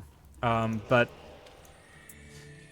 because why couldn't there be multiple? But there's actually a mission, like, you have to go past there, and you have to actually follow these guys. You can't get too close to them, but they have a searing cauldron and it's like past there, and they're gonna come here, they're gonna come down here, they're gonna walk up there, and they're gonna go into another area. I'm not gonna do that, but just so you know, there's a searing cauldron around here that they're transporting, which doesn't bode well, right? And the bonus mission is about eliminating the enemies so that they can't use the searing cauldron to bombard us. But we're gonna be walking. This is the entrance right here. This gate is the entrance to Dreskir. This is where Dreskir started, so to say. And we will see it's like a fortified little area, but that used to be the capital, right? It's crazy to think. And you know, again, we can't actually, like, it would be like somewhere over here. Somewhere around this area, I want to say, is where it was. I actually have the guide up. I can look at that. So let's look exactly where that is. Yeah, so it's literally where I just marked. Here, it's up here. There's a monument. We're gonna see the monument. The monument is right here on the map. And then Dreskir is marked as being up here. Obviously, two areas that we can't even see, but the monument is right here. This is the historical monument of Sirmia. Not Dreskir, but Sirmia. Seasons of the Phoenix, of Only Gladiators, and, you know, again, for those of you that are on YouTube, you can pause that and read it yourself, but I'm not going to go through and read all of that for you guys. If you guys, I don't think it says anything very important, so... But yeah, so we're moving into Dreskir. And there's a specific reason I'm doing that there's two reasons actually that I'm doing that. Two really cool things that I want to show off to you guys.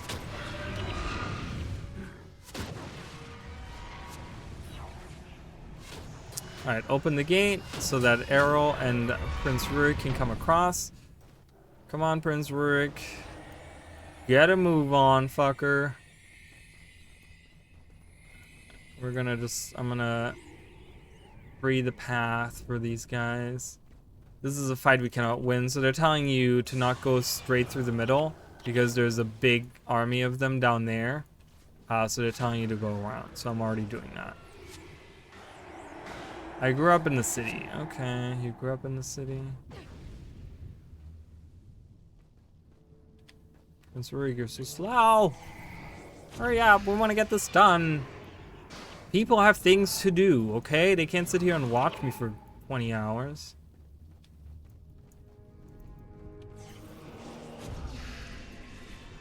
Pow, pow, pow, pow, pow, pow.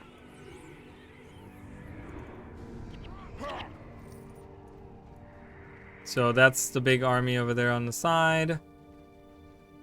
We could probably beat them right now, but yeah, so there's the mages. So those are the Flaming Scepter mages, okay?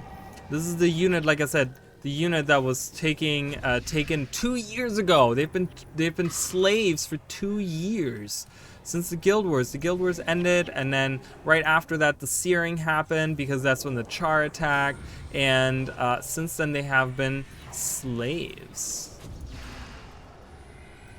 So we're gonna, I don't know if we need to actually, do we need to activate the lever, or? No, he does it for us. So these are Flaming Scepter mages. Look, see, that's why I'm saying that's the outfit. That's the same one that Kendrick Redstaff was wearing, so he was a Flaming Scepter mage. They don't actually use Flaming Scepters, which is kind of weird. But, yeah. Can you actually close the gate? No. No. Alright, so the reason I came here is for this. What are these? Well,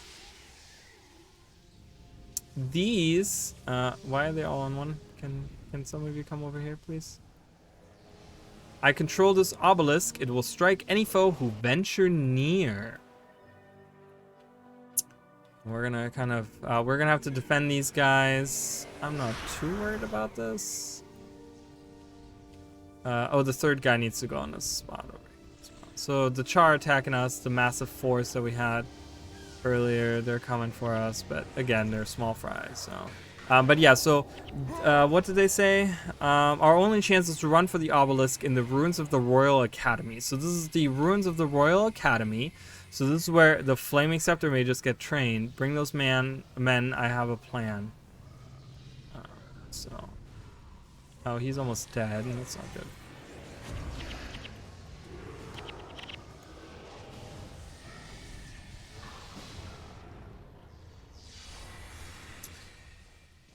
Come to me. Come to the fore. We fight once. The battle lines are drawn. We fight once more. So he's casting some kind of spell to open that door. Some kind of ancient, you know, whatever. I don't know if it's like some kind of royalty thing. I mean, he's not really a royal, right? Remember, he's just the son of a hero. But he is officially the prince, so. But he also grew up here, so he grew up in the city. Alright, and I think we only have one more. Yeah, we only have one more. So we can defeat him. I know my character is running against the wall.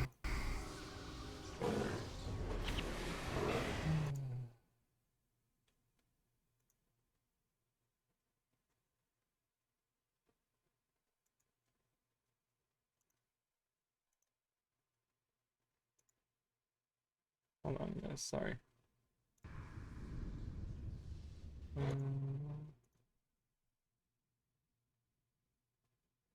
You can kind of read the text there while I'm doing this.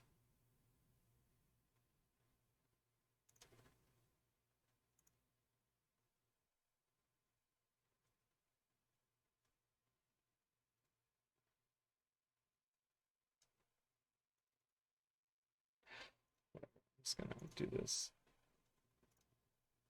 Band. Okay, sorry guys. Alright, so we escape. That was close. Closer than I'd hoped. This portal will take us to the academy at Nolani. So it's a weird portal, right? And cross over to Rin. We should hurry. The magical wards will hold back the Char, but not for long. Wait, my lord. Come look at what I have found. Is that? Yes, my prince. I believe it is the mouthpiece for the fabled horn Stormcaller. With this weapon, we could destroy the Char once and for all. Ascalon could be saved. I have heard the stories of the horn's magic, but let us not be too hasty. If this is what you say it is, then we must get it to Rin. We'll see for ourselves how much power this Stormcaller has. Come, we'll take this to my father, King Adalbert. Surely he will know if discovering this weapon is our salvation, or simply too late. Either way, staying here will surely be It's messed up how they left those Flaming Scepter mages outside the door, and they're like, we're just gonna go in here. But yeah, weird portal, right? So we've never seen a portal like that. And it deactivates. It's like these doors that like... Kind of a weird portal, right? Oh, sorry, I didn't even see that. I'm sorry, Mikey. I didn't even pay attention to that. I'm sorry. I was like busy doing other stuff. Good night. Thanks, Mikey. I'm sorry. Wow, way late reaction here, but I'm sorry. So the portal takes us all the way across. So we were over here in Draskir, and the portal takes us all the way to Nolani Academy, which is probably because both of them were, remember, this was the Royal Academy and this is the Nolani Academy. So they had these connected through portals, probably, I'm guessing, is what the idea here is. So yeah, so we get teleported all the way to Nolani, okay? And again, we have these little pillars here, and as you guys saw, we had the Flaming Scepter mages go on top of these pillars. So let's go into Guild Wars 2, and I will show you guys. Remember I could do this event over here, which brings them down here to build these tents, right? Everyone has done this event where you have to defend these tens, and there, you know, all this stuff is going on here, and you have to defend them, blah blah blah. But then there's also a side event that happens that goes in here, and it goes towards these, and these are exactly the same pillars, and when you guys notice, they will shock me when I get close. Watch, boom, and I get damaged, right? And we can literally look under combat and it'll say obelisk hits you for 121 using shock, and then it will be discharged, and then it will charge up after a while again, and then it will hit me again. I think, unless I need to like go back and approach again, but as I approach this one, you guys will see it. Boom. And I get hit again. And that's what these are. These are like the remnants of these obelisks, right? They kind of, again, this is not anywhere near the wall. This is not really where we just were, because Dreskir is up here. Nolani is up here. So it's like, okay, what, you know, what are these? But the Decimus Stones has these obelisks, right? These obelisks, and that's kind of a callback. So if you ever do that side mission, you now know what that is from. You will know that these pillars were what the Flaming Scepter mages used to like defend, and they, you know, they charge that up with energy or whatever and then shoot it. So there is that. So then, and let's do the last mission of Ascalon, and then we can go into the last couple of areas of Ascalon. Okay, so we'll do the last mission because I want to see Rin. I want to show you Rin. So they talk about Stormcaller. Again, I talked about Stormcaller. Let's go into the Black Citadel because that's going to be very important. Cool, right? Yeah, so it's kind of, again, and they don't talk about it. They don't talk about those obelisks. They don't, you know, you don't know anything like what are obelisks? Why are they there? Like, there you go. They just, again, just a callback to Guild Wars 1, just a little area, just a little thing that they show you. So, there's actually 2 pieces to Stormcaller, correct? So they said this is the mouthpiece to the legendary, to the fabled horn, Stormcaller. Okay, now we will see Stormcaller in a minute, the actual big horn. It's right here, guys. Right here, this is Stormcaller, okay? This is actually called Stormcaller Triumph. Okay, so this is the actual Stormcaller, and it attaches at the very top with a mouthpiece. Now, the mouthpiece is actually an item in Guild Wars 2 that you can get through the Hall of Monuments. And I would need a bank. I don't have anything accessible right now.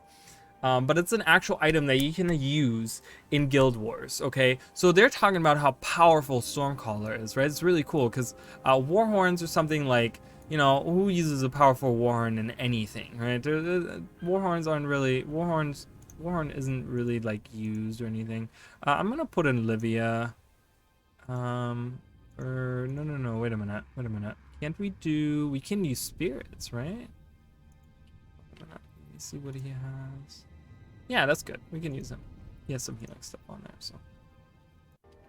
But yeah, so I'm gonna show you guys. So we pick up this mouthpiece, okay, and you know, you kind of saw they did like a pretty close up of this thing. And through the Hall of Monuments, you can actually get that same piece right here, Mountain Call Warhorn. This is the mouthpiece. This is the mouthpiece they just picked up. This is the Hall of Monuments, and it's just called Mountain Call Warhorn. Why is it called that? I mean, I don't, you know, Mountain Call. It's called, you know, it's something. It's called something different.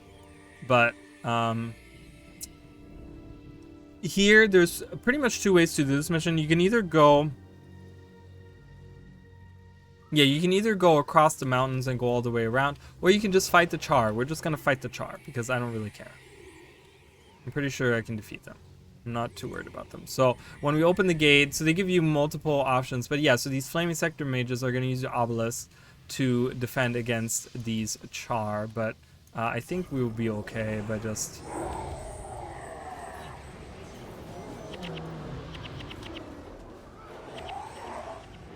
Yeah, we'll be okay. We can just defeat them. They're not tough. Especially since having spells, I don't need vision or what's it called? Field of view or whatever it's called. Alright, so we did a pretty good job there. Do I need to talk to Prince Rick for him to follow me, or? I don't know. So there's another Flaming Scepter Mage. Flaming Scepter Mage. Yeah, I think I can just... So we actually see an effigy in action here. Or, not in action, but actually lit up. So this is, again, one of those effigies that they kind of placed there. I don't know if Rurik is not gonna... I think we have to defend against the rest of these, and then he's actually gonna come with us. These are higher level, but I won't... I'll be fine.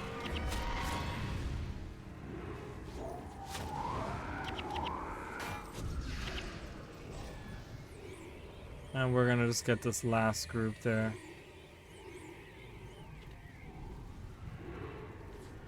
Just so they don't bother me. Alright, so yeah, there's Prince Rurik. Where are you going? Oh, he's coming down. He has to go around. Okay, that's fine. Why is the Flaming Scepter Mage coming all the way out here? That's weird. So there's actually spirits. Remember the spirits that we saw? The spirit that we saw in pre-searing Ascalon that was in the graveyard next to the statue of Dwayna. This is one of these guys. This is one of these guys over here. Bring the mages. I don't want to bring the mages. You want to come with me? I guess they do follow you. It's been a long time since I've done this mission. I don't remember that they follow you. So we're going towards Rin. So we're going from the Nolani Academy towards Rin, okay? You can do that as well in Guild Wars 2. You can do the same journey in Guild Wars 2, okay? Same journey. Not that it's anything like we're doing in Guild Wars 1, but you can definitely do that. So we would be starting from over here, and luckily we have sky scales, so we can fly around. So we want to go to the Watchman up there. So we're approaching the wall. I'm kind of going. So they have these cannons over here on this platform. You can't actually. Can you actually go here? Oh, I guess you can. But yeah. So this is Nolani Academy. This is where the stairs are. Oh. So this is where we kind of see a little bit of the Prince Rurik being tired of his father. What are you doing out here? See a little bit of Open that. this door. You will let us through. But sir, the king swore death if the door was opened. And I swear death if you don't stand aside this instant. Yes, my prince.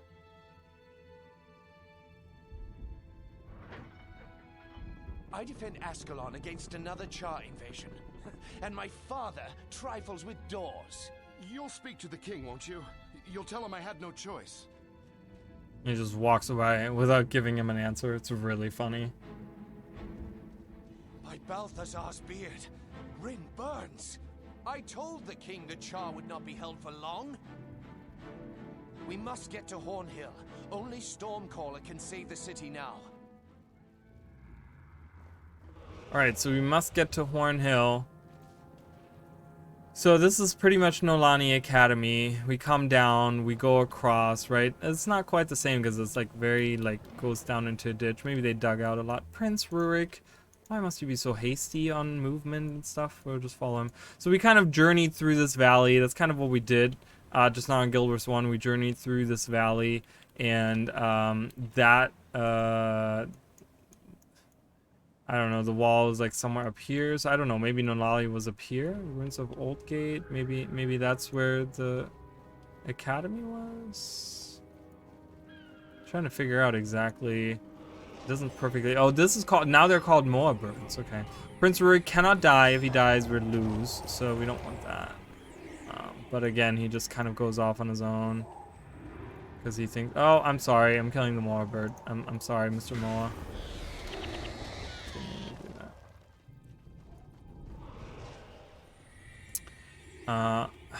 That's okay. We're just gonna group here. So you will see fire stands. Okay. Again, they draw fire from these, from torches and pyres, and that's where the Flame Legion gets their power from. At least in Guild Wars 1. In Guild Wars 2 is probably a little bit different, but yeah, they become more powerful. So they want to use Stormcaller to make an end to the fire. To the fire. But yeah, so this is Rin. This is the capital, and it's on fire. There's fire stands here, and this is what we saw with the invasion fleet, right? We saw the big, everything's on, like, it burns. You see the smoke rising, you know, Prince Rurik sees that rising, and look what's over there. That's Stormcaller. That's what we see in Guild Wars 2. I think it's bigger in Guild Wars 1, actually, but in Guild Wars 2 it's cracked, so I don't know if that really counts, but yeah, so.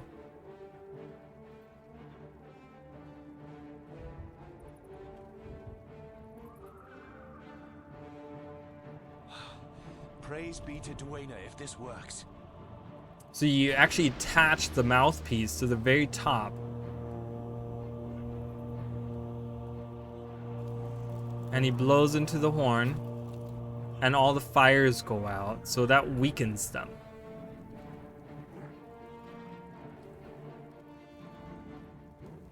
There's a random flaming scepter mage standing there, I don't know why.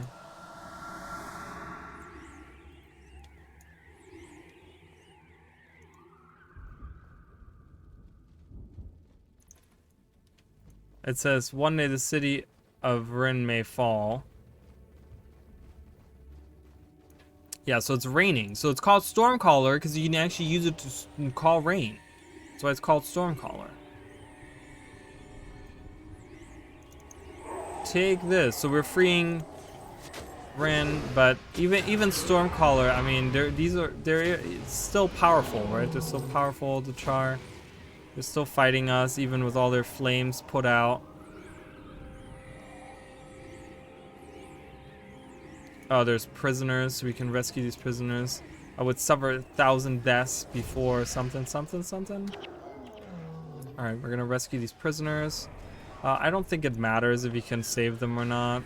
As long as Prince Rurik survives, it's fine. Because one of them just died over there.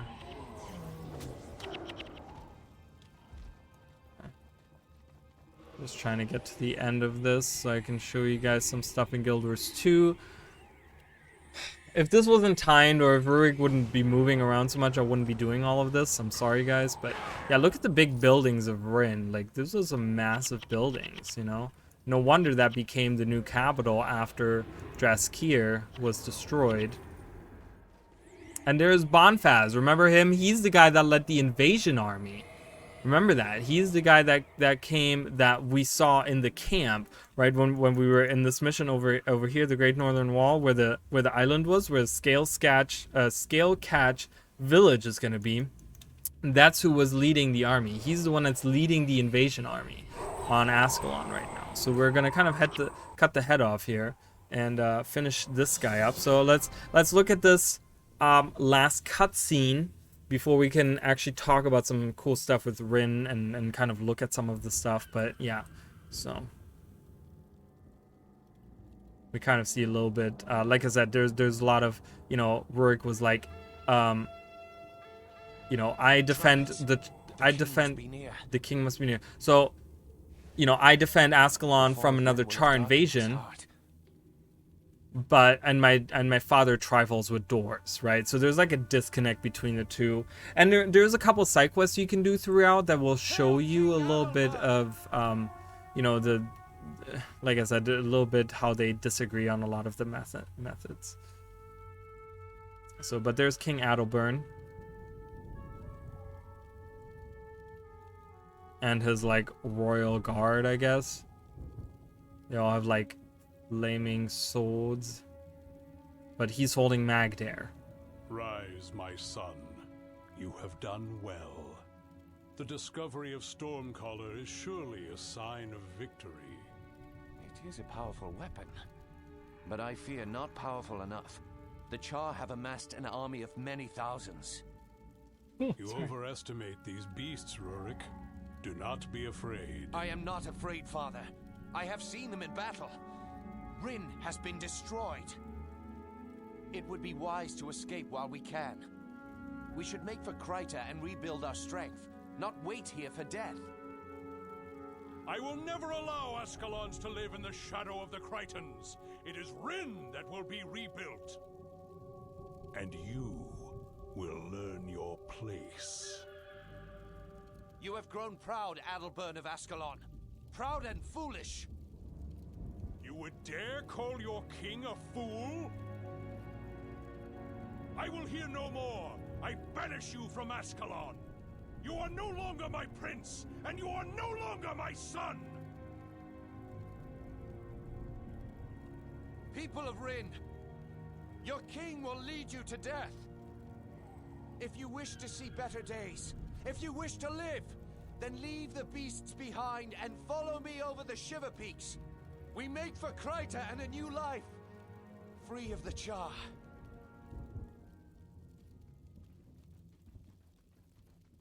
And that's where the split happens, and it's a big decision. We'll do Yak's Bend, we'll do the Shiver Peaks. At some other point, I'm going to go back into Ascalon now, because there's still some stuff to see. There's still different areas that I want to show you guys. And Yak's Bend is actually a really cool area as well that we're going to go to. I want to look at Nolani, because we have the ruins of Oldgate. So let's look at Rin while we're here. We kind of saw a little bit. There's no way for you to actually sit there and look at it, because it's not like an explorable thing that you can do. So this is Rin. This is what's left of Rin. You guys saw like the big towers and stuff. So this is pretty much it, guys. This is what's left of Rin. But you saw how much we see. That's what we saw there of Rin and Guild Wars 1. That's all we ever see of Rin. But yeah, they used to have these huge towers and stuff, and that used to be the capital, right? This used to be the capital after Jaskier, and then the capital moved to Ascalon City. So the disconnect there with King Adalbern and Prince Rurik, and as soon as King Adalbern hears of Prince Rurik's death in the Shiver Peaks, this happens like in a few missions. You kind of see Prince Rurik die. He regrets it. He's like, oh man, he wouldn't have died if I hadn't banished him, if I'd shown him some support or whatever, and it kind of is his down spiral into becoming like a mad king. He keeps there's a dialogue with him at the very end of the game where he talks about like, oh, I miss Prince Rurik so much, but I gotta go back to Ascalon, because the epilogue, how they in Guild Wars 2 they do epilogues where all the characters come together in an area and you can talk to them, right? It happened for all the expansions and stuff. The same happened in Guild Wars 1. They have already done that. They've done it since the days of Guild Wars 1, and it actually happens in the Shiver Peaks. You actually finish up in the Fire Island chain, but they bring you back to Drachnos Forge. You will see right there, there's a little side area there, and it's actually in this cave that this epilogue happens, and Adalbern is actually there, and he talks about, oh, blah blah blah, thank you for being there for Rurik or something like that, and he's like, I gotta go back to Ascalon now. I have to defend against the Char because they're still attacking, but they never rebuild Rin, and they end up moving because they're really fighting, stretching out this like losing war. He's losing the war, but he doesn't want to give up. He's so proud. He fought against Kryta during the Guild Wars, and he became a hero during those wars. And then his son is suggesting, oh yeah, let's swear fealty to the Krytans and ask them for help and shelter. And proud Adalbern is like, no, I don't want to do that. Like, I fought these guys. Why would I want to bow to them? I'm the king of Ascalon. I'm not going to do that. So that's kind of where they two part ways, and that's kind of the where everything for Ascalon kind of goes to shit, right? So but yeah, we have the Diessa lowlands, which Diessa plateau, really cool, because like a plateau is something that's like, it's something that's like lifted up, right? But then lowlands is something that's low. So I don't know, did they do that on purpose? I'm not quite sure, but yeah, so I think ruins of Oldgate will be the ruins to the north here. There's some interesting ruins, unless this aligns. Does this align at all with the Nolan? I can look at that shaman. Let me make sure that I'm doing this correctly. I want to give you guys the right info. Yeah, no. So I have this right. So that was the academy. That's where we were. But there's a historical place right over here that we can look at. Again, they aren't very strong, so.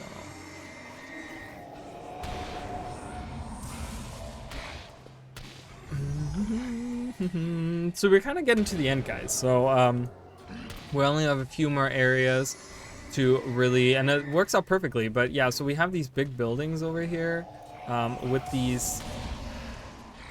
Oh my god, so annoying. These are actually like level 8 now, so they're actually stronger. They don't immediately die to everything.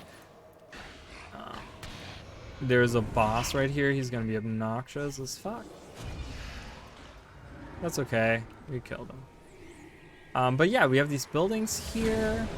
This big building, and this is a historical monument of Nolani. So this is all the town of Nolani. You know, we have the Academy of Nolani, Season of the Scion. This monument displays recognition of the Ascalon's Chosen and all its members. We're part of the Ascalon Chosens. They're like these elite force of the Ascalon Guard. I think we were supposed to be a part of them or something. But yeah, so the ruins of Old Gate, this is the Old Gate waypoint or whatever. I'm pretty sure that's supposed to be these ruins right here of these buildings over here. Do they align? I don't think they align perfectly or at all even. But yeah, this is supposed to be like this area right here that we're kind of looking at. So we have that area, and then we do want to journey a little bit further to the west. To the east, I mean, I'm sorry. To the east, because I do want to show you guys some more stuff. Can I go down there? No, I want to go across that bridge. That's what I want to do. Okay.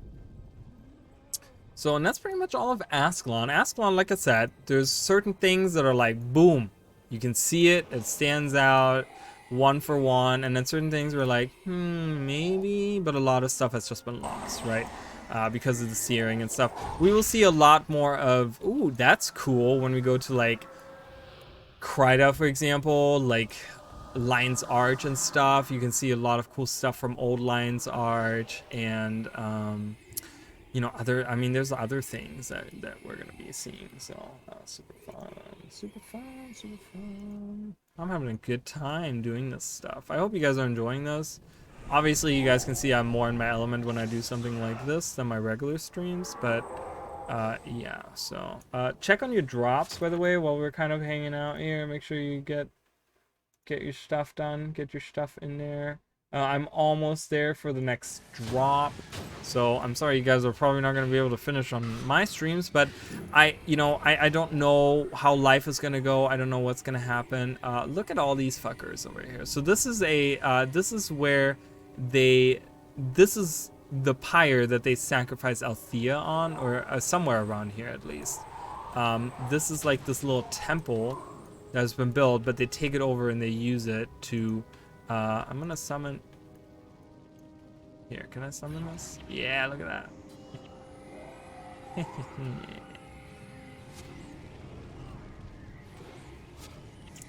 And it's a really tough quest because you have to like go up in there. There's 2 bosses right there.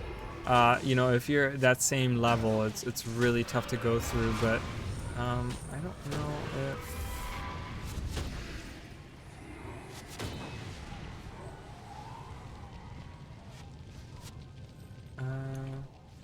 I'm looking for something specific. I'm sorry, guys. I'm looking for something very specific.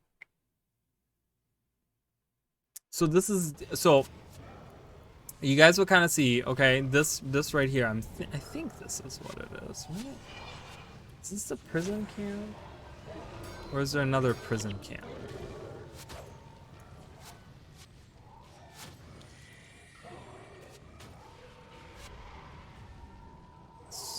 Yeah, no, I'm pretty sure this is the prison camp.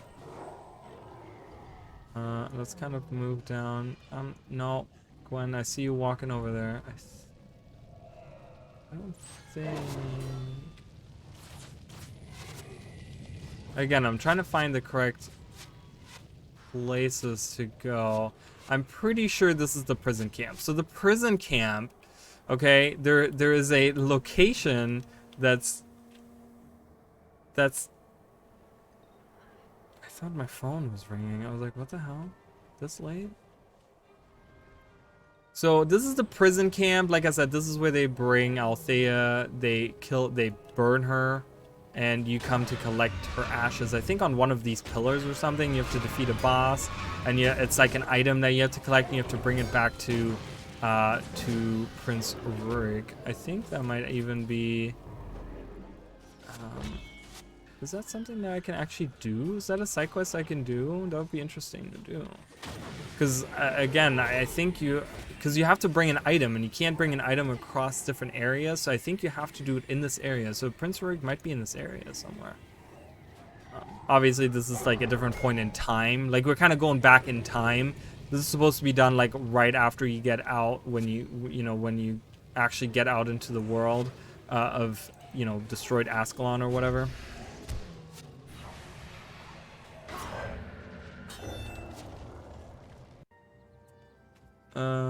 Okay. I do want to go some. Okay. It's gonna be faster if I do it on my beetle. Juicy Dalyak cheeks. Ooh, my favorite. Just looking at his name. How the hell do I get out of here?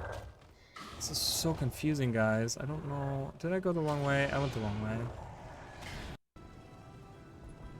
Whee! So the prisoner camp becomes the town of Nagling, or Nageling? Nagling? I call it Nagling. So that is what it becomes. The prison camp that I walked through with the little temple area with the pyre at the end eventually becomes this. It becomes this town. Okay, and this town, I don't know if you guys ever have talked to any NPCs around here or something like that, but this is for like retired Char. This is where the Char heroes, pretty much the old soldiers that are retired, that are, they're too weak, they can't fight anymore or whatever, they come here. I think you could talk to some of them and they're just like, yeah, we're here because we can't, it's like our retirement. The Tarnished Gem, I want to say, the town was originally built by a group of privileged soldiers who wanted to escape the din and grit of the Black Citadel's construction. For a while, the small enclave was an oasis for fat cats. Soon a swarm of squid, drawn by the bright, shiny baubles conspicuously worn by the Nagling townsfolk, laid siege to the town. The tampered pussycats hightailed it back to the safety of the citadel. The affluent fled to safety, but left newer, less fortunate residents behind to hold down the fort. With help from the few citadel soldiers, the squid were eventually driven away. That's why there aren't any squid around anymore. Langley thought it was too dangerous to return, so the merchants, soldiers, and workers inherited the town, and today it's populated by their descendants. Okay, so I thought it was for like retired folk, but I guess not. I thought maybe there was a different town that's like that. But yeah, so this whole town was built many years after, Guild Wars 1, obviously, but it was placed on this old, it was placed there on the old, where does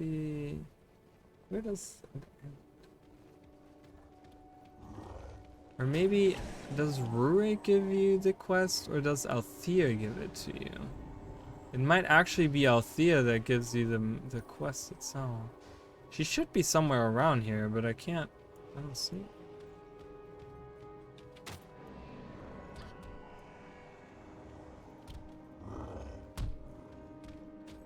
There's a collector.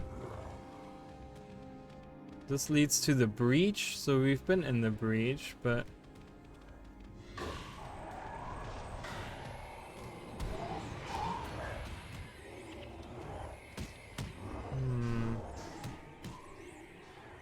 Althea, you dumb bitch. I thought she was right here. From what I remember, she was right here, but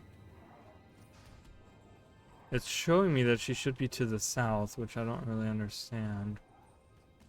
Because I don't know. You never know where you can walk in this fucking map, so it's like stupid. What are you guys doing? Hurry up, get up here.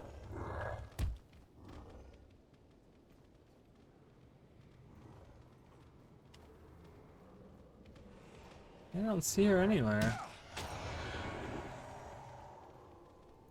Maybe it's too late because I maybe, yeah, because we were down there.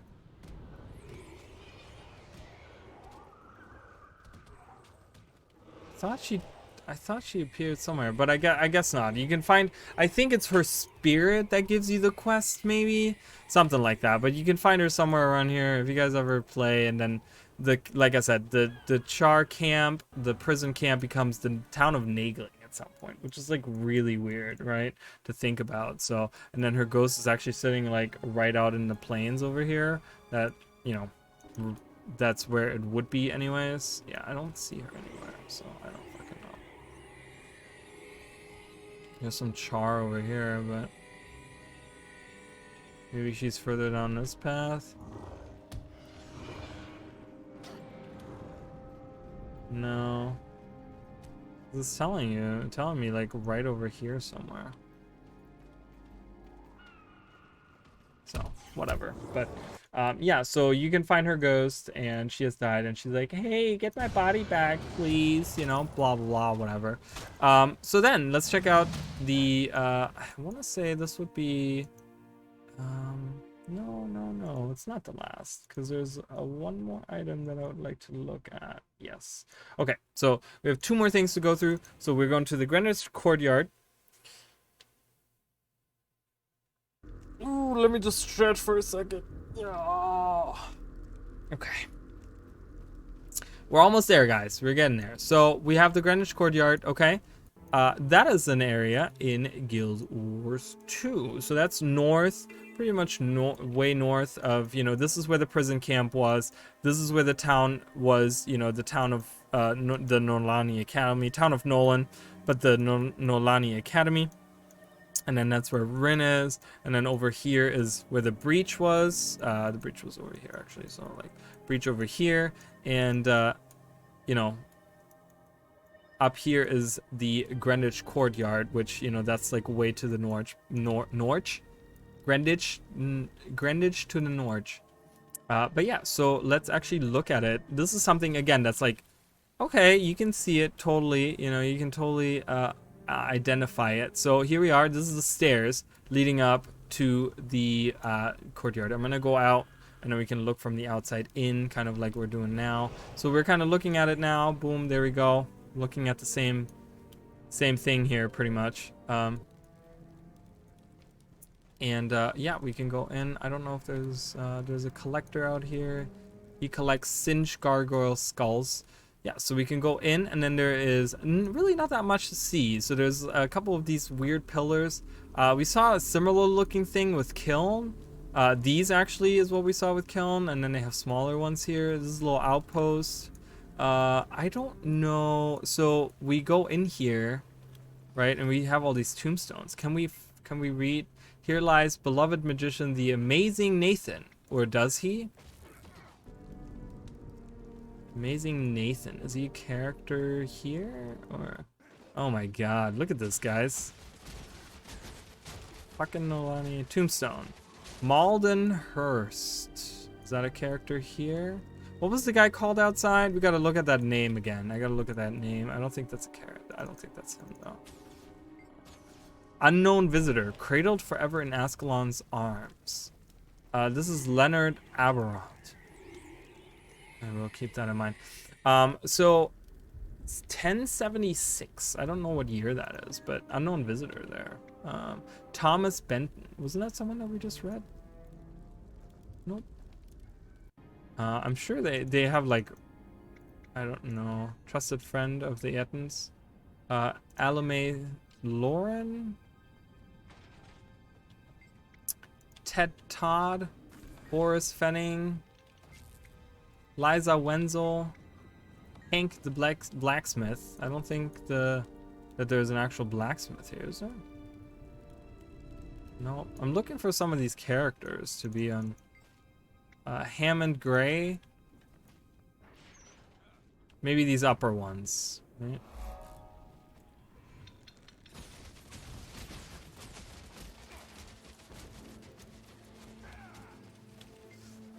John Vine.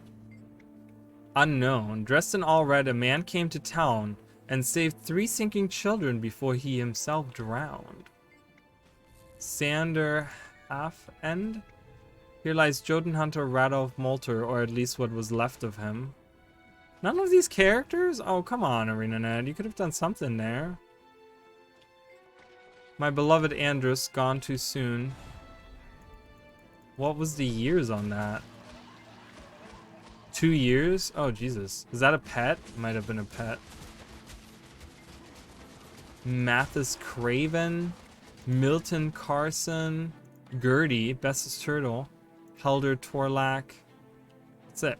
Okay, so none of them. But yeah, so on the side of the stairs, which, you know, there's some tombstones, and there's that where you can go underneath, right? There's that grate or whatever that you can go into. That's not present here. Okay, this is the side of the stairs where we, you know, where these are. There's no grate that leads underneath. I mean, you know, maybe that was built at some later point. This is the courtyard. You go onto the actual top here in front of the gate. That's the gate right there. And again, they took that whole, like, I wish they would have left some of those in, right? I think those were really cool. But yeah, so we don't get any of the like stone statues or anything like that here. And then we can go inside here. And again, there's like, I don't think there's anything important here or anything fun, I don't think. But yeah, so we can, I don't think there's anything in Guild Wars 1 either, so they've kind of copied that. Supplies. That's it. There's nothing here. So, but yeah, Greenwich Courtyard. It's an outpost in Guild Wars 1, and it's something that stayed in Guild Wars 2. They kind of have that as an area here. Of course, this is like, ugh, I hate this area. There's just so many enemies, right? I don't know if anyone agrees with me on that. There's just like 300 enemies. Hey, welcome. Sorry guys, I'm like beep, beep, beep, beep, beep. Welcome. Hey guys, thanks. I'm like, did it not work? I don't know. Oh, it didn't work. No, I don't know what you did. You broke it. It didn't work. You send them all to see. That's okay. I appreciate it. Nonetheless, welcome. If any of them are here. What do you mean fix your stuff? I haven't done anything. It's your fault. You don't know how to raid someone. What kind of streamer are you that doesn't even know how to raid properly? Laughable. Absolutely laughable. It's true. I'm just kidding. I'm kidding. Oh no, stop it. I'm dying. I don't want to die. I'm talking. Leave me alone. Oh no, I don't want to do that. I don't even know this guy. It's going good. It's been, we did all of Ascalon, so I'm almost done. So we'll be ending the stream and like, you know, if I don't know, this is gonna take me a while to get through this fucking area because this is the toughest area in Ascalon and it takes a while to get there. But I do want to kind of show off some. We just did Greenwich Courtyard, so I just showed off Greenwich Courtyard. And I've showed off everything. I'm going to be uploading this to YouTube, so for those of you that, you know, missed everything, you can watch it on YouTube if you want to see it. But yeah, we're going to be venturing out into, through the Char armies, into this area called the Flame Temple Corridor. And there's a specific reason for that. And you guys will see, it's not that amazing, but that's going to be the last thing we're going to look at for tonight. Oh no, it did work. Everyone's here. Hello, everyone. Well, at least my count says they're all here. Maybe it was just a delay. Are you guys here? Hey, thanks for following. I appreciate it. So sorry you guys missed most of the fun, but like I said, you guys can look on my YouTube. Thanks for rating me, by the way, Chicken. I totally didn't even say anything. Appreciate it. How was your stream, Chicken? What did you guys do? Did you do just like rating and stuff, like your regular stuff, or? We're here! Yay, everyone's here! Awesome. Thank you guys for being here. I hope you guys had fun with all the events and things. I'm lost. I thought I knew what. Wait. What? Oh, it's this way. I was like, I know there's a path through here. Everything looks the same in post-Searing Ascalon, okay? Oh, guild missions? Raids earlier, then he did some PvP. Okay. Did he suck at PvP? Did you suck at PvP? So here again, we kind of see Tar. I talked about this a little bit. You guys will see this is all water now. So this is the same area right here in Guild Wars 2. This is to the east of Greenwich Courtyard. So Greenwich Courtyard being here, and then we go east. Same on the map, Greenwich Courtyard right there, and we go to the east. And this is all tar. So this is during the searing, the char had turned everything from water into tar, and you actually get slowed down. And you get these like bubbles in the fucking tar. It's really gross. So, right there, like, bloop. Gross. So, you get some skeletons. Are these Giganticus lipicus? You tell me. I don't know.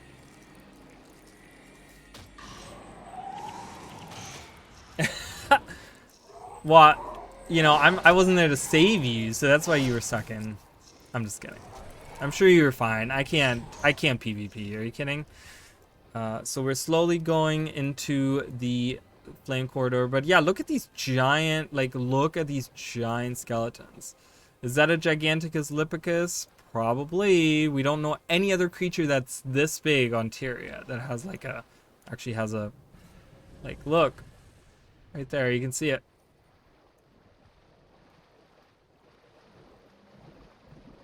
Very strange, but we're gonna go into the Flame Temple Corridor, which is, you know, we're kind of going through here now. So we're kind of going through, we kind of entered the tar down here, and then we went around this way, and we went here. And specifically, the reason why I'm going there, oh, we have Ascalon friends here. Hello. Why are you guys here? Do I have a, don't tell me I have a mission. Oh, I do have a mission here. Oh, that's so lame.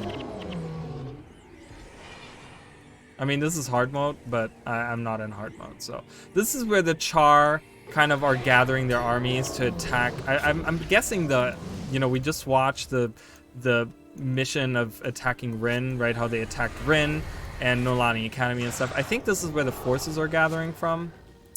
But I want to go to this specific area to the top here.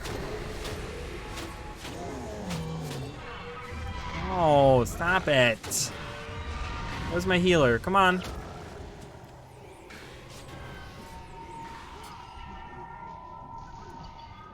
Is it this? I want to say this is it. Right here. Is this it? But do you see this magical thing right here? Magical, guys. Very magical. So this is it. This is what they make out of this. Do you see that? Like, this is what they would, I think, right? Am I, let me double check here. Make sure I'm giving you the right info. Let's see. Yeah. Uh-huh.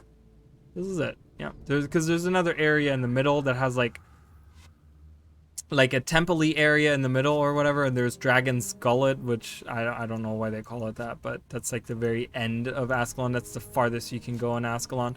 But yeah, they have this temple here. They call it the Flame Temple Corridor, and they have this like weird, like, look at those magical statue looking, I don't know, wall pieces or whatever, with the gate. That's the gate animation. That's the like the region, like when you go into like a new explorable area or whatever.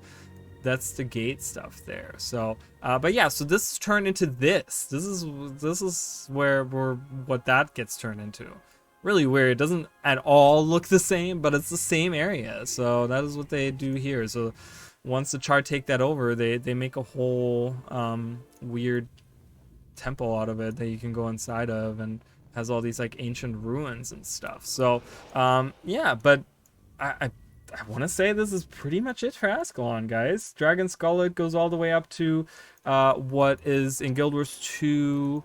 What's up here? I forgot what's up here. What's it called? But with the Pig Iron Mine or whatever it's called, and this area up here, you kind of get a little bit of that as the last part of Ascalon. But I think that's it, guys. Do we want a little preview of the Shiver Peak Mountains? You guys want me to give you like a really, just like a preview of that while everyone's here? Because I can do that. Oh yeah, you're right. I didn't even notice that. Flame Temple Tombs. You're you're correct. So look at that. Flame Temple Corridor and Flame Temple Tombs. You are right. Yep. So this is that. There you go. And then this area, of course, was the tar, right? This we walked through the tar. Has a little island in the middle. We walked by that island. But yeah, this was all tar and gross and nasty, and we can't see any of the skeletons. I don't think they're are they underwater? But yeah, we can do, I'm going to be doing more of these comparison streams, guys. They're going to be happening. If you guys are interested in seeing more of this stuff, I'm going to go through all the regions. The next one is going to be the Central Shiver Peaks. We're going to go through that. And I'm going to do Kryta, and I'm going to do Maguma Jungle, and I'm going to do Crystal Desert. I'm going to do Far Shiver Peaks, Southern Shiver Peaks. What else is there? The coastal areas, like all that stuff. So I don't, yeah, there's no skeletons around. Piece of lemongrass poultry. New player just came through here. But yeah, so that's pretty much it. Serenity Temple. Did I miss anything important? I wish I would have seen her ghost. Her ghost is supposed to be somewhere over there and I couldn't find it. Sardilac Sanatorium. I don't know why they call it that. I don't know why they call it Sardilac Sanatorium, because it's not even, you know, Ashford was over there. So Regent Valley, I mean, none of that even comes into play at all. Eastern Frontier, none of that. Dusk here. So let's just do one little, I'm gonna do one little look before we get out, because we have so many people here right now. So I'm gonna blow your guys' mind. Okay, this is one of my favorite areas in all of Guild Wars, and that is Yak's Bend, okay? And they have done such a great job of putting that in the game. I love it. It's really, really cool. So where are we? Well, we're exactly in the exact same area that it was in Guild Wars 1. So we can kind of position ourselves here. Am I looking in the... Yep. So we're looking at the same hill, guys. This is Yak's Bend, right? This was an outpost. This is something that, you know, once Rurik was like, fuck off to his dad, right? He went into the mountains. He took the people that decided, you know what? We're gonna go to Kryta, right? They want to go across the Shiver Peaks, and they're gonna go and establish Ascalon settlement up here at the peak. Yeah, but that's the first place they go to, is Yak's Bend. So we kind of have this spinning around. So we have the hill with the tents, and we have the same thing here. We have a little hill that goes around that you can walk around with little tents. Okay, obviously 250 years, these are different tents, and these is, you know, Norn area. This is all humans, but we get more Dolyaks. I showed you guys Dolyaks way early on in the stream. Okay, but there's some Dolyaks. Hello. That's your Dolyak right there, and then we have some Dolyaks in Guild Wars 2. We can draw a little bit of a comparison. They look very different, right? They look very, very different, but they're not, I don't know. They both have their own, like, good things and bad things. I don't know what his issue is, but he's kind of, like, freaking out over there. So we have a dwarf here. We have a dwarf, guys. Dwarf before they came stone. Okay, so this is, look, this is the caravan. These are the wagons, so to say, that the people from Ascalon are, you know, they're venturing through. They're coming through, and that's kind of what they're doing. And we have more Dolyaks here. Hello. But yeah, in Guild Wars 2, we kind of can do the same thing. We can turn around, and we, as far as I can tell, hold on a minute, we can't actually go to that area. So I can't cross over. Okay, there's like a little gap here. I can't, because I can't jump or anything. So I'm kind of like, okay. So I think that's what we're looking at right here. So this is it right here. You can't actually go over there. So it kind of sucks, right? And then there's the arena guard. There's an arena up there, which we're looking north. So that's in that direction. So the arena would be up here somewhere. That would lead out there, but yeah, so this is kind of like Yak's Bend. This is the same area that we see. So specifically, more so just these tents right here. This little area right here is exactly the same thing. So it's kind of wild to think that I think they did a pretty good job with But do we get any named NPCs that are important at all? Necromancer Morgan. I think Necromancer Morgan is part of the Order. I talked about the Order earlier as well. So again, for those of you that missed everything that are interested, I will be uploading this at some point on YouTube. I don't know if I'm going to do it this week. Is he depraved, but we're just servants of the Ascalon people? Doesn't talk about the Order, so... Well, no, but there's been a lot of if you go back to, you know, like you can find all kinds of characters. Hold on, let's go to character select. I will show you, like, because remember the faux fire happened, which means that a lot of these people are hanging around much longer than they need to be. Not alive, but dead, right? Here's two examples, two great examples. We have Orlena and Vassar, which are two NPCs that you can meet in the Ascalonian Catacomb story mode. They're two of the champions of Balthazar that are in love. Remember Lover's Crypt? The two that get summoned, they help each other. Well, that's them right here. That's Orlena. She's an elementalist trainer, and then this is Vassar. He's a mesmer trainer. Okay, they have very like generic models though. But yeah, so they wouldn't be around 250 years later, but mayhaps their spirits are. There was a ton of them that we saw in Ascalon.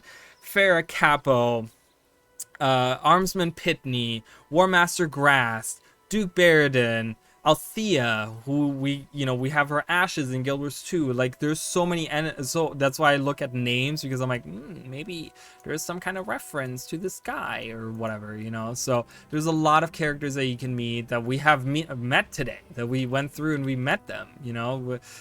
Like I said, Baradin's estate. You can go to Baradin's estate and you can see Duke Baradin.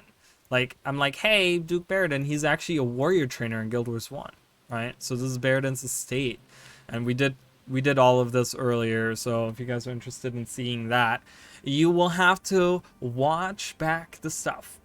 So thank you guys so much for watching. I know most of you guys just came recently, so but you will have to go back and watch it. You can watch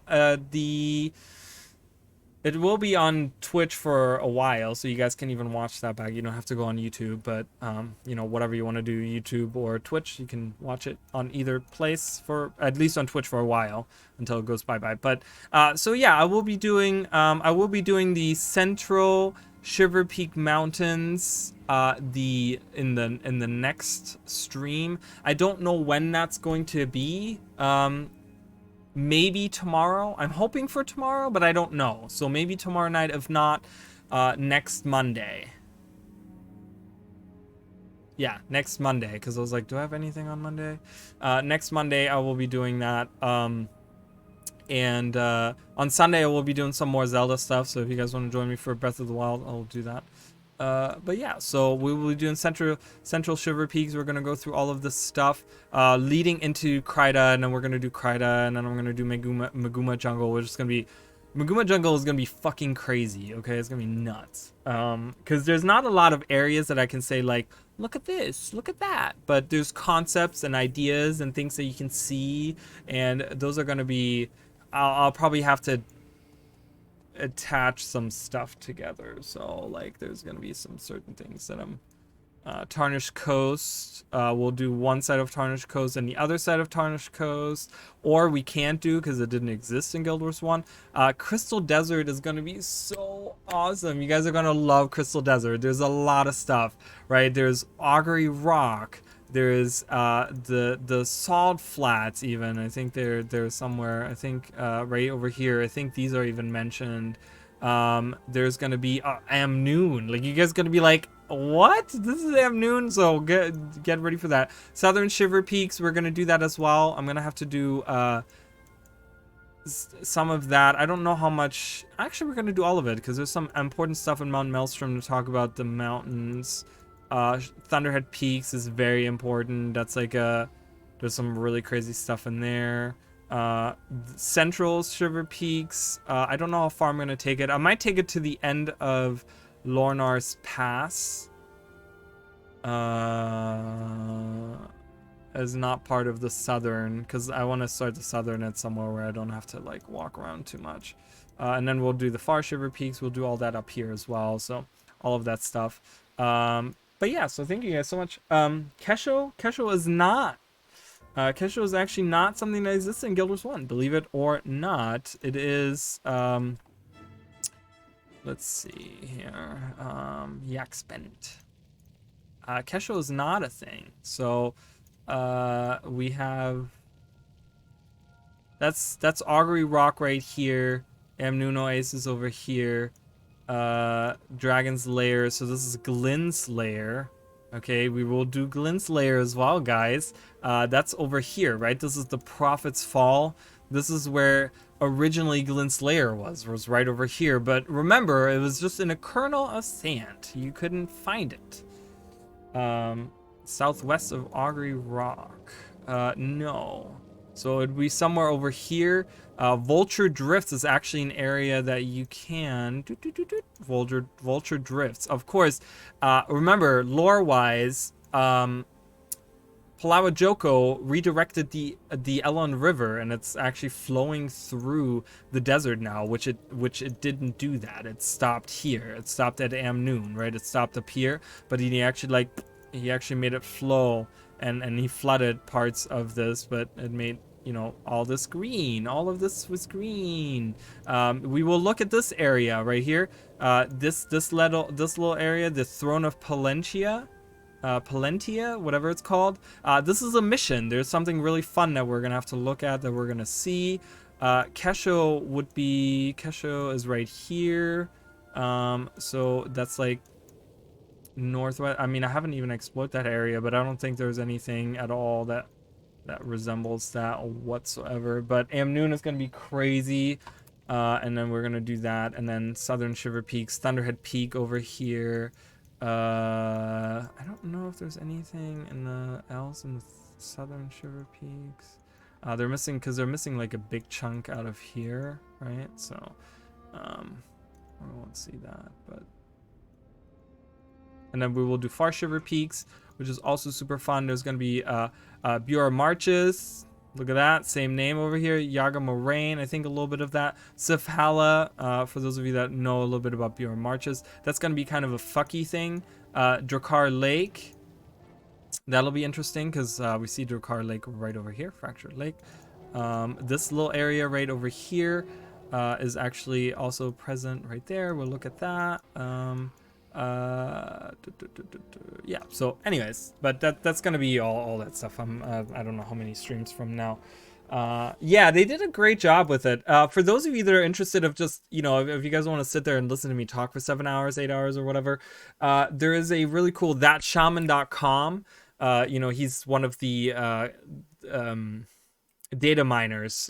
He posts a lot on Reddit and stuff like that, but he has thatshaman.com. He has like his own little website, but if you go on the historical guide of Tyria, he actually has the map of Guild Wars 2 with the areas of Guild Wars 1 overlaid on top of it, so you can kind of, and he has like points of interest or like interesting area, like characters or people or whatever. Like he has those highlighted so you know where they are, and you can kind of look at that and be like, okay, what used to be there, or this is something that was there in Guild Wars 1, or you know, whatever. Like I'm looking at the Bloodstone right now, like the Bloodstone is exactly where it was in Guild Wars 1, and it's like perfectly aligned on top of it. So you guys can look at that. You can look at the cool things. There's some areas that will be like, what the fuck's going on? Specifically when you look at, that was another thing why I really disliked Icebreeze Saga, because it actually, they fucked it up really badly. Like they really, really fucked it up, and it doesn't align like at all. Sadly, like some stuff aligns and then other stuff like doesn't at all align. Like the first half of Bureau Marches that we got in Icebreeze Saga aligns perfectly, and the second half is like where they were like, fuck it, we don't give a shit or something. I don't know what they decided to do there. So yeah, I don't know, but yeah, I don't know. Let's see who we can raid, because I'm gonna head out. I'm gonna have to go. I have to get up early today. So thank you guys so much for watching. I will say that while I'm looking for who to raid here, make sure you get your drops. I think I'm getting a drop. Shouldn't be I getting? Yeah, I should be getting a drop. Hello, may I have my drop now? May I have my? I didn't get my drop. I don't know what happened. It doesn't let me claim it. It looks like I already claimed it, but it didn't appear. Did it appear? Oh, it did appear. I guess I pressed the button accidentally. Whoops. Make sure you get your guys' drops. I got my transmutation charges. Next up is the glowing mask, guys. That's gonna be good stuff. So let's see. Anyone that we want to follow specifically, or too many people. Ooh, totally two.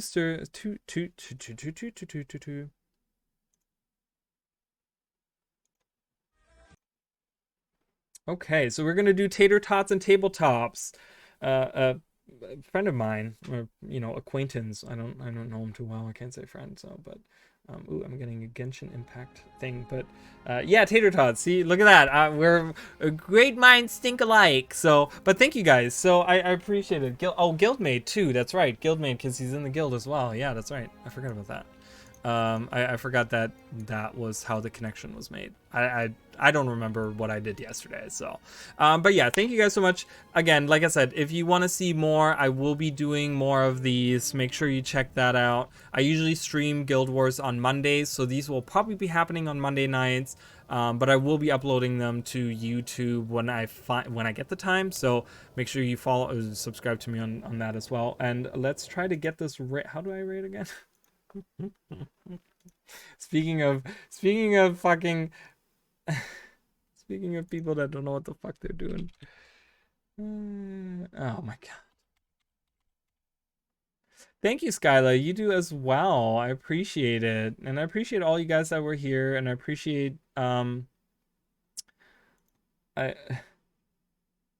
I appreciate you guys for coming in and chicken for rating and all that stuff. So thank you guys so much. And we've only been gone for 6 hours. I thought we were going longer, but yeah, thank you guys so much. And make sure you go raid and have a good time, and make sure you subscribe and follow and all that good stuff. And I'll see you guys next time. All right. Ooh, cool. Everyone's going. Yay! Let's do it. Let's go. All right. Bye, guys.